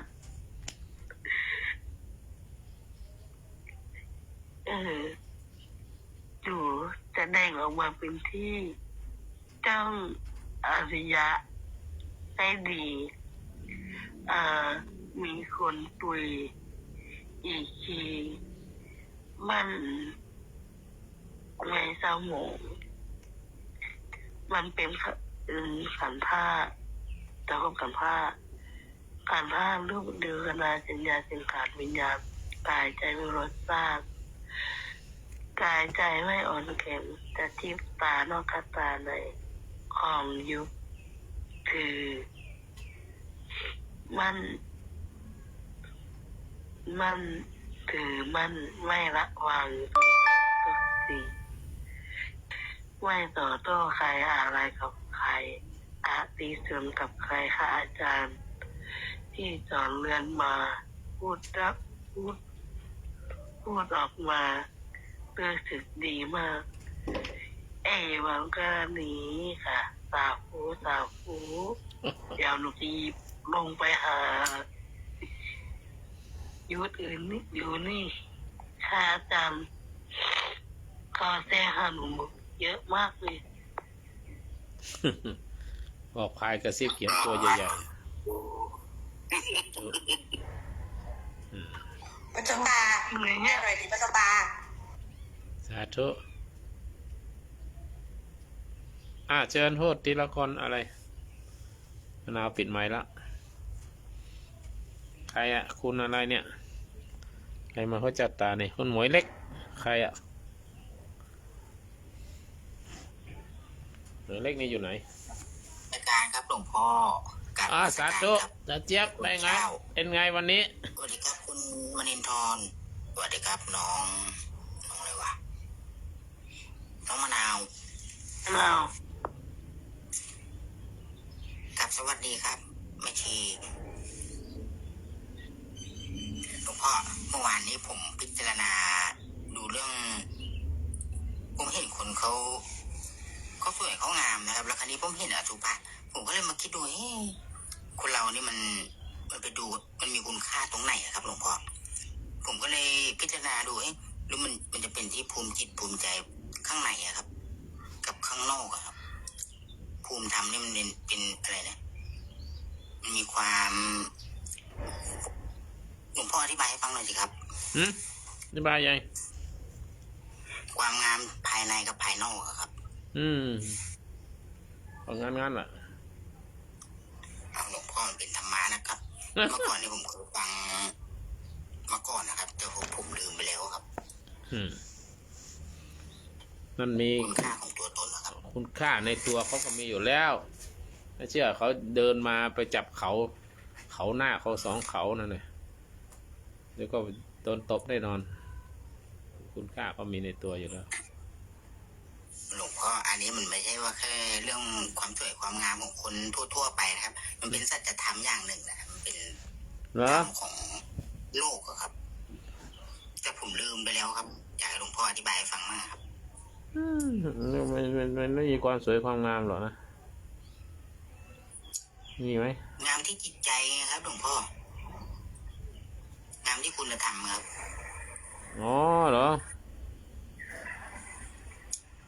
ขันติโสรัจจาขันติโสรัจจาใช่วนนี่วนเลยอะไรครับป้าอาจารย์ขันติโสรัจจาสมแล้วหมอตั้งหัวข้อไว้ว่าสัพพุริสธรรม7เนี่ยสาธุบอกแล้วว่าห้องธรรมะแต่ละห้องนี้พอตั้งหัวข้อคือเทวดาจะดลบันดาลให้ธรรมะในแสดงให้เห็นเลยนะคะก็ต้องพิจารณาไปห้องโยมนี่อาจารย์ไม่ได้เลยนะถ้าตั้งหัวข้อมานี่แบบว่ามีวันเลยโยมทะลึ่งท่านวิจิตรโยมทะลึ่งเองนะแล้วโยมก็ตั้งหัวข้อไว้ว่าวกไปแล้วก็วนมาพี่ชโนขึ้นมาผ่านเลยมันวกไปวนมาจริงๆนะขำมากเลยเพราะฉะนั้นเนี่ยเวลาตั้งหัวข้อนี่ต้องดูด้วยนะต้องดูด้วยเดี๋ยวไม่งั้นมันจะไปทางอื่นกันแล้วมาจากถวายความเคารพหลวงพ่อพระครูบาเรามีโค้ดครับแล้วก็ถวายความเคารพพระในร้านนุสราทุกรูปครับถวายความเคารพท่านเจ้าคุณพิชิตนะครับผมแล้วก็เจริญในธรรมทุกท่านครับผมกำลังสวบอยู่ครับยำกำลังสวบอยู่ไม่เมื่อกี้คือมันอดไม่ได้จริงๆได้เห็นฟังจอเจี๊ยบเขาถามคำถามแล้วมันรู้สึกคันปากครับอาจารย์ผมสงสัยครับผมเคยฟังเทศเรื่องนี้ด้วยนะครับเรื่องอะไรก็มันมีที่ความงามที่ภายนอกกับภายในครับภายในมันก็จอเจี๊ยบก็ตอบเมื่อกี้นี่ไงจอเจี๊ยบก็ตอบตัวเองแล้วงามภายนอกก็คือจริยาความประพฤติงามภายนอกก็คือจริยาความประพฤติงานภายในก็คือใจที่ฝักใฝ่ในกุศลอยู่ในศีลในธรรมไงก็จบแล้วท่านพิชิตก็เสริมขึ้นมาแล้วว่าขันติโสรจาความอดทนนั่นคือความงามจบแล้วอาจารย์ตอบอย่างนั้นมันก็เป็นความรู้ธรรมดาสิครับอาจารย์ต้องตอบแบบว่าให้เห็นเป็นสัจธรรมนี่ครับจะได้เอาไปเป็นอารมณ์ได้ครับจะได้เนี่ยสัจธรรมแล้วชอบครับอาจารย์เนี่ยเป็นสัจธรรมแล้วแต่จะตอบให้ได้ดั่งใจของจอเจี๊ยบมันเป็นไปไม่ได้เพราะมันความพอใจของจอเจี๊ยบเราต้องตอบในความเป็นที่เป็นหมู่มากมวลหมู่มากเพราะอะไรหัวข้อคืออะไรสัพพุริสธรรม7ใช่ไหมสัพพุริสธรรมคืออะไรรู้จักเหตุแล้วเรารู้จักเหตุหรือยังนี่ไงรู้จักเหตุธรรมันยุตตารู้จักเหตุอัตถัญญุตารู้จักผลอัตตัญญุตารู้จักตนมัตตัญญุตารู้จักประมาณการัญญุตารู้จักการผมก็รู้จักการไงว่าการนี้ควรพูดในที่มันเป็นองค์รวมไม่อยากพูดเอาใจใครแค่คนเดียวเนี่ย ผมตามหลักเลยเนี่ยรู้จักบริษัทก็คือรู้จักในสถานที่ที่เราอยู่กันเนี่ยคืออะไรก็พูดตามเป็นองค์รวมองค์ใหญ่จะไปตามใจบุคคลใดบุคคลหนึ่งไม่ได้เราต้องเอาความถูกต้องเราต้องเอาไปตามหลักตามธรรมในเมื่อหัวข้อธรรมเป็นเช่นนี้เห็นไหมรู้จักบุคคลเนี่ยอาจจะตัวผมก็บอกแล้วไงว่ารู้จักบุคคลไหมก็รู้จักว่าจอเจี๊ยบต้องตอบให้ตรงใจจอเจี๊ยบแต่ผมไม่สามารถทำได้เพราะว่าบริษัทนี้ที่อยู่เนี่ยมันคือองค์รวมองค์ใหญ่เป็นองค์กรเราก็ต้องว่าไปตามองค์รวมใหญ่ตามบริบทนะผมว่าด้วยเหตุและผลด้วยความเป็นกลางและความเป็นจริงตามเนื้อธรรมจะไปตามใจใครคนใดคนหนึ่งแล้วมันผิดเพี้ยนไปจากเนื้อธรรมไม่ได้เพราะฉะนั้นมันจะไม่เข้ากับตามหลักที่หลวงพ่อตั้งหัวข้อไว้เลยสัพพุริสธรรม 7เห็นไหมนี่ผมพูดอยู่ในกรอบเลยผมไม่ได้ออกกรอบเลยพระอาจารย์สัพพุริสธรรม 7แปลว่าอะไรครับก็ธรรมของสัตตบุรุษไงธรรมของบุรุษผู้รู้ไงธรรมของบัณฑิตธรรมของสัตตบุรุษผู้มีความรู้ในธรรมไงผู้รู้ในธรรมก็มี7อย่างนี้ไงที่พูดกล่าวไปเมื่อกี้เนี่ยมัทธัญญตารู้จักเหตุผมก็กล่าวไปตามเหตุก็คือคำถามถามเช่นไรตอบเช่นนั้นนั่นแหละผลรู้จักตนก็ผมก็รู้จักตัวผมเองแล้วผมก็ตอบตามธรรมเห็นไหมตามความรู้ของผมด้วยซึ่งเป็นไปตามคำสอนตามหลักไม่ได้เพี้ยนรู้จักประมาณก็รู้ว่าประมาณตอบเท่านี้พอคนเข้าใจรู้เรื่องพอถามแค่นี้ไม่ออกนอกกรอบไม่สาธยายไปไม่ไหลไปไม่เฟ้อไม่ฟุ้งเนื้อไม่มีน้ำตามหลักการนี้คืออะไรการที่พูดกล่าวถึงหัวข้อธรรมหลักที่เป็นสัพพุริสธรรมมันก็ต้องอยู่ในการนี้อยู่ในขอบเขตนี้หัวข้อธรรมนี้ไม่บานออกไปไหนบริษัทที่เข้ามาฟังก็คือบริษัทที่อยู่ในเรื่องของพุทธบริษัทซีอุบาสกอุบาสิกาผู้ใฝ่ในธรรมบุคคลก็นี่ไงก็กำลังกล่าวทำกันบุคคลที่มีความรู้เท่านี้เราก็กล่าวเท่านี้เพราะในบริบทองค์รวมใหญ่หมู่ใหญ่มีความรู้เป็นพื้นฐานเป็นเบื้องต้นเราจะประกาศทำในขั้นสูงกันไปมันก็เกินที่จะเข้าใจได้ยากเข้าใจได้ง่ายๆมันเข้าใจยากกันไปเราก็ไม่จำเป็นในเมื่อบุคคลอยู่ในระดับประถมอยู่ในระดับของที่ความเป็นเบื้องต้นเราก็ต้องกล่าวคำที่เป็นเบื้องต้นถ้าบุคคลที่เขามาฟังมีปัญญาในระดับเบื้องต้นแล้วออกคำที่มันอยู่ในเบื้องสูงไปขยายความที่ขั้นละเอียดแล้วใครจะเข้าใจไม่เข้าใจเพราะฉะนั้นเนี่ยตามหลักเลยสัพพุริสธรรม 7เป๊ะไม่หลุดไม่ได้โมสาธุค่ะท่านกล่าวได้ถูกแล้วไม่ได้โมจอเจียวเอาอย่างย่อๆไหมอย่างย่อๆน้ำใจเป็นคนมีน้ำใจเขาเรียกว่า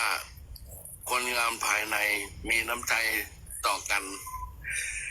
น้ำใจที่ใช้ในตามฐานะหน้าที่เช่นเป็นนักกีฬาก็มีน้ำใจแบบนักกีฬาน้ำใจพ่อค้าน้ำใจ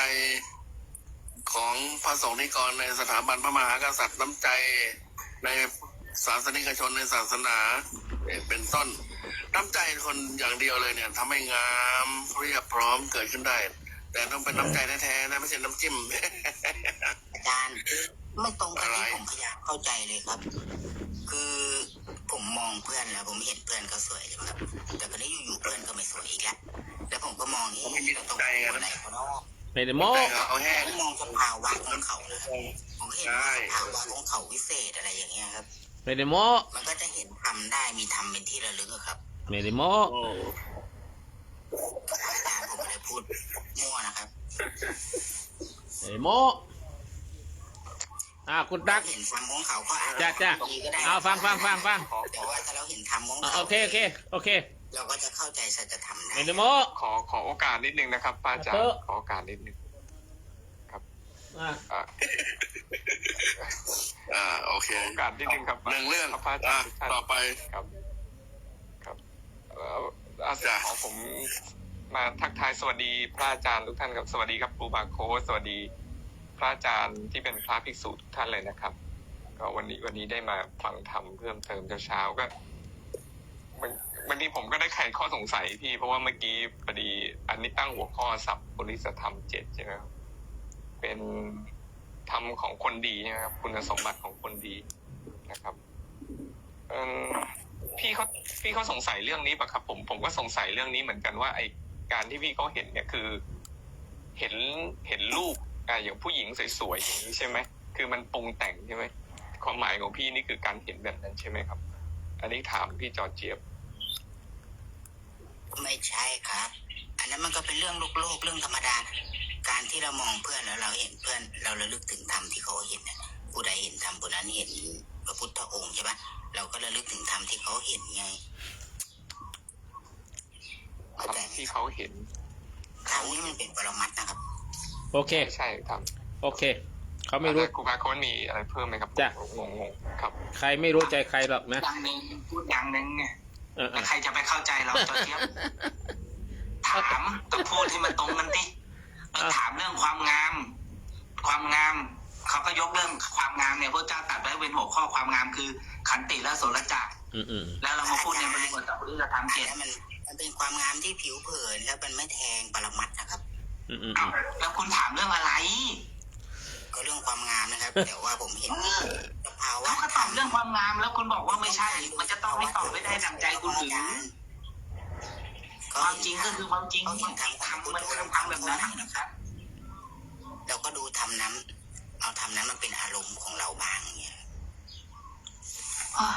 โอเคแล้วหลวงพ่อจะตอบคำถามที่ถามหลวงพ่อเมื่อกี้จะเจี๊ยบถามว่าความงามภายในความงามภายนอกคืออย่างไรคุณตั๊กบันทึกให้ด้วยครับขอคารวะท่านพระอาจารย์ชิดแล้วก็ท่านอาจารย์ออสและท่านอาจารย์อะไรเนี่ยสุนยังครับอาจารย์สุนยังมายุดใหม่เจริญพรคุณครับเปลี่ยนชื่อครับหลวงพ่อเจริญพรคุณกัปตันอะไรคุณคุณคุณซิงคูระหรือว่าคุณนันทพัฒน์คุณหมวยเล็กยถารุจิยถาติเป็นพระหรือเปล่าแล้วก็ผมครับสุนยังครับสุนยังใช่คุณสุนยังครับคุณนั่นอยู่ไหนนี่ไหมคุณตั๊กถ้าอยู่พิมพ์ 1มาด้วยช่วยบันทึกหน่อยอยู่ข้างล่างพิมพ์ 1มาด้วยได้บันทึกให้หน่อยพี่เขาบันทึกได้จ้ะผมขึ้นมาเมื่อกี้ว่านึกว่าให้กับพิมพ์ 1ยังอยู่โอเคเอาละคือความงามภายในกับความงามภายนอกในทางพุทธศาสนาของเราในทางพระพุทธศาสนาของเราเนี่ยเป็นทั้งปรัชญาชีวิตนะความงามเนี่ยมี2ด้านคืองามภายนอกและงามภายในทั้ง2ด้านเนี่ยสามารถเสริมกันได้นะเสริมกันได้หากว่า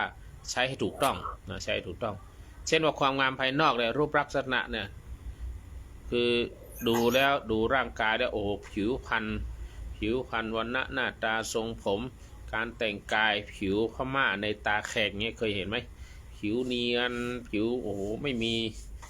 มีจุดด่างดำไม่มีอะไรสักอย่างเลยผิวเนียนละอองผ่องนวลใยแล้วเป็นเส้นสีชมพูเรื่อนะโอ้ตานี่โอ้โหไหลไปไหลมากรอกลูกตาเนี่ยคิ้วโค้งขนตาโค้งคิ้วโก่งเหมือนของคันศรอย่างนี้นะดะทุนถันอะไรต่างๆสะโพกองเอวอะไรโอ้มันเนี่ยความงามภายนอกเนี่ยดูแล้วไม่เบื่อนะดูไม่เบื่อยิ่งคนอินเดียเนี่ยเทวดาที่เขาวาดตามวิหารเหมือนแป๊บเดิมคนอินเดียมีส่วนโค้งส่วนเว้าส่วนอะไรต่างๆอันนี้คือพูดถึงความงามนะไม่ใช่ละโมกนะงามนี่งามจริงๆงามความงามไม่ใช่ความใคร่ความงามเป็นความงามที่ดูแล้วสบายตาและกริยามารยาทอ่อนช้อยงดงามพูดก็เจ้าข้าเจ้าขาท่านพี่ดังนั้นอย่างนี้นะนี่ยิ่งงามไปใหญ่อีกนะอันนี้คือความงามภายนอกได้ยินเสียงพูดแล้วเพราะและติดหู3 วัน 7 คืนเสียงนักยังหวานยังก้องอยู่ในหูอยู่อันนี้คือเกี่ยวกับความงามภายนอกผิวพรรณวรรณะเปล่งปลั่งหน้าตาหลับตานึกถึงเมื่อไหร่มันลอยมามันสบายเคลิ้มไม่กินข้าวกินปลาก็ได้อย่างเนี้ย อันนี้คือความงามจริงๆงามภายนอกงามสวดทรงองค์เอวอะไรต่างๆและการวางตัวบุคลิกลักษณะการนั่งยังมีมารยาทยิ่งมารยาทไทยเข้าไปใส่อีกนะจะพูดจะจาจะอะไรอ่อนช้อยงดงามมีสัมมาคารวะพูดวาจาไพเราะอ่อนหวานน้ำเสียงนุ่มนวลท่าทางโอ้โหดูท่าทางเดินละช้อยย้อยยับพูดจาอะไรโอ้ไม่อยากพรรณนานะอันเนี้ยเป็นข้อดีของความงามภายนอกคือชายใดเห็นก็ต้องตาสร้างความประทับใจให้ชายเมื่อตั้งแต่แรกพบผู้ชายก็เหมือนกันโอ้โหร่างกายบึกล่ำมีกล้ามมีซิกแพคหน้าตาตัวสูงย่งหน้าตาดีหนวดเคราเล็กน้อยเข้มขังเข้มอย่างนี้เป็นความงามคือความรูปหล่อหรือชายงามเนี่ยอันนี้ก็ดีนะสร้างความประทับใจให้แก่แรกพบทำให้เกิดความมั่นใจในตัวเองถ้าผู้ใดได้มีลักษณะแบบนี้ไปไหนก็ไม่เขินนะไปไหนคือสามารถจะเดินองอาจเหมือนกับคนสมัยก่อนไปวัดตอนสายๆได้คนไปวัดตอนสายๆนี่คนจะตำหนินะเขาจะว่าโอ้มันมัวทำอะไรมันตื่นสายมันอะไรมาวัดนะทีหลังเขานั่งเขาไหว้พระก็แล้วมาใส่บาตรทีหลังแต่มาทีหลังไม่เคอะเขินไม่มีใครว่าอะไรเพราะเขาเป็นคนงามเป็นคนสวยเดินทางทำท่าทางอะไรก็ส่งผลให้มีโอกาสทางสังคมเช่นการงานหรือว่าความสัมพันธ์อันนี้เป็นความงามแต่ทีนี้ข้อจำกัดของความงามภายนอกก็มีเหมือนกันคือความงามเนี่ยโทษแล้วไม่ยั่งยืนนะความงามภายนอกเป็นการเปลี่ยนไปกายเปลี่ยนไปตามการตามเวลาตามอนิจจังทุกขังอนัตตาเมื่อมันงามแล้วก็เป็นปรมัตถ์นะอย่างที่คุณเจ้าเจี๊ยบต้องการจะฟังคือมันงามก็งามได้อย่างน้อยจะ10 ปี20 ปีร่วงโรยราไปอะไรผมเข้าก็งอกหน้าตาก็เริ่มเหี่ยวย่นถ้าไม่ไปดึงเกาหลีนะหน้าตาก็เหี่ยวย่นแล้วก็เดินก็ถูตาฟางเดินก็ช้าหรือก็จะล้มจะอะไรนี่ความงามชักจะไม่จีรังยั่งยืนแล้วเริ่มเปลี่ยนไปอันเนี้ยตามการตามเวลาอันเนี้ยโดยประมัดเมื่อกี้เราว่าโอ้สวยสดงดงามหน้าตาการเสียงก็พร่าพรางไปแล้วหูตาก็ไม่สว่างไปแล้วนะแต่ถ้ามีแต่รูปลักษณ์อย่างนี้และไม่มีคุณธรรมด้วยนะโอ้โหนั่นยิ่งไปใหญ่เลยถึงจะงามเพียงไหนเกียงฟ้าก็ตามเป็นดาราไงก็ตามแต่ว่าจิตใจนิสัยหยาบช้าหรือว่านิสัยที่กักขะหรือนิสัยที่ไม่เป็นกุลสตรีว่างั้นเถอะนะก็ทำให้ผู้คนก็ห่างเหินได้เหมือนกันนะบางครั้งอาจจะถูกใช้เพื่อหลอกลวงหรือว่าสร้างภาพบรรยาหรือภาพลวงตาก็ได้อันนี้คือความงามภายนอกเอาแค่นี้ก่อนความงามนอกทีนี้ความงามภายในความงามภายในนี่คือเป็นเรื่องของจิตใจเป็นเรื่องของคุณธรรมนะหมายถึงว่าความมีความเมตตาโอ้สงสารสัตว์สงสารคนพิกลพิการคนตกยากตกทุกข์ได้ยากมีเมตตาต่อคนนี่เมตตาต่อสัตว์เมตตาต่อสรรพสิ่งทั้งหลายและมีความซื่อสัตย์มีความซื่อสัตย์มีความจริงใจนะแล้วก็มีปัญญามีสติที่ดีมีสมาธิดีนะควบคุมอารมณ์ได้ดีว่ากล่าวคนแซวคนว่าคนกล่าวอะไรไม่เคยโกรธไม่โกรธเลยยิ้มนะยิ้มมาเขาจะว่าอะไรเขายิ้มออกมาแล้วเขาลืมหมดเลยที่จะว่าอะไรต่อไปอย่างนี้จะพูดจะคุยอะไรเนี่ยเป็นความงามแต่เนี้ยควบคุมอารมณ์ได้คือมีจิตใจที่เป็นคุณธรรมมีจิตใจที่เสียสละมีจิตใจที่กตัญญูรักพ่อรักแม่ดูแลเราก่อว่านเครือไม่ให้ตกทุกข์ได้ยากเนี่ยอันนี้เป็นความงามที่ทางจิตใจและยั่งยืนนะเป็นความงามที่เรารู้สึกมันเกิดความรู้สึกได้อย่างนี้แล้วก็ข้อดีของความงามภายในก็คือว่าเป็นสิ่งที่ยั่งยืนนะไม่เปลี่ยนแปลงตามอายุนะมันงามตลอดเลยจิตใจมีเมตตาตลอดเลยอย่างเนี้ยแล้วก็มีความซื่อสัตย์มีอะไรต่างๆเหล่านี้ทำให้เกิดความสุขที่แท้จริงคือความสุขที่แท้จริงแม้จะแก่ตัวเองและแก่ผู้อื่นและคนรอบข้างนะแล้วก็ดึงดูดผู้คนนะดึงดูดผู้คนเข้ามาอยากจะอยู่ใกล้นะโดยที่ไม่ต้อง อาศัยรูปลักษณ์นะถึงไม่สวยหน้างามหน้าตาไม่ดีแต่จิตใจเขาดีใครๆก็อยากอยู่ใกล้ตรงกันข้ามหน้าตาดีสวยภายนอกสวยอะไรสวยแต่ว่าปากโอ้โหปากจัดชิบ ปากจัดชิบนะปากจับแล้วก็โอ้โหเห็นแก่ตัวนะเห็นแก่ตัวหน้าตางามอะไรต่างๆกลิ่นตัวเหม็นมากเลยปากก็เหม็นไม่แปรงฟัน โอ้อย่างนี้นะโอ้มันมองแล้วมันไม่ได้อยู่ใกล้ไม่ได้นะแต่ว่าถ้าคนไม่งามภายนอกหรืองามภายนอกหรืองามภายในเนี่ยภายนอกไม่งามแต่ว่าจิตใจเขาดีรูปลักษณ์เขาดีก็อยากให้คนอยู่ใกล้ทีนี้ข้อจำกัดในงามคนงามภายในเนี่ยคนที่มีจิตใจที่ดีงามเนี่ยบางครั้งผู้คนอาจจะมองไม่เห็นในทันทีนะต้องดูนานๆนะแต่งามภายนอกเนี่ยมันดูภาพเดียวมันเห็นแล้วว่างามแต่งามภายในเนี่ยต้องดูกิริยามารยาทได้ทักทายได้ร่วมวงร่วมงานด้วยร่วมได้สนทนาอะไรต่างๆอยู่ด้วยกันสักพักนะในชั่วโมง2 ชั่วโมงก็รู้เลยว่าจิตใจของเขาดีกับคนงามภายนอกอยู่ด้วยสักพักหนึ่งจะรู้ว่าจิตใจเขางามด้วยไหมหรือไม่งามแบบนี้หากว่าไม่แสดงออกให้เหมาะสมอาจจะทำให้คนอื่นเข้าใจผิดนะเข้าใจผิดเพราะว่างามภายในเนี่ยโอ้มันดีเหลือเกินไปคนนี้ดีคนอื่นเข้าใจผิดว่าเขาชอบเราหรือเปล่าอย่างเนี้ยเขาแสดงออกมาในงามภายในเป็นชนที่จิตใจที่ดีที่งามทีนี้ถึงจะงามภายนอกงามภายในก็ตามแต่ก็ต้องมีความสมดุลกันทั้งสองอย่างทั้งงามภายในภายนอกนะคืองามภายนอกเนี่ยก็คือดูแลตัวเองให้ดูพอสมควรนะดูดีพอสมควรอย่าให้มันเวอร์เกินไปนะแต่งกายก็ให้เหมาะสม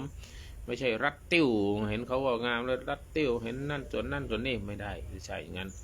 แต่เราถึงว่างามภายในก็เหมือนกันฝึกจิตใจให้มีเมตตาให้มีปัญญาให้รู้จักควบคุมอารมณ์สิ่งไหนควรสิ่งไหนไม่ควรก็คือสัพปุริสธรรม7นะรู้หมดเลยรู้การรู้เวลารู้เหตุรู้ผลรู้คนรู้ตนรู้ประมาณรู้สถานที่รู้ที่ไหนว่าเป็นอย่างไรที่คนบุคคลไหนควรทำอย่างไรเนี่ยคือนี่คือความงามภายในความงามภายในนี่ก็สัพปุริสธรรม7ใช้ได้ทั้งหมดเลยทั้งตลอดถึงความเมตตาแล้วก็มีปัญญาและการควบคุมอารมณ์และการแสดงออกอย่างจริงใจในงามภายในไม่สร้างภาพนะคนงามภายในเนี่ยไม่สร้างภาพคือจิตใจงามเนี่ยก็ทำไปเนี่ยดูเป็นกิริยามารยาทบุคลิกต่างๆเป็นไปในทางที่ถูกที่ต้องในทางเดียวกันเดี๋ยวนี้เป็นต้นทีนี้ขอสรุปได้เลยคือว่าเนี่ยความงามที่แท้จริงก็คือผสมผสานระหว่างรูปลักษณ์ภายนอกที่ดูดีนะไม่น่าเกลียดเกินไปและจิตใจภายในยิ่งงดงามใหญ่ความงามที่งดงามแล้วก็ยิ่งงดงามนี่นะนั้นความงามทั้งภายนอกความงามภายนอกอาจจะเป็นสิ่งที่ดีดึงดูดใจในช่วงแรกและหรือแต่ความงามภายในเป็นสิ่งที่ทำให้คนรอบข้างที่อยู่ด้วยกันได้สัมผัสแล้วมีความสุขที่แท้จริงถ้ามีความงามภายในติดตรึงตาใจถ้าได้สัมผัสแล้วได้อยู่ร่วมแล้วได้คุยได้สนทนาได้ร่วมงานแล้วก็จะมีความประทับใจมีความตรึงตราตรึงใจอยู่ตลอดไปเพราะฉะนั้นไม่ว่าคุณจะงามภายนอกหรืองามภายในสิ่งที่สำคัญก็คือกริยามารยาทแล้วก็จิตใจที่ดีงามจิตใจที่ไม่เห็นแก่ตัวจิตใจที่ไม่โลภโมโทสะจิตใจที่เต็มไปด้วยความเมตตาความกรุณาต่อกันเป็นต้นสาธุโมทนาสาธุครับสาธุครับอาจารย์สาธุทำได้กระจ่างแจ้งมากเลยครับเนี่ยแล้วจอเจี๊ยบไปไหนมันมีธรรมะตัวหนึ่งนะเรียกว่าเป็นยาสร้างน้ำใจความงามในใจนะเขาบอกว่าแต่ครับแต่งเป็นบทแล้วเขาบอกว่าอะไรวะอะไรวัดลืมแล้ว ที่มันอยู่เกี่ยวกับปิยวาจาทัจริยาสมานัตตาอะไรเขาเรียกอะไรนะโอปอ้อมาลีโอปอ้อมาลีวจีไพเราะเพราะมวลชนเสมอต้นเสมอปลายใช่ไหม มันชื่ออะไรไม่รู้จำไม่ได้แต่เขา ใช่สังฆาวัตถุ4ป่ะครับไอ้ทำของ สงสัยต้องถามหลวงพ่อครูบาเนี่ยจอดเรียบ แล้วเดี๋ยวเมื่อจด จ้ะคนจะงาม จะงามปิ้งเลย จ้ะ เพื่อนขับมาครบแน่นอน ใช่ แต่จะให้มันยืมตังค์บ่อยแล้วกัน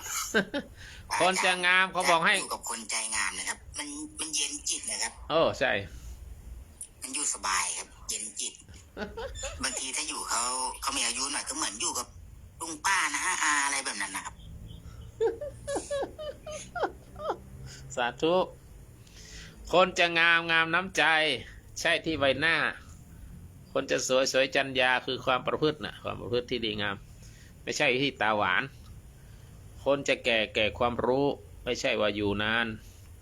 คนจะรวยศีลทาน ไม่ใช่ว่ามีบ้านโตใช่ไหม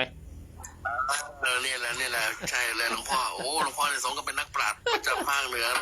เถอะคนจะงามงามน้ำใจใช่ไหมนะท่านนี้แสดงธรรมได้หลายนัยยะจริงผมฟังแล้วผมถึงกับเลยมาดูสาธุครับ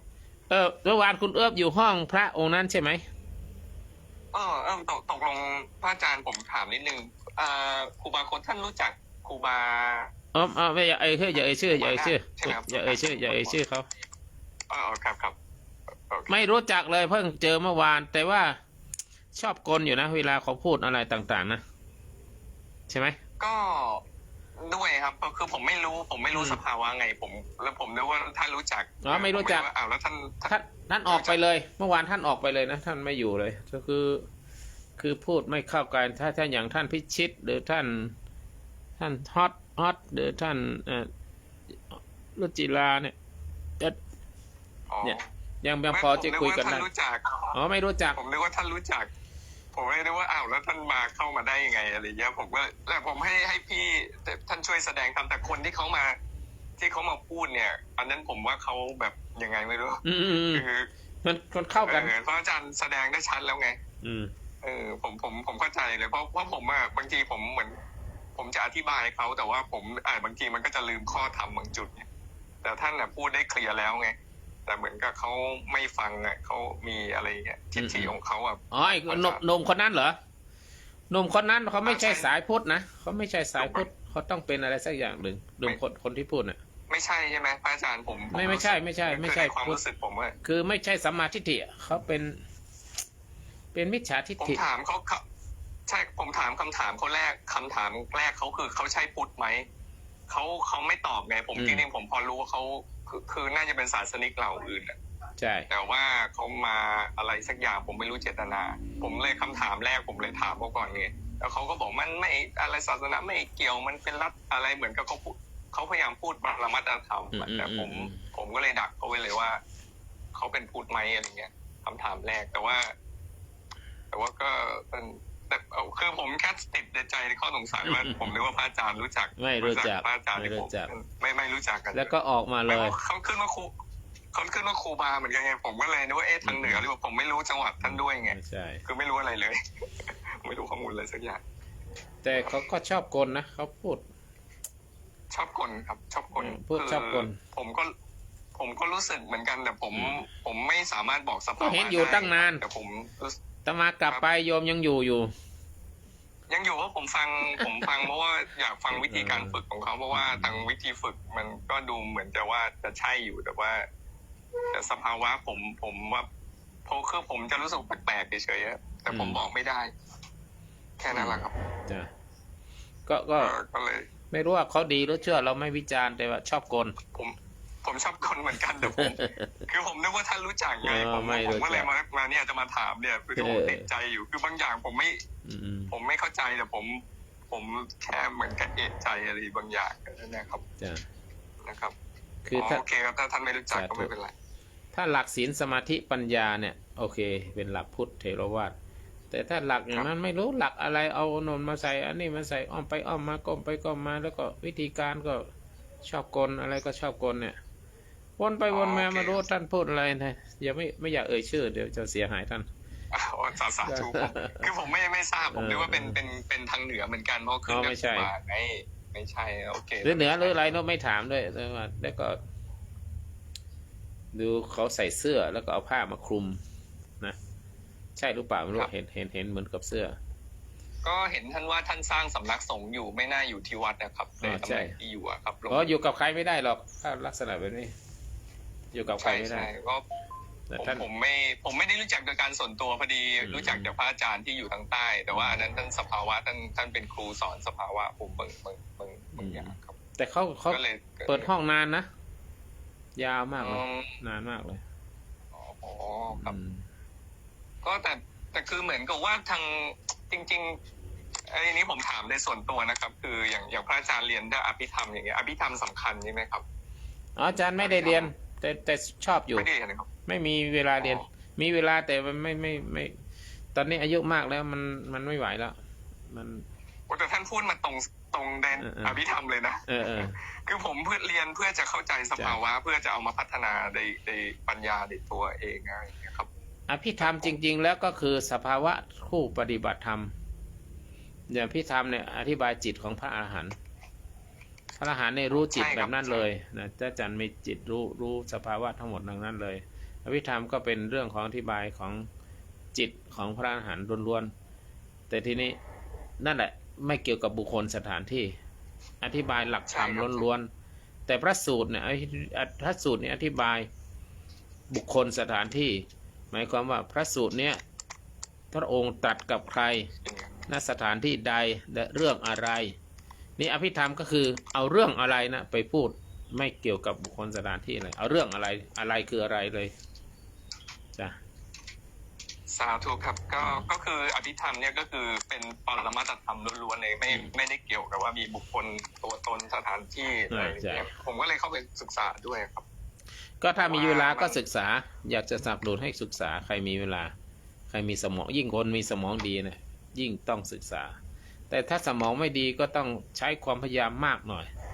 ก็ต้องไปจำหลักที่จะต้องจำมีเยอะนะหลายหลักต้องจำอย่างน้อยต้องจำเนี่ยผมมีข้อสงสัยครับอาจารย์ครับถ้าสมมติว่าอ่านแต่พระสูตรอย่างเดียวแล้วก็อย่างเดียวเนี่ยสามารถจะเข้าใจถึงสภาวะธรรมได้ไหมครับหรือโดยที่ไม่เอาอภิธรรมอะไรเงี้ยถึงจะมีอภิธรรมถึงจะมีอภิสูตรถึงจะมีอภิธรรมเนี่ยถ้าไม่ปฏิบัตินะสภาวะนั่นเวลาโกรธมันก็ต้องโกรธจริงๆแต่ถ้าปฏิบัติแล้วจะรู้เลยว่าโกรธมาตอนไหนแล้วหยุดตอนไหนคือว่าเป็นวสีปฏิบัตินี่มันจะทำให้เกิดวสีทำให้เกิดว่าอะไรเข้ามาตาหูจมูกลิ้นกายใจมันเห็นปุ๊บมันตัดชับสติเข้ามาเลยมันได้ฝึกมาไงแต่พิธามมันต้องไปกลัวจะนั่นบางทีมันก็อาหารการมังการออกมาก่อนแล้วคือสติไม่มาอย่างนี้ไม่ได้ฝึกก็คือเหมือนกันเรียนมากแล้วเหมือนกับคิดว่ามันวิชาที่เราเรียนมันเหนือล้ำอะไรเงี้ยครับมันต้องนั้นใช่ไหมอาจารย์ก็เลยสมองคนเราก็เหมือนคอมพิวเตอร์แม้แต่คอมพิวเตอร์เนี่ยจะรู้เรื่องอะไรต้องกดปุ๊บมันต้องประมวลผลรูปออกมาแล้วคนเราโดยทั่วไปไม่ใช่พระอริยะเนี่ยยิ่งไปเรียนพิธามได้ไม่ปฏิบัตินะสภาวะรองรับไม่มีเขาถามเรื่องนี้มันก็ต้องไปประมวลผลอีกกว่าจะออกมา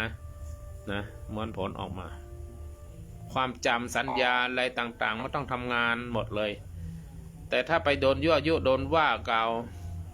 คุณมันโง่คุณไม่รู้จริงอย่างนั้นนี่นะออกมาทันทีเลยอย่างเงี้ยนั่นน่ะ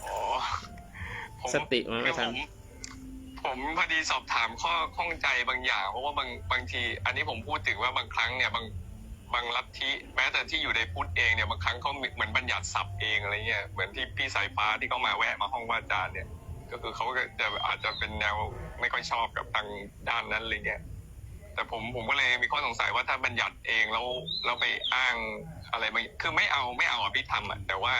คือถ้าเอาเนี่ยมันสิ่งที่เขาคิดเนี่ยมันจะผิดอะไรเงี้ยผมเข้าใจในประเด็นพวกนี้ครับก็เลยมาลองมาสอบถามอาจารย์เพราะว่า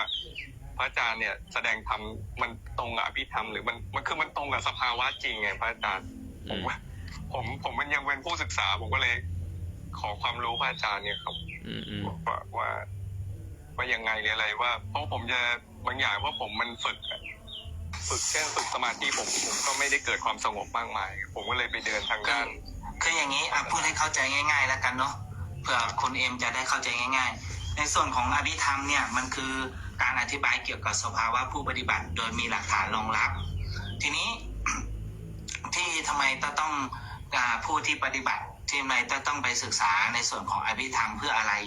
เพื่อที่จะเอามาหยิบยกเอามาอธิบาย เพื่อความเป็นสากลตามธรรมและตามพระไตรปิฎกได้ มันจึงจะต้องใช้ตัวอภิธรรมมาเป็นตัวอธิบาย แต่ถ้าอย่างที่โยมถามว่าเราศึกษาในแค่พระสูตรเนี่ยเราสามารถที่จะบรรลุธรรมได้ไหมจะเข้าใจได้ไหมจะสามารถเอาสภาวะธรรมมาพูดได้ไหมทำได้พูดได้แต่มันศึกษาปริยัติแล้วมันต้องมีการปฏิบัติด้วยถ้าไม่มีการปฏิบัติด้วยมันจะเอาปริยัติมาพูดและขยายความให้มันเป็นอภิธรรมมันจะได้ยากมากเพราะมันไม่ใช่สภาวะที่เกิดขึ้นจากการปฏิบัติมันเป็นสภาวะในการนึกคิดไอ้สภาวะนึกคิดเนี่ยมันจะเป็นสภาวะที่มันไม่ใช่สภาวะจริงมันเป็นลักษณะของการจำได้หมายรู้มามันก็จะเป็นไปตามตัวหนังสือ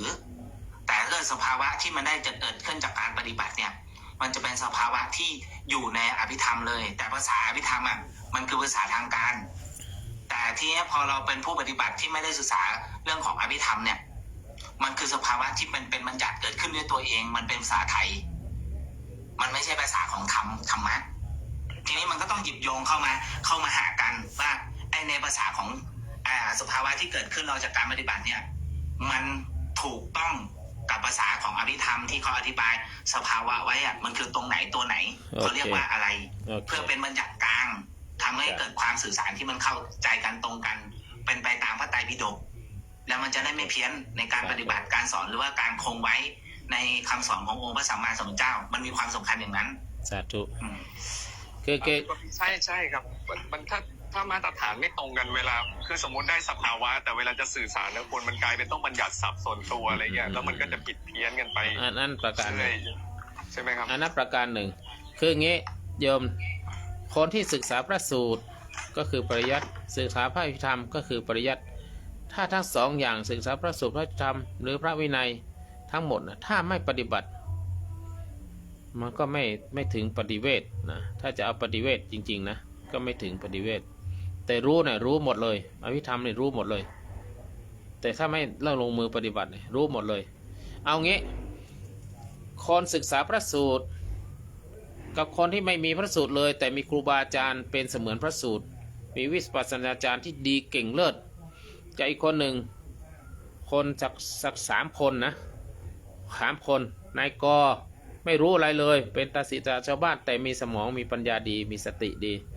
คนที่2ศึกษาพระสูตรรู้หมดพระสูตรว่าอย่างไรที่ไหนคนหนึ่งศึกษาอภิธรรมรู้หมดอภิธรรมเป็นอย่างไรแล้ว3 คนเนี่ยยังไม่วิเศษอะไรสักอย่างเลยถ้าเขาไม่ปฏิบัติถ้าเขาได้ปฏิบัติวิปัสสนาจนถอนรากถอนโคนของกิเลสจนหมดสิ้นอาสวะเหตุถึงฝั่งคือสำลอกกิเลสคือไม่ไปนิพพานคือไปเป็นอสังคตธรรมนะที่ยังศึกษายังเป็นสังคตธรรมอยู่ยังลืมได้อยู่ยังอะไรได้อยู่ก็ยังมันเป็นการศึกษาที่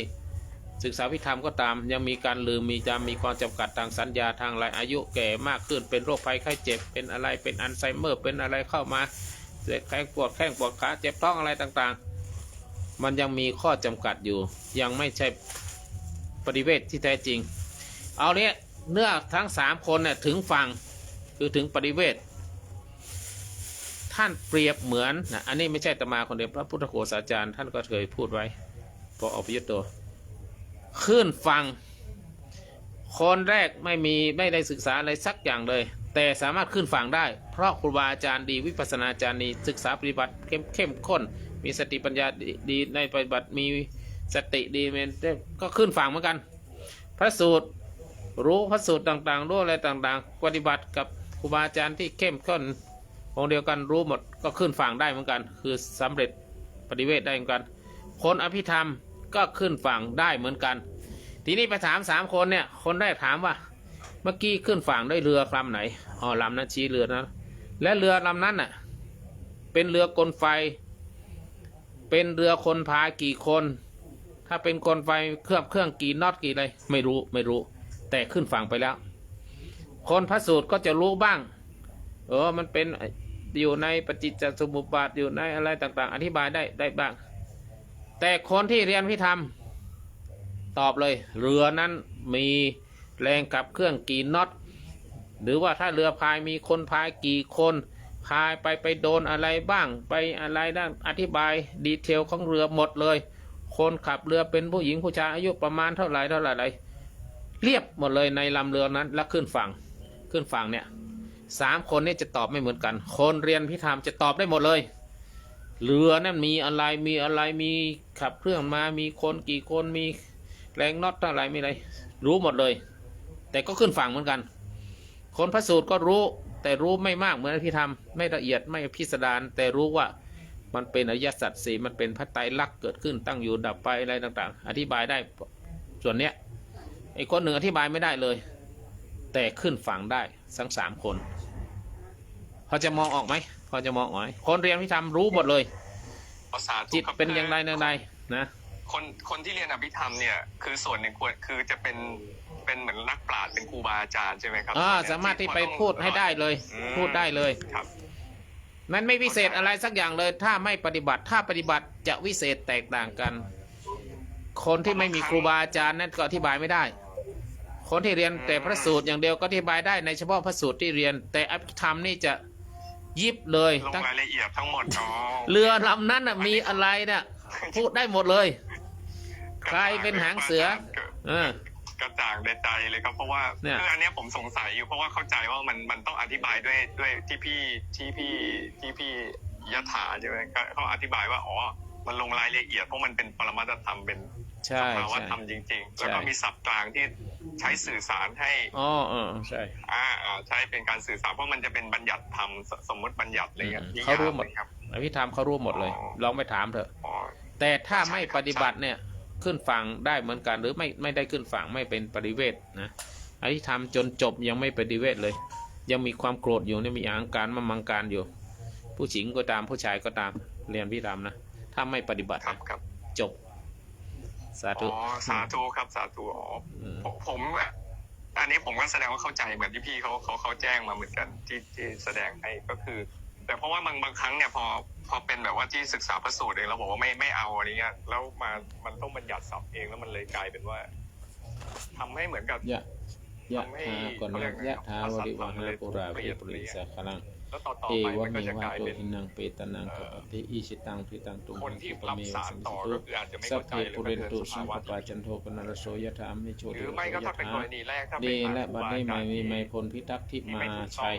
และนางสาวนัทพันธ์บุญมาเรืองได้พากันมาทำบุญทำกุศลที่สมุทรสาครบรรพบุรุษตระกูลที่มาชัยตระกูลทองดีตระกูลบุญมาเรืองตระกูลยายทองตระกูลชัยคำขอให้ญาติทั้งหลายบรรพบุรุษหลายต้นตระกูลของคุณพ่อคุณแม่ของเธอทั้งสองไปรับส่งสอนบุญกุศลได้ภายแผ่ไปหาเขาเจ้าทั้งหลายได้อยู่ได้กินได้สู้ได้บริโภคกลับกลายเป็นข้าวทิพย์น้ำทิพย์เป็นอาหารทิพย์ไปสู่อยู่บนส่งสอนจำฟ้าซึ่งสิ่งนี้ขึ้นไปมีแต่ความสุขความเจริญสมบูรณ์ครบหมดในสาธุการให้บุญกุศลภายแผ่ไปแต่นั่นเป็นบุญของตนกับครอบครัวมีแต่ความสุขความเจริญยิ่งขึ้นไปเป็นที่น่าแก่บุคคลมนุษย์และเทวดาทั้งหลายอยู่ร่มเย็นเป็นสุขนั่นจึงจะมีตานาสีริสันนิจังมุทาจังจัตตาโลธนาติยุโนสุขังพลังเป็นอรหันตสาวกรูปอื่นๆก็จะเป็นแค่ชี้ทางตามพระสูตรทำตามพระสูตรได้บอกได้สภาวะธรรมนั้นมันก็จะได้แค่นั้นจะไม่มีความละเอียดลึกซึ้งสำหรับเท่ากับที่ท่านพระสารีบุตรอธิบายในความนั่นแหละอันนี้ไว้เอาติ๊กกิ๊กนะก็ได้ที่มันละเอียดลึกซึ้งลงไปกิ๊กละเท่านั้นเองแต่ทุกคนเนี่ยถ้าเดินในกาก้าเนี่ยมันรู้ในเรื่องของธรรมตะก้าลงเลยรู้เรื่องของธรรมและการปฏิบัติมันถูกต้องอันนี้ปฏิทินอยู่ไหนอันนี้ไว้พาขึ้นฝั่งได้ทุกคนนะทางมันพาไปได้หมดแล้วทีนี้ผู้ที่ศึกษาในส่วนของปริยัติมากพระสูตรมากนะศึกษาเยอะไว้เยอะศึกษาอภิธรรมไว้มากไว้เยอะคนที่ศึกษาเหล่านี้มักจะไปเป็นครูสอนมักจะไปเป็นคนสอนเขามักจะไปเป็นคนสอนเขาทั้งสิ้นเพราะฉะนั้นถ้าเกิดเรามองตัวเราเองถ้าเราไม่ได้ปรารถนาหรือว่ามีความต้องการหรือสะสมมาเพื่อที่จะไปสอนใครมันจึงไม่ได้มีความจำเป็นว่าจะต้องไปเรียนอภิธรรมเพื่อให้ได้ให้รู้ให้เป็นไม่จำเป็นจะต้องไปเรียนพระอภิธรรมพระปริยัติที่เราเป็นพระสูตรต่างๆถ้าเราไม่ได้ไปสอนใครก็ไม่จำเป็นเหมือนกันเพราะฉะนั้นมันเป็นไปตามเหตุปัจจัยของที่เราทำและสะสมมาใครที่มีเหตุปัจจัยที่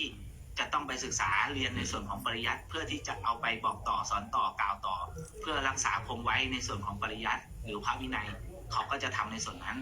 คนที่ศึกษาบำเพ็ญมาสะสมมาเพื่อที่จะรักษาไว้คงไว้ซึ่งพระอภิธรรมเขาก็จะไปเรียนอภิธรรมสาธุเพราะฉะนั้นเมื่อเรามองเห็นว่าณความเป็นปัจจุบันของเราบำเพ็ญเพียรและศึกษาเพื่ออะไรแค่บรรลุธรรมด้วยตัวเราของเราเองแล้วพอที่จะชี้ทางคนบางคนได้ในส่วนที่ตามเราหรืออย่างที่เราเดินมาเราก็จะเอาเฉพาะส่วนแค่ตรงนั้นไปแนะนำเขาเหมือนที่หลวงพ่อครูบาบอกเมื่อกี้เนี่ยว่าถ้าเรามีครูบาอาจารย์ดีก็จะสอนเราพาไปได้แต่เราจะไม่ได้รู้อธิบายได้ไม่ลึกซึ้งไปจนถึงคำว่าเป็นอภิธรรมที่มันลึกซึ้งขนาดนั้นบางคนที่ศึกษาในเรื่องพระสูตรมาก็อธิบายได้แค่ว่ามันมีพระสูตรนี้ที่กล่าวไว้มันคือหลักการปฏิบัติอย่างนี้แต่เขาก็ไม่ได้พูดถึงในเรื่องของเรื่องจิตและสภาวะธรรมที่เป็นอภิธรรมเลยส่วนคนที่ศึกษาอภิธรรมมาเขาก็จะพูดในภาษาที่เป็นอภิธรรมที่มันละเอียดลึกซึ้งในถึงความเป็นปรมัตถ์ทุกตัวทุกสภาวะเป็นปรมัตถ์ทั้งหมดนั่นคืออภิธรรมสาธุเนี่ยลักษณะการศึกษามันจะแตกต่างกันอย่างนี้แต่ที่นักพิธรรมเขาก็เราพิธรรมเดี๋ยวเขาแต่เราพูดต้องใช้ภาษาที่รัดกุมนะท่านนักพิธรรมบางคนเขาบอกผมไม่ต้องการสอนผมอยากจะรู้คนเดียวอย่างเงี้ยถ้าไปพูดว่าเขาต้องการสอนไม่ผมหมายความว่าคนที่รู้พิธรรมเนี่ยขึ้นเรือต้องปฏิบัตินะพระสูตรก็ต้องปฏิบัติผมไม่รู้อะไรเลยก็ต้องปฏิบัติเมื่อปฏิบัติถึงแก่นถึงปฏิบัติอย่างเข้มงวดโดยมีสติเต็มบริบูรณ์อะไรต่างๆจนสำลอกกิเลสได้เนี่ยที่สุดแล้วเนี่ย3 คนเนี่ยคนรู้พิธรรมก็จะสามารถอธิบายได้ว่าลำเรือนั้นมีอะไรบ้างก็คือหลักธรรมที่ผ่านมาเนี่ยมีอะไรบ้างแล้วมีจิตเป็นยังไงละเอียดยิบเลยได้เลยแต่อีก2 ท่านน่ะจะไม่สามหรืออธิบายได้ก็ก้มแก้มแก้จะไม่สบายได้เท่ากับพิธรรมคนที่ยิ่งไม่เรียนปริยัติอะไรเลยแต่อาศัยครูบาอาจารย์เป็นปริยัติที่ต้องตอกให้ทำอย่างนี้แก้อย่างนี้ทำอย่างนี้จนได้สำลอกกิเลสได้นะก็จะอธิบายได้แต่เขารู้ก้าวข้ามแห่งห่วงความทุกข์ห่วงมหานพเนี่ยข้ามมหาสมุทรในทะเลแห่งความทุกข์เนี่ยได้แต่เขาจะอธิบายรายละเอียดนั้นไม่ได้แต่เขาก้ามเข้าได้โดยการปฏิบัติของครูบาอาจารย์ให้ปฏิบัติวิปัสสนาสำนักนั้นให้ปฏิบัติก็มีนะก็เนี่ยดังนั้นหลวงปู่หลวงพ่อบางทีท่านเข้าป่าเข้าอะไรไปท่านปฏิบัติตามที่ครูบาอาจารย์สั่งปฏิบัติกลับมาครูบาอาจารย์ก็สั่งสอนจนท่านรู้ท่านก็ไม่ได้เรียนพิธรรมท่านก็สามารถข้ามฝั่งได้อย่างเนี้ยทีนี้ไม่ได้ห้ามให้เรียนหรือไม่ให้เรียนหรือว่าเรียนดีเลยเดียเรียนไม่เรียนอยู่ที่สมองของท่านถ้าสมองท่านดีแล้วความจำของท่านเป็นเลิศมีเวลาพอเรียนเถอะแต่ท่านไม่มีเวลาไม่สมองก็จำก็ไม่ไรก็ไม่ค่อยได้แล้วก็ไหนแกจะลูกไหนจะเรื่องร้านไหนจะเรื่องงานไหนจะต้องกวาดบ้านถูบ้านไหนจะต้องทำอาหารให้ลูกทำอะไรได้มันตีกันมันไม่มีสมาธิไม่ดีมันมัวแต่หลายเรื่องก็ตั้งใจปฏิบัติให้มากนะตั้งใจปฏิบัติให้มากก็สามารถได้บรรลุอย่างน้อยก็ละความเห็นแก่ตัวได้ละสักยทิฏฐิได้อะไรตรงนี้ทำนองนี้นะดังนั้นถ้าต่อไปถ้าใครได้ยินใครพูดเรื่องพิธรรมก็ให้แนะนำแบบนี้แหละก็เหมือนว่าเปรียบมันคน3 คนเนี่ยคุณขึ้นฝั่งแล้วคุณอธิบายได้ทุกอย่างนั่นคืออภิธรรมแต่2 คนนั้นพระสูตรอาจจะอธิบายได้อยู่ในพระสูตรนั้นว่าอย่างงี้พระองค์ตรัสที่นั้นว่าอย่างงี้และนิทานหลักธรรมหลักโพธิปักขิยธรรม37ได้เป็นฉากหมดเลยข้อเรียนในพระสูตรมีหมดอธิบายได้แต่คนที่ไม่เรียนอะไรก็อธิบายอะไรไม่ได้พอรู้ว่าครูบาอาจารย์ให้ดูรูปให้ดูนามหมดรูปหมดนามรูปดับนามดับรูปเกิดนามเกิดอะไรต่างๆดูจนทิ้งรูปนามแล้วเข้าไปพิจารณานิพพานเป็นอารมณ์นิพพานความว่างนี่ความว่างของนิพพานมีอะไรส่อเสียดมีอะไรที่นาไปก็หลุดจากกิเลสหลุดจากตัวตนหลุดจากกิเลสแล้วก็เข้าถึงฝั่งได้เหมือนกันแต่ถ้าจะไปถามว่าอธิบายได้ไหมอาจจะไม่ได้คนที่ไม่ได้เรียนพิธรรมก็แค่นี้มันไม่มีอะไรยากยังไม่ต้องไปเถียงกันหรอกนะพิธรรมดีหรือไม่ดีอะไรไม่ต้องไปเถียงเข้าใจแล้วครับไอ้ที่ผมกังวลเพราะบางครั้งเนี่ยผมเป็นผู้เดินตามเองครับบางครั้งเนี่ยถ้าไปเจอครูอาจารย์ท่านคือท่านอาจจะยังไม่ก้าวข้ามเลยครับแล้วท่านก็เลย คิดว่าสภาวะเป็นการคิดนะครับอาจารย์แล้วแนะนำในสิ่งที่คิดว่ามันใช่เนี่ยเหมือนกับผมจะไปเชียงใหม่เนี่ยไปหาพระอาจารย์แต่ว่าเขาพาลงใต้เนี่ยลงเพชรเกษมไปเนี่ยไม่ได้ขึ้นเอเชียเนี่ยมันก็จะเสียเวลาครับเพราะเวลามันเป็นสิ่งสำคัญในการเกิดภพชาติเนี่ยครับเพราะว่าตัดสงสารมันยาวนานแล้วถ้าต้องเปลี่ยนภพไปแล้วมันส่วนใหญ่จะลงต่ำไงพระอาจารย์นึกออกเนี่ยมันมีพระสูตรเรื่องเนี้ยอะไรเขาโคคนโคหรือไอ้เศษดินปลายเล็บหรืออะไรฮะเพราะฉะนั้นผมเลยกังวลในส่วนนี้เพราะว่าบางครั้งผมก็ไม่แน่ใจว่าใครเป็นอะไรหรือว่าสภาวะเป็นยังไงเพราะว่าผมก็ปฏิบัติไปได้ระดับหนึ่งแค่นั้นเองนะครับก็เลยต้องอาศัยตำราอ้างอิงสภาวะที่ตัวเองได้พบด้วยอะไรอย่างเงี้ยครับไม่ใช่ถ้าคิดเอาเองแล้วเดี๋ยวมันจะเสียเวลาอาจารย์ครับสาธุครับก็พิจารณาถ้าคิดเอาเองต้องไปดูใคร่ควรดูไตรลักษณ์ให้มากๆไตรลักษณ์ในยิ่งดูมากเท่าไหร่กระจ่างมากเท่าไหร่จะรู้ธรรมะมากยิ่งขึ้นเท่าไหร่และจะปล่อยวางได้มากนั้นถ้าดูเกิดขึ้นตั้งอยู่ดับไปหรือว่าอันนี้จังมันเป็นยังไงนะแล้วก็จะเห็นอนัตตาเลยถ้ามันเปลี่ยนแปลงอันไหนก็เปลี่ยนแปลงอันไหนก็เปลี่ยนแปลงทุกอย่างเปลี่ยนแปลงใบไม้ร่วงเปลี่ยนแปลงใบต้นอะไรมันข้ามมันเก่าไปมันเสียไปแล้วชีวิตเราต่อไปอีก100 ปีมันจะเป็นยังไงก็ต้องแตกสลายไปเปลี่ยนไป100 ปีก็เปลี่ยนไปเห็นทุกอย่างเป็นอนิจจังทุกขังอนัตตาเห็นความเป็นอนิจตาบ่อยๆนั่นแหละจิตจะผ่อนคลายจะคลายความยึดมั่นถือมั่นว่าทุกสิ่งมันเปลี่ยนแปลงตลอดเวลาเปลี่ยนแปลงตลอดเวลาเปลี่ยนแปลงแล้วเปลี่ยนแปลงอีกเรื่องเปลี่ยนแปลงเห็นอะไรเปลี่ยนแปลงหมดอะไรที่มันเกิดขึ้นเปลี่ยนแปลงหมดไปเห็นอะไรเข้าเปลี่ยนแปลงหมดอันนั้นแหละมันจะสำลอกกิเลสมันจะทำให้ความเป็นตัวตนหายไปจะมีแต่เกิดขึ้นตั้งอยู่ดับไปเกิดขึ้นแล้วก็ในที่สุดก็เห็นแต่เกิดดับมันจะไม่มีอดีตไม่มีอนาคตไม่มีอะไรมีแต่ปัจจุบันปิ๊บเดียวเกิดดับอันเนี้ยก็ประมาณนี้นะสาธุสาธุครับก็คือพิจารณาไตรลักษณ์ใช่ไหมครับแล้วรวมลงนะปัจจุบันขณะครับก็ฝึกไปเรื่อยๆคือผมเดินตามสติปัฏฐาน4ครับเพราะอาจารย์ก็คือมันน่าจะเป็นทางตรงที่สุดแล้วมั้งครับที่ให้เห็นซึ่งสภาวะไตรลักษณ์อะไรพวกเนี้ยครับสาธุครับอาจารย์ถ้าเดินตามสติปัฏฐานองค์ธรรมที่คู่กับสติปัฏฐาน4ก็คือไตรลักษณ์นั่นแหละเอวะเมวะเอโตทินามันจึงจะเห็นชัดที่สุดปกปติเอชิตังปฏิตังตุมหังคิปะเมวะสมิสตุสัพเพปุเรนตุสังคปาจันโทปนรโสยะถามณิโชติรโสยะถาดีและบัดนี้ให้มีครอบครัวของคุณอังคณาตุมรสุนทรอังคณาตุมรสุนทรและสิริวัฒน์มงคลธงและพากันทำบุญทำกุศลการกันข้าวโดยข้าวอาหารดอกไม้ข้าวหน้าอาหารนี่ไปและตุปัจจัยเงินทองเพื่อไปหายังพ่อเกิดไม่เกิดขอเชิญพ่อเกิดไม่เกิดได้รับส่งสนเจ้ากรรมนายเวรภพชาติรับสนได้ญาติทั้งหลายบรรพต้นกุลคุณพ่อคุณแม่คุณเถิดทั้งสองขอรับส่งสนให้ลูกที่ล่วงลับไปแล้วไปสู่พ่อสู่ภูมิดีผู้เกิดเมืองคนเมืองสวรรค์ในพระภูมิเจ้าที่มาทานในชั้นสี่ขอรับส่งสนบุญกุศลหายแผ่ไปตลอดถึงสะดอกเคราะห์สะดอกภัยให้หมดทุกข์หมดโศกหมดโรคภัยเคราะห์เสียใจทั้งหลายคนร้ายผีร้ายสัตว์ร้ายโรคร้ายทั้งหลายพยันตรายทั้งหลายทั้งปวงจะไม่หมดไปหายไปมีแต่ความสุขความเจริญอยู่เย็นสุขอายุมั่นขวัญยืนมีกำลังกายกำลังใจกำลังทรัพย์ความสุขกายสุขใจวัฒนศีลสันจังมุทานจันเจตโลถ้าเมาทันทีอายุโนสุขังพลังได้เลยยังเศร้าในสายตัวเล่นติ๊กต็อกหรือเปล่าเล่นค่ะเข้าไว้เข้าไปฟังธรรมะค้นหาครูบาเรามีโค้ชตอนนี้ถ่ายทอดสดอยู่ครูบาแล้วมีโค้ชฟุตบอลเนี่ยมันเลยเป็นอนัตตาเห็นแค่3อย่างนี้เห็นไหมติดตามเลยขอให้เพื่อนติดตามยุจากใครให้ติดตามเลยจะได้ถึง10,000ยังไม่ถึง10,000เลยเห็นยังนี่เป็นเก่าติดตามเลยอ๋อเนี่ยค่ะเนี่ยอ๋อโอเคได้ค่ะ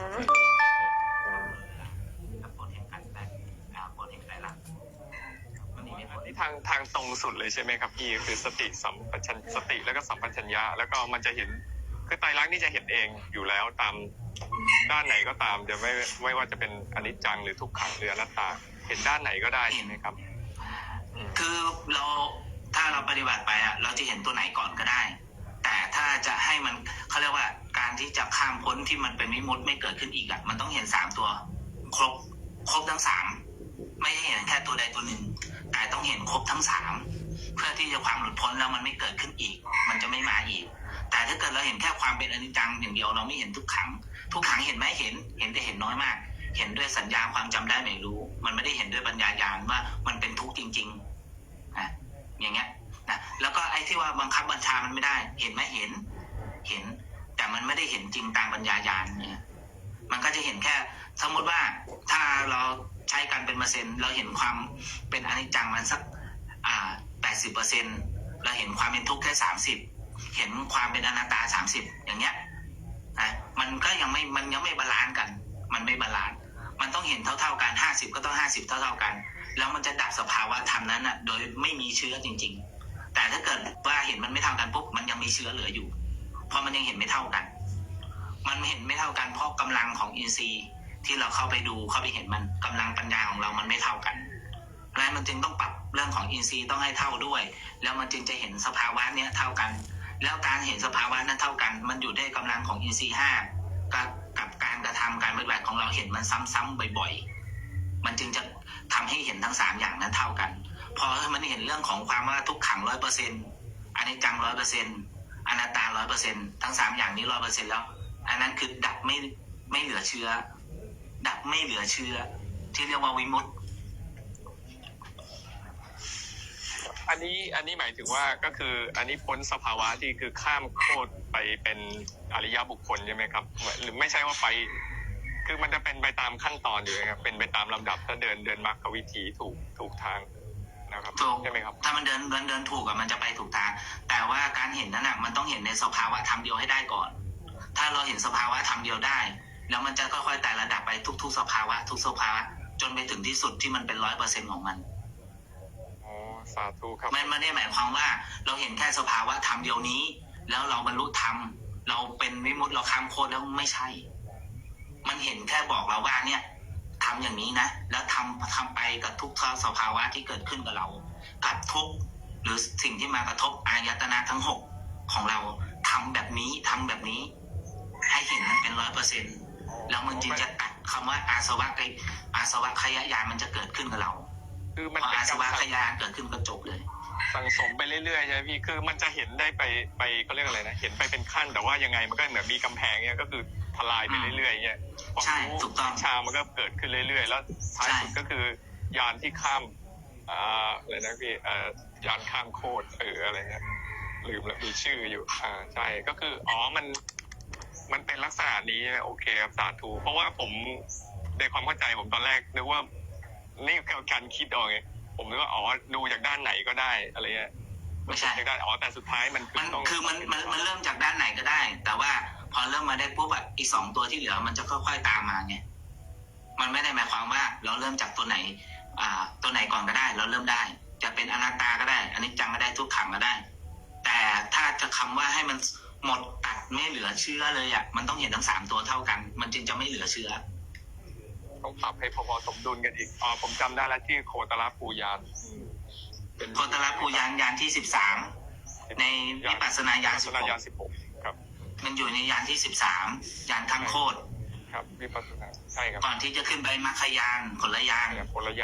บโอเคสาธุก็สาธุครับพี่พอได้อันนี้ขอบคุณครับเห็นดอกนี่ไหมอนุญาตเข้าหลวงพ่อหลวงพ่อยกดอกมานานแล้วนะขออนุญาตเลยถึงมานิดหนึ่งครับคือเด็กมันบางทีนะครับหลวงพ่อครับผมอยากถามสภาวะนี้นิดนึงครับหลวงพ่อแม่ครูอาจารย์ครับพอดีสมถะกับวิปัสสนานี่ที่พ่อแม่ครูอาจารย์ท่านสอนมาเนาะเห็นเด็กมันนั่งเขียนในแผ่นนั้นนะครับ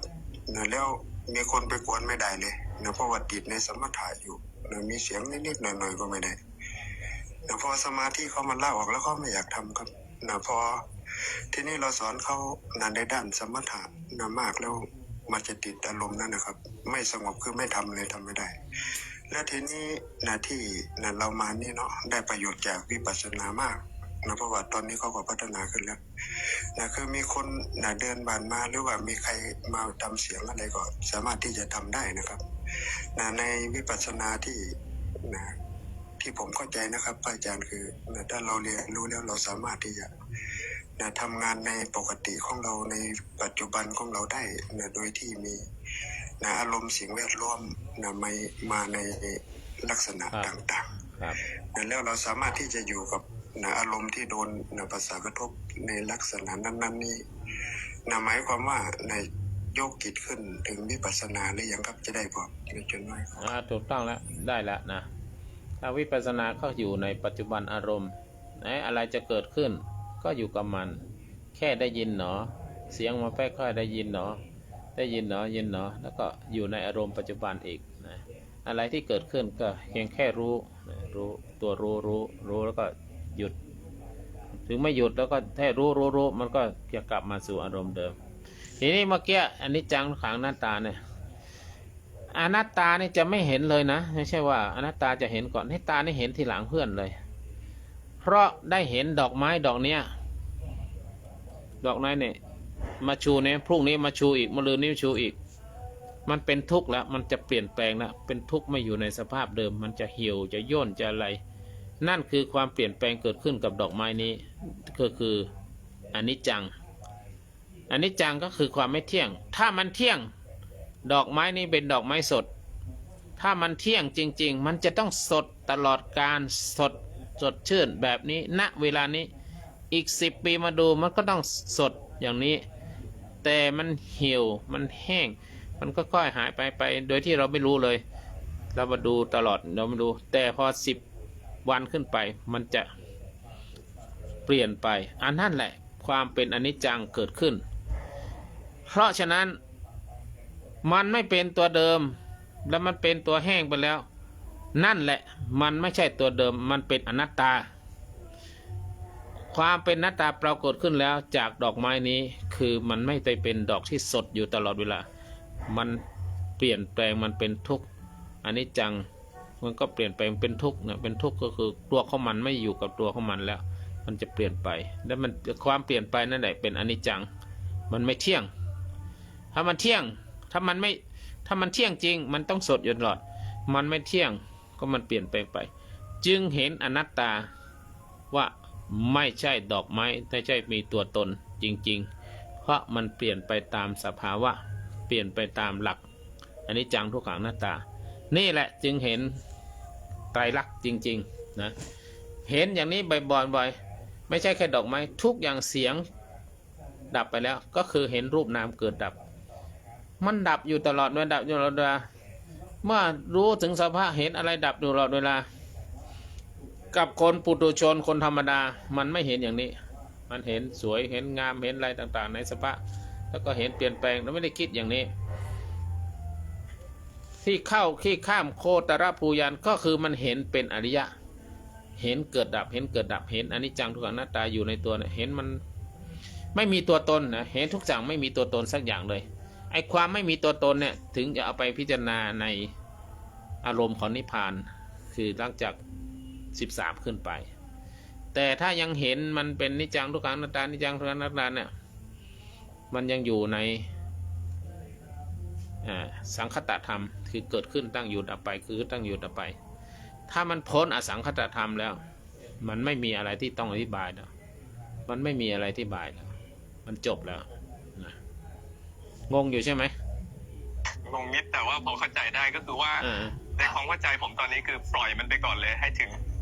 เพราะยังไงถ้าตอนโคตรภูยานเนี่ยยานที่เหลือก็ปล่อยเพราะว่ามันเดินตามสภาวะอยู่เลยใช่สภาวะเดินไปยานไม่ต้องไปคำนึงถึงถ้าไปคำนึงถึงยานไปอ่านหนังสือว่าเราถึงยานนี้ยานนี้นะจิตมันจะไปคล้องกับยานทำให้อารมณ์จริงๆไม่ได้แต่ถ้าครูบาอาจารย์ปฏิบัติให้ตอนนี้ให้ไปเดินเท่านี้ได้ให้พิจารณาตรงนี้ให้นั่งเท่านี้เดินเท่านี้เดินนี้แค่ดูมันเกิดดับดูตลอดจนเป็นวสีนั่นแหละอ๋อครับสาธุเพราะว่าเกินก็ไม่ได้นั่นใช่ไหมครับโอเคครับเดี๋ยวชี้ไว้ให้อีกนิดนึงเดี๋ยวถ้า ไม่ชี้ไว้อะเราจะตกไปในวิปัสสนูปกิเลสด้วย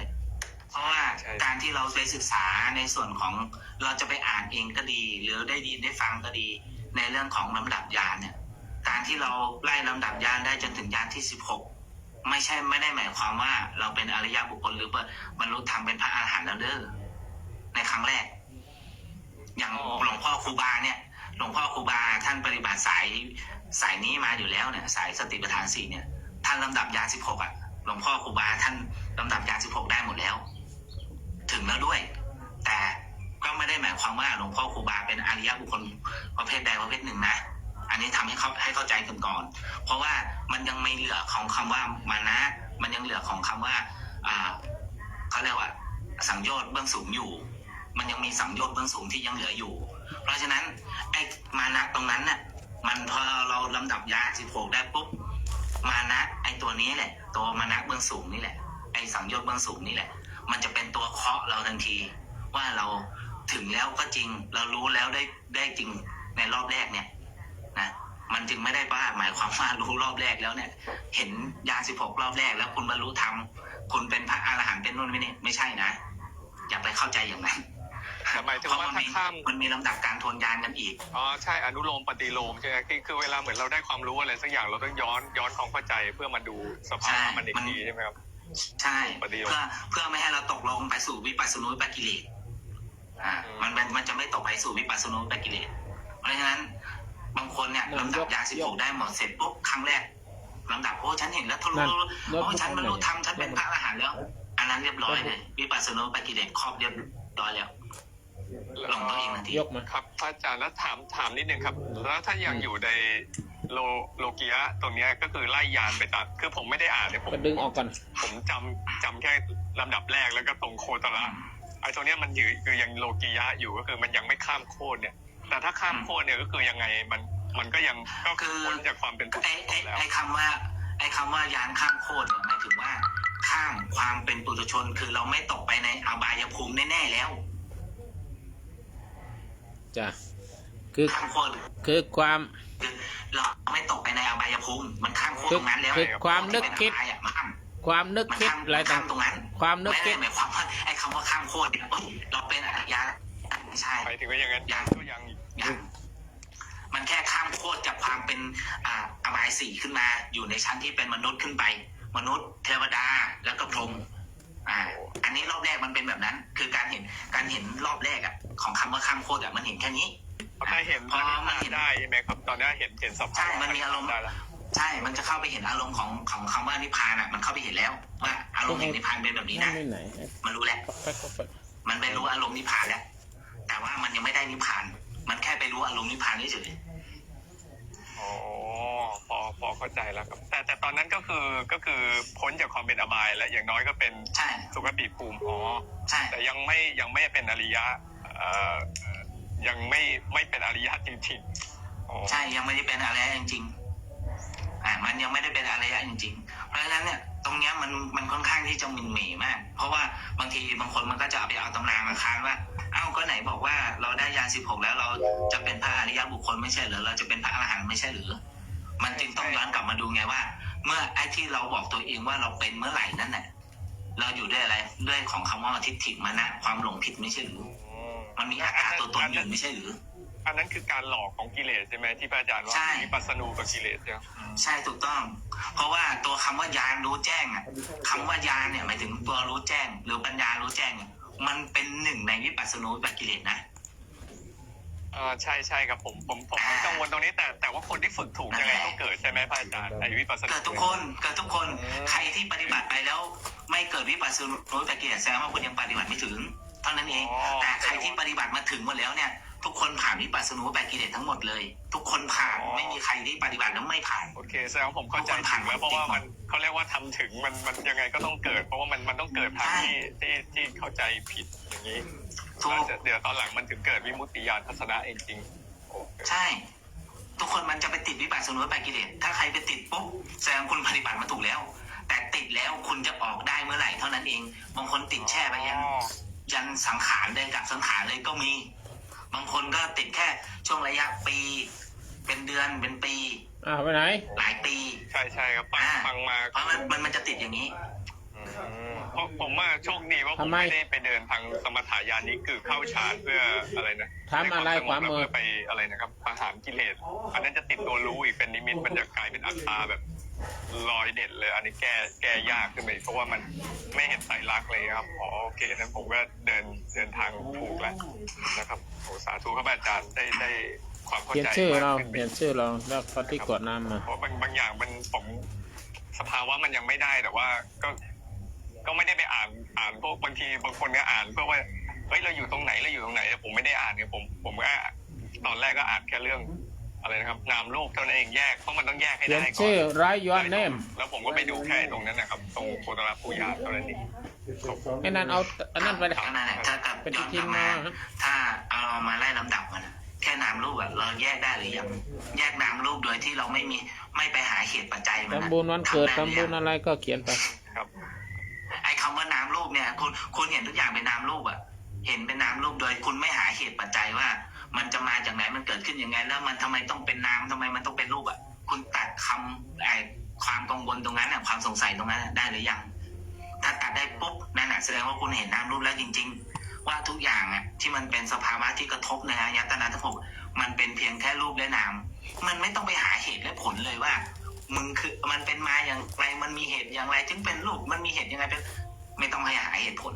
ตัดทุกอย่างออกได้หมดไหมถ้าตัดคุณตัดออกได้หมดแล้วคุณเห็นทุกสภาวะที่กระทบมันเป็นเพียงแค่วัตถุที่เรียกมีชื่อเป็นปรมัตถ์ว่ารูปและนามคุณตัดอย่างนี้ให้ได้ก่อนนั่นแหละคุณจึงจะเห็นถึงจะอยู่ในลำดับญาณที่หนึ่งที่เรียกว่าเห็นรูปนามแล้วคุณค่อยไปดูว่าเหตุปัจจัยไอ้รูปและนามเนี่ยอันไหนเกิดก่อนอันไหนเกิดทีหลัง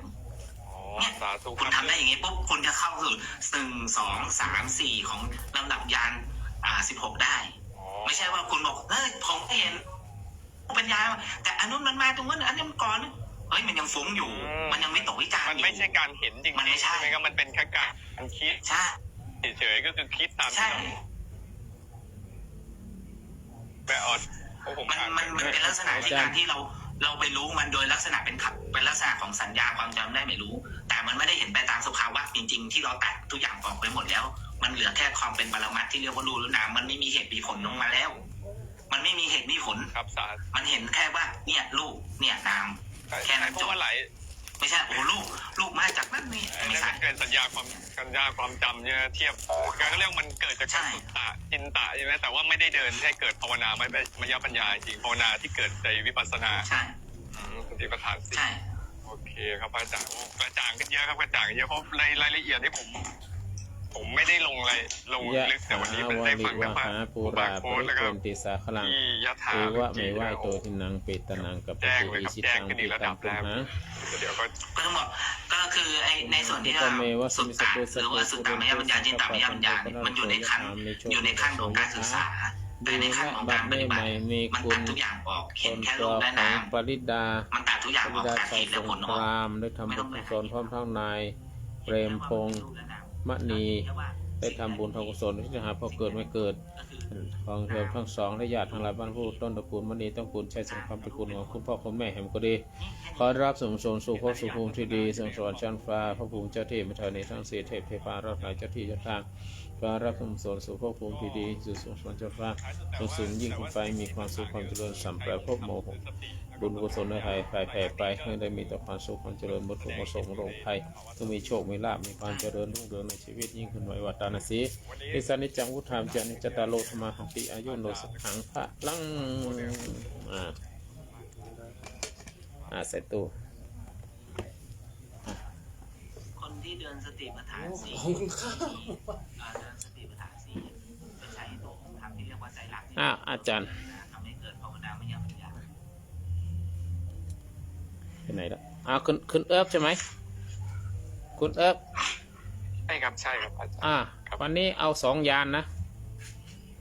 เอา2 ยานคุณเอิบรู้จักขันธ์ 5ไหมขันธ์ 5รูปก็คือรูปตั้งแต่เวทนาสัญญาสังขารวิญญาณทั้งหมดเนี่ยเป็นนามมันจะจำได้หรือไม่จำได้เป็นอะไรทุกอย่างเนี่ยเป็นนามเข้าใจไหม2 อย่างเข้าใจหรือยัง เข้าใจครับ รูป แล้วที่เหลือเป็นนามหมด สรุปย่อมีรูปกับนามเนี่ยตานายชูนี่ขึ้นมารู้ไหมว่าเป็นอะไร ครับก็เป็น ถึงไม่ ที่ไว้ ถึงไม่รู้จักชื่อของมัน แต่ที่โชว์ขึ้นมาเนี่ยเป็นรูป ตายมเห็น ตายมเห็นอันเนี้ยคือรูป จิตที่รับรู้อันเนี้ยเป็นนาม จะรู้จักชื่อรู้จักอะไรไม่สำคัญ จะเป็นสีดำสีขาวเป็นแยกคาเป็นไม้รวกไม้ไผ่ไม่ไรไม่สำคัญไม่เอาแต่ว่าเนี่ยคือรูป จิตที่รับรู้คือนามเข้าใจไหมเข้าใจครับก็คือไอเนี้ยเป็นรูปแล้วที่เหลือการรับรู้ทั้งหมดเนี่ยที่เหลือเป็นนามหมดเลยตั้งแต่เวทนาสัญญาสังขารวิญญาณอันเนี้ยถ้าจะเอาเวทนาเอาสัญญามาจำก็คือขวดสัญญาอย่างเนี้ยเรียกว่าขวดอันนี้เอาสัญญาเข้ามาจำแต่ถ้าไม่สัมผัสมาแตะมาถูกต้องเวทนามาจับหรือว่าชอบใจไม่ชอบใจแต่เราตัดไปเลยเอาเคียงแต่ทั้งหมดสรุปลงเป็นรูปแล้วสัญญานั่นก็เป็นนามเนี่ยตอนนี้เห็นตัวนี้จิตไปรับรู้เป็นนามเข้าใจไหมเข้าใจแล้วครับมือมันมีกับรูปกับนามไอ้ที่แยกออกมาก็คืออะไรนะนามน่าจะแยกออกไปเยอะเลยนามมันเนี่ยถ้าเห็นนี่เป็นรูปเห็นรูปครับแล้วจิตไปรับรู้เป็นนามไอ้นามเนี่ยอาจจะแยกเลยว่าจำได้นี่เรียกอย่างถ้าอย่างนี้เป็นสีดำนั่นน่ะสัญญาทำงานแล้วถ้าแยกออกไปนะแต่เราไม่แยกเราเห็นแค่รูปกับนามแค่นั้นเอารูปกับนามเนี่ยเห็นวัตถุนี่คือรูปคุณเห็นกับนามได้ยินไหมได้ยินครับได้ยินเสียงนั่นแหละเป็นรูปเป็นเสียงเป็นรูปจมอาการที่หูได้ยินก็คือนามเอาแค่เนี้ยอะไรก็ตามที่ปรากฏตาหูจมูกลิ้นกายใจสิ่งเราที่ปรากฏน่ะแล้วเราไปรับรู้ทางอายตนะน่ะเป็นนามเนี่ยรูปนามเกิดขึ้นรวมเกิดขึ้นทีนี้โยมเดินนะ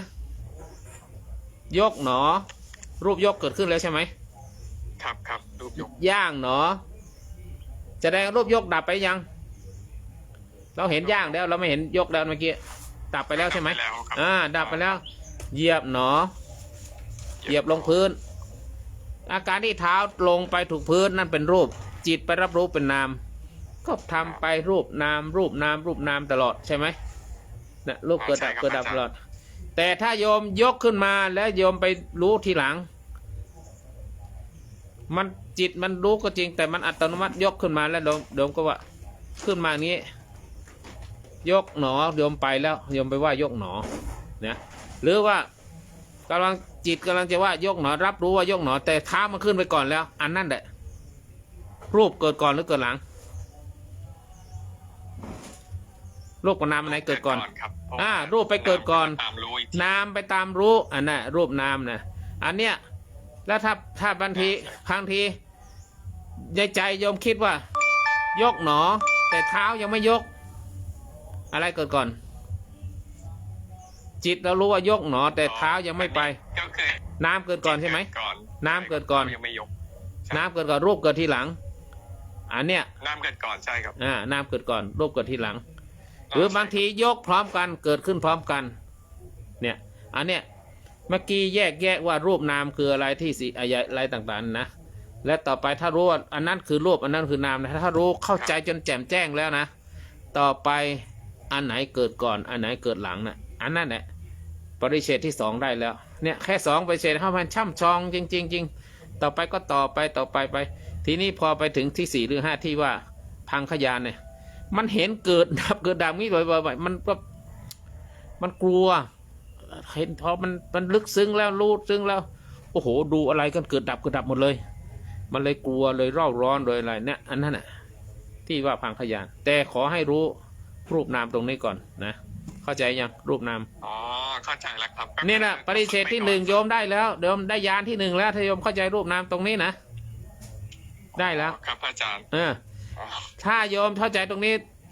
รูปนามเขาเดียวแล้วต่อไปรู้ว่าอันไหนเกิดก่อนเกิดหลังปริเฉดที่2โยมก็ได้แล้วแค่นี้ง่ายนิดเดียวแต่เราไปมองเป็นเรื่องเป็นราวโอ้โห โอ้เมื่อก่อนจะมาก็เป็นงั้นอ่ะพอตอนหลังนี่ฮะ อ่านตำราไงพระอาจารย์ก็เลยแบบ เอาอ่านไม่มีใครชี้แนะไงไม่ ปฏิบัติไป ไม่มีใครชี้แนะ ครับ อ่านมันก็เข้ารู้ แต่ถ้าโยมเข้าใจนะโยมไปอ่านตรายทีนะจะเข้าใจแจ้งมากเลยเราไปอ่านรูปนามกับปริเฉดที่ 1กับที่2นามรูปปริเฉดเนี่ย ครับ สองอย่างเนี่ย ก่อนพระอาจารย์เพราะว่าบางทีมันเดี๋ยวมันก็เดินตามสภาวะมันเพราะว่ามันผมไม่ได้เรียนเอาเพื่ออะไรเพื่อเรียนเอาเพื่อใช้ในการปฏิบัติต่อวันนี้ได้ประโยชน์มากจากการพระอาจารย์เนี่ยถ้าสติปัฏฐานให้ ถ้าเข้าใจตรงนี้นะจะรู้เลยว่ารูปนามเนี่ยไอ้ที่ทำสมถะก่อนเพราะอะไรเพราะจิตเราจะไม่นิ่งพอจิตไม่นิ่งเราจะไปปรุงแต่งรูปคืออะไรนามคืออะไรมันไปดึงเอามาหมดเลยมันไปดึงเอาปริยัติมาหมดแต่เขาให้จิตนิ่งให้ดูแต่ว่าที่เกิดกับที่ดับแต่ก็ไม่ต้องคิดถึงเรื่องอื่นไม่ต้องคิดว่าอย่างได้ยินเสียงไม่ต้องคิดว่าเสียงระฆังระฆังนี่มันเป็นระฆังทองหรือระฆังใบใหญ่ใบเล็กเสียงดังเมื่อกี้เด็กเป็นคนตีผู้ใหญ่ก็ตีพระตีหรือเนนตีเลยเสียงก็คือเสียงก็คือรูปนามก็คือรู้สึกความรู้สึกได้ยินเนี้ยมันก็จะเห็นช็อตรูปนามเกิดรูปนามตลอดอันเนี้ยก็จะเห็นปริเฉดที่1ละนะเนี่ยง่ายมากเลยแต่บางคนบอกทำไมมันง่ายยาน1ยาน2ทำไมมันง่ายถ้าอธิบายให้มันง่ายมันจะง่ายอย่างงี้แต่ถ้าอธิบายมันยากมากเลยมันไปเอาอะไรมาเยอะแยะนะได้มาฟังนี่มันง่ายขึ้นเยอะเลยครับชีวิตแบบว่าฝึกแล้วผมคือใช่ครับเพราะว่าอ่านเองแล้วมันต้องมานั่งตีสภาวะแล้วก็ตีวิธีการปฏิบัติอะไรเงี้ยแต่วันนี้ได้ชี้จากพระอาจารย์นี่ทำให้ผมเข้าใจมากขึ้นเลยครับขอบคุณครับครับอันนี้พอข้อรูปนามกับอันไหนนามเกิดก่อนหรือรูปเกิดก่อนนามเกิดก่อนเราไปดูให้ดีๆแต่ต้องรู้จักรูปนามก่อนนะถ้าไม่รู้จักรูปนามจะไม่รู้เลยว่าไอ้นามกับรูปอันไหนเกิดก่อนนะจะไม่รู้เลยต้องช่ำชองนั่นแหะเขาถึงได้เดินก็ดูรูปนามเกิดรูปนามดับรูปนามเกิดดับแต่ถ้าเดินขวาย่างหนอซ้ายย่างหนอโดยบัญญัติขวาก็คือยกย่างก็คือย่างเหยียบก็เหยียบบัญญัติมันก็เป็นบัญญัติไปตลอดมันเป็นตัวบัญญัติแต่ถ้าไปดูปรมัตถ์มันย่างมันโยกการยกตั้งแต่พื้นขึ้นมามันดึงลมขึ้นมาแล้วมันย่างเนี่ยเท้ามันก็ย่างจริงก็คือรูปย่างไปจิตรับรู้ก็เป็นนามมันล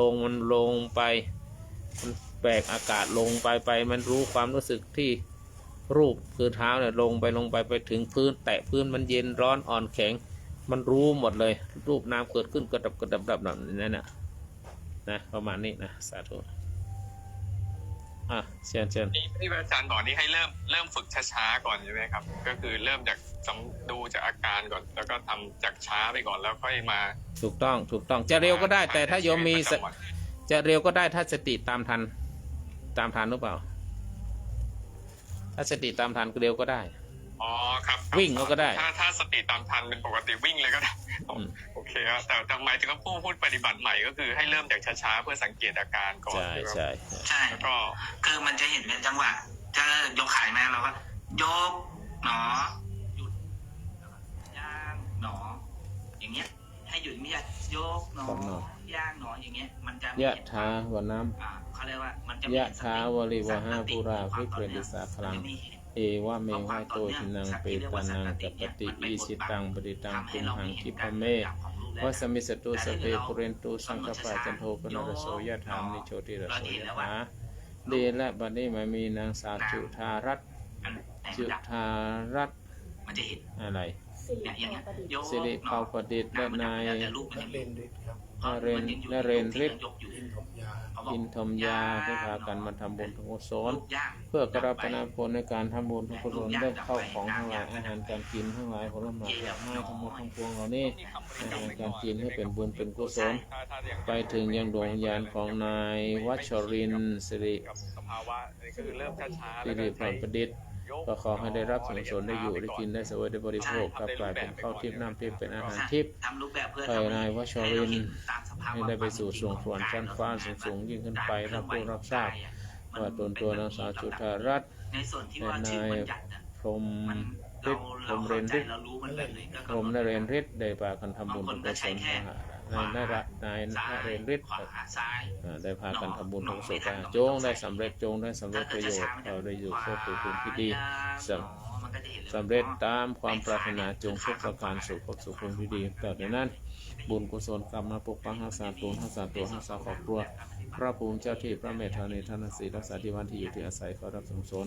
และขอบุญกุศลในปกปักรักษาด้วยคุณพระพุทธเจ้าธรรมเจ้าสังฆเจ้าทั้งหมดทุกประสงค์โรคไทยคนร้ายผีร้ายสัตว์ร้ายโรคร้ายอย่าได้มีเหี้ยพันข้อกรรมข้อเวรต่างๆนานาให้ได้หมดไปหายไปจากคนตัวเถิดทั้งสองและครอบครัว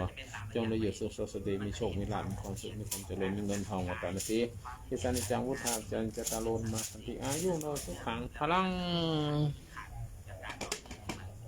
เสร็จตัวตีนได้ยัง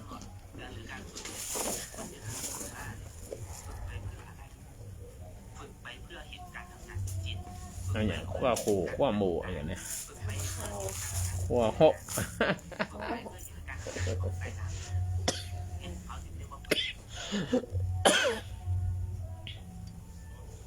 สาธุ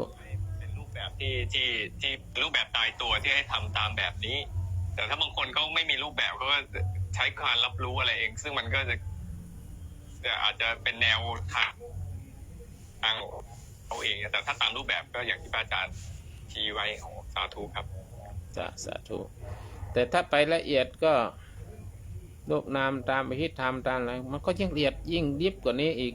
ก็นั่นแหละถ้าเขาอภิธรรมถ้ามาปฏิบัตินะเขาก็สามารถที่จะอธิบายได้หมดเลยว่าอะไรเกิดอะไรดับอะไรเกิดอย่างไรด้วยอะไรต่างๆแต่ทีนี้อภิธรรมเนี่ยถ้าปฏิบัตินะเป็นเพียงครูบาอาจารย์ด้วยนะถ้าไม่มีสติถ้าไม่มีสัพปริสัทธรรมพอนะอาจารย์สอนผิดอันนี้ต้องเกิดก่อนอันนี้ต้องเกิดก่อนนี้แต่ว่าเขาลงรายละเอียดใช่ไหมพระอาจารย์ลงรายละเอียดชิปยิบเลยตัวนี้ต้องเป็นตัวนี้นี่แต่ถ้าถึงระดับสูงนะอภิธรรมก็มีประโยชน์นะได้แก้ยานสูงขึ้นไปที่มันติดขัดอะไรต่างๆเนี่ยอภิธรรมก็ปริยัติก็ช่วยแก้ให้ได้นะช่วยแก้ให้ได้ก็ประมาณนี้นะสาธุครับสาธุธรรมครับครูบาแล้วก็พระอาจารย์ทุกท่านครับที่ช่วยไขความกระจ่างให้ในขั้นตอนงั้นวันนี้เอาอันนี้เอาแค่ยาน2นะให้ช่ำชองนะลองไปดูให้ชัดๆยาน2ให้ได้ถ้าได้ยาน1ก็ได้ยาน2ถ้ายาน1ช่ำชองและยาน2มันง่ายนะแล้วก็ค่อยพัฒนาไปแต่จะพยายามมาพูดทุกวันนะเรื่องยานนี่นะเรื่องนามรูปดับเกิดดับเนี่ยได้ครับอาจารย์ก็ดีครับเพราะว่าผมเข้าใจด้วยแล้วคนฟังท่านอื่นก็เข้าใจไปด้วยอะไรเงี้ยเพราะว่ามันมีทั้งในรูปแบบแล้วก็ตัวรายละเอียดในการปฏิบัติอะไรเงี้ยครับเพื่อเข้าถึงสภาวธรรมนั้นจริงๆครับสาธุธรรมครับเนี่ยโยมถ้าดูให้ดีๆนะการเกิดดับรูปนามดูรูปนามเกิดดับรูปนามเกิดดับเห็นจริงๆนะตอนที่จิตมันเห็นได้ยินได้เห็นได้ยินได้ฟังได้รู้ญาติหน้าโหดเห็นมันเกิดดับได้อยู่ในอารมณ์นี้ปัจจุบันอารมณ์ตลอดมันอารมณ์ตลอดถึงอะไรมันนึกคิดก็มาให้รู้ว่านึกคิดแล้วก็ปล่อยมันแล้วก็มารูปนามเกิดดับนะอย่างเนี้ยอดีตมีไหมโยมว่ามีไหมมันไม่มีจิตที่จะคิดถึงอดีตไม่มีเลยครับมันอยู่ที่รูปนามเกิดดับและอนาคตมีไหมบ่ไม่มีแต่ปัจจุบันและปัจจุบันจริงๆก็ยังไม่มีเลยพอรูปนามเกิดนั้นดับเป็นอดีตไปแล้วจิ๊บปิ๊บมันปัจจุบันมีนิดเดียวจิ๊บมันดับเกิดดับมันมองอย่างเงี้ยอันนี้แหละที่ว่าตัวเรามีไหมไม่มีแล้วมันมีแต่เพียงรูปนามมันทำงานรูปนามเกิดดับตัวฉันก็ไม่มีแล้วตัวกูก็ไม่มีของกูก็ไม่มีมันมีแต่เห็นแต่การเกิดกันดับของรูปนามนะไม่ว่าจะเดินยืนนั่งนอนหรือเสียงอะไรเข้ามามีแต่เสียงก็เป็นรูปจิตรับรู้เป็นนามอะไรยุงกัดก็เป็นรูปอาการรับรู้ที่ยุงกัดก็เป็นนามอะไรเค็มที่เราชิมก็เป็นรูปที่เรากินอะไรต่างๆจิตรับรู้นั่นก็เป็นนามกลิ่นเข้ามาก็เป็นรูป ได้รับรู้กลิ่นก็เป็นนามเนี่ยมันเกิดดับเกิดดับไม่ดับอย่างนี้แหละถ้าดูไปนานๆก็จนช่ำชองจนนี่พัฒนาญาณ1ญาณ2อะไรไปตัวฉันมีไหมมันจะมีในมันมีแต่รูปแต่นามนั่นแหละสักกายทิฏฐิก็พังทลายลงไปแล้วเข้าใจไหมหรือยังไม่เข้าใจอันเนี้ยเข้าใจครับเข้าใจก็คือในขั้นตอนนี้ก็อ๋อมันเป็นอย่างนี้นี่เองว่าทำไมตัวสักกายทิฏฐิมันก็ถึงหายไปโดยเหตุที่เราสร้างเหตุที่ถูกอะไรเงี้ยเราไม่ได้ไปสร้างที่เราบอกว่าแยกรูปนามทิฏฐินี่แหละเราไม่ได้สร้างสักกายทิฏฐิที่ยึดว่าฉันปฏิบัติฉันได้นั่นฉันเห็นนั่นฉันเห็นนี่ฉันลอยฉันที่เขามาพูดสภาวะเนี่ยได้เห็นนั่นลอยไปจิตใจหวามวูบลงไว้งั้นนี่อันนั้นไม่ใช่ได้อารมณ์วิปัสสนาไม่ใช่นั่นเป็นเรื่องนิมิตใช่ไหมนั่นเป็นนิมิตเป็นเรื่องของจิตเป็นเรื่องจิตเป็นเรื่องสมถะไปเลยภาวะของจิตเป็นภาวะของจิตแต่อันนี้มันเห็นจริงๆวิปัสสนาเห็นจริงๆเห็นปัจจุบันเห็นปัจจุบันเห็นด้วยปัญญาเห็นปัจจุบันเกิดขึ้นรู้เห็นเกิดขึ้นรู้อะไรเกิดตาหูจมูกลิ้นกายเกิดขึ้นรู้ว่าเป็นรูปเป็นนามรูปนามเนี่ยตัวเองจึงไม่มีสักกายทิฏฐิไงหมดเลยใช่ไหมมันไม่มีตัวฉันเห็นเนี่ยมันมีแต่ตัวแยกไอ้ที่บอกว่าแยกนะมีแต่สภาวะธรรมเนี่ยแยกได้สมบูรณ์นะรูปนามแต่นี่เองขั้นแรกอันนี้ที่บอกนี่คือต้องแยกถ้าแยกรูปนามเนี่ยที่เขาแยกฟังบางคนมาพูดแยกรูปนามแล้วก็ไม่อยากไปแย้งเขาเดี๋ยวเขาเสียหน้าด้วยเขานี่เดี๋ยวไปทำลายตัวตนเขาแต่ถ้าวิปัสสนามันจะต้องเป็นแบบนี้แต่อย่างอื่นก็แล้วแต่เขาจะอธิบายอะไรในห้องต่างๆเนี่ยมันครับอาจารย์แสดงว่าตรงนี้พอขั้นนี้มันเป็นขั้นต้นเนี่ยเพราะว่าถ้าแยกผิดมันไปไม่ได้เกิดการแยกจริงๆอย่างที่อาจารย์ว่าก็คือมันก็เป็นชั้นของความคิดเป็นปรุงแต่งอะไรอย่างนี้มันปรุงแต่งไปเลยปรุงแต่งเมื่อปรุงแต่งเรื่องใดเรื่องหนึ่งมันก็จะมีชอบและไม่ชอบหรือมีโลภบางทีปรุงแต่งไม่ชอบใจก็เป็นโทสะหรือเป็นโมหะเข้ามาอีกแต่ถ้ารูปนามเห็นเกิดดับโลภะโทสะโมหะมันจะเข้ามาตรงไหนมันมีแค่เกิดดับสิ่งที่เข้ามาจากหูเราก็เป็นรูปเราได้ยินก็จิตที่ประน้อมไปได้เราเรียนก็เป็นนามเนี่ยแล้วก็ดับไปเดี๋ยวได้ยินอีกเดี๋ยวก็ดับไปยินอีกดับไปสักกายทิฏฐิก็ไม่มีโลภโกรธหลงก็มีเสียงมาก็สักแต่ว่าเสียงผู้หญิงมาพูดก็เป็นรูปได้ยินก็เป็นเสียงแต่ถ้าไม่พิจารณาวิปัสสนาเสียงผู้หญิงโอ้โหเสียงหวานมากเลยนะลืมตามองโอ้โหหุ่นร่างหรือผู้ชายล่ำบึกมีซีแพคที่ท้องมีอะไรนั่นแหละมันปรุงแต่งเป็นทุกข์ล่ะเป็นทุกข์เทศถ้าชอบใจก็อยากจะเป็นเจ้าของอยากจะอยู่ด้วยอยากไปคลอเคลียอยากไปอะไรอันนั้นแหละปรุงแต่งไปแต่ถ้ารูปนามเสียงรูปเสียงผู้หญิงไม่สำคัญผู้หญิงสวยไม่สวยแก่เท่าอะไรไม่เอาไม่ได้เอามาคิดเอาแต่เสียงแล้วก็จิตรับรู้เสียงรูปนามเกิดดับเนี่ยง่ายนะถ้ามองในรูปนามในนี้โอ้สาธุเลยครับดูเชื่อมโยงตั้งแต่หัวข้อที่อาจารย์ว่าเลยสัพพุริสธรรม7อะไรเงี้ยคุณสมบัติคนดีก็คือปฏิบัติเพื่อให้เป็นคนดีท้ายเป็นคนดีที่สูงสุดของโดยพระพุทธศาสนาคือเป็นเข้าถึงซึ่งเป็นความเป็นอริยชนอริยบุคคลเนี่ยไม่ไปปรุงแต่งวันนี้ได้ไม่ปรุงแต่งว่าคนนั้นเป็นใครนะไม่ปรุงแต่งว่าเป็นใครเป็นผู้หญิงผู้ชายเป็นอะไรรูปก็คือรูปคือเสียงก็คือเสียงภาพที่เห็นก็คือเป็นรูปจิตที่ไปรูปทางตาก็เป็นนามนั้นตาหูจมูกลิ้นกายใจประสาทประตูที่จะรับรู้เนี่ยมันมีอยู่นะมันมีอยู่แต่เราไปทำจิตของเราสิ่งที่จะรู้ได้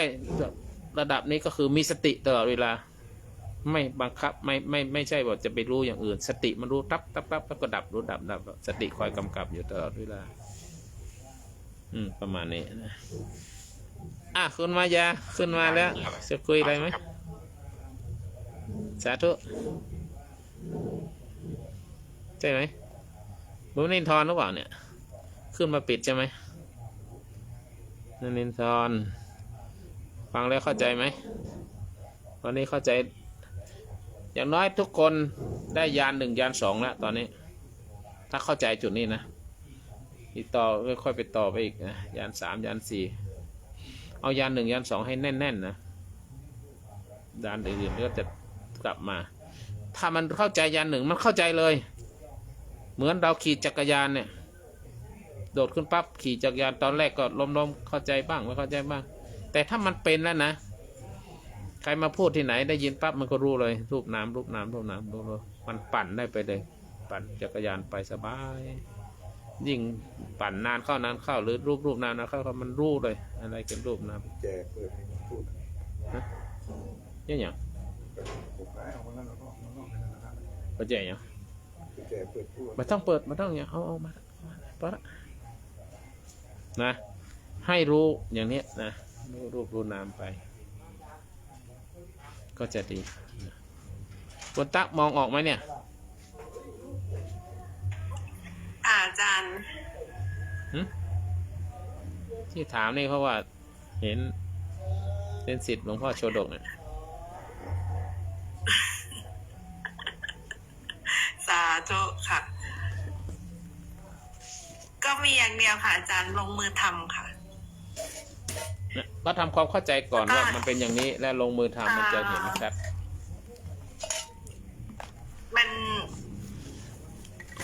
นพูดยากกันนะคะเพราะถ้าสมมติยมก็พูดเป็นกลางๆแล้วกันเนาะอาจารย์เนาะเพราะว่าเข้าใจก็ว่าเข้าใจไม่ต้องไม่อมไม่ต้องมาอมคุมไม่เข้าใจก็ว่าไม่เข้าใจเข้าใจอย่างไรไม่เข้าใจอย่างไรก็แค่นั้นแหละไม่ต้องอมเอางำว่ามันก็รู้อะไรไม่คือยมมันก็เห็นความคิดตัวเองอะนะคะอาจารย์มันจะพูดไปทางด้านไหนอย่างถ้าอาจารย์ถามยมว่าเรื่องลูกกับนามเนี่ยไม่ว่าจะได้อะไรก็แล้วแต่สิ่งใดเกิดขึ้นจิตไปรับรู้อันนั้นก็เป็นนามค่ะแล้วอีกอย่างหนึ่งก็คือว่าโยมไม่ค่อยถามเยอะค่ะเรื่องเนี้ยค่ะแต่เด็ดรู้จักรูปนามไหมขอโอกาสหลวงพ่อแล้วกันถามแทนหลวงพ่อแล้วกันเพื่อนักตักจะได้ตอบคำถามมันตรงคำถามพอดีมันมีคำถามข้างล่างมาถ้าเกิดนักตักเข้าใจนะครับน่าจะตอบรูปนามโยมก็รู้จักแต่ท่านพ่อพญาวิชัยเสื้อเมืองหลักเมืองนะเจ้าค่ะดีแล้วมาขอพรพระอาจารย์เหรอรับน้ำมนต์นี่มันเป็นสิริมงคลจ้ารูปนามสิ่งที่เราเห็นเป็นรูปจิตเรารับรู้เป็นนามเสียงที่พูดไปเนี่ยเป็นรูปโยมรับรู้ทางหูเป็นนามโยมเห็นนี่ทุกอย่างเห็นอะไรก็ตามเป็นรูปจิตรู้ในการเห็นนั้นเป็นนามแค่นี้แหละนะจากรูปนามมาวันนี้ได้รูปนามก็พอแล้วเจ้าค่ะสาธุ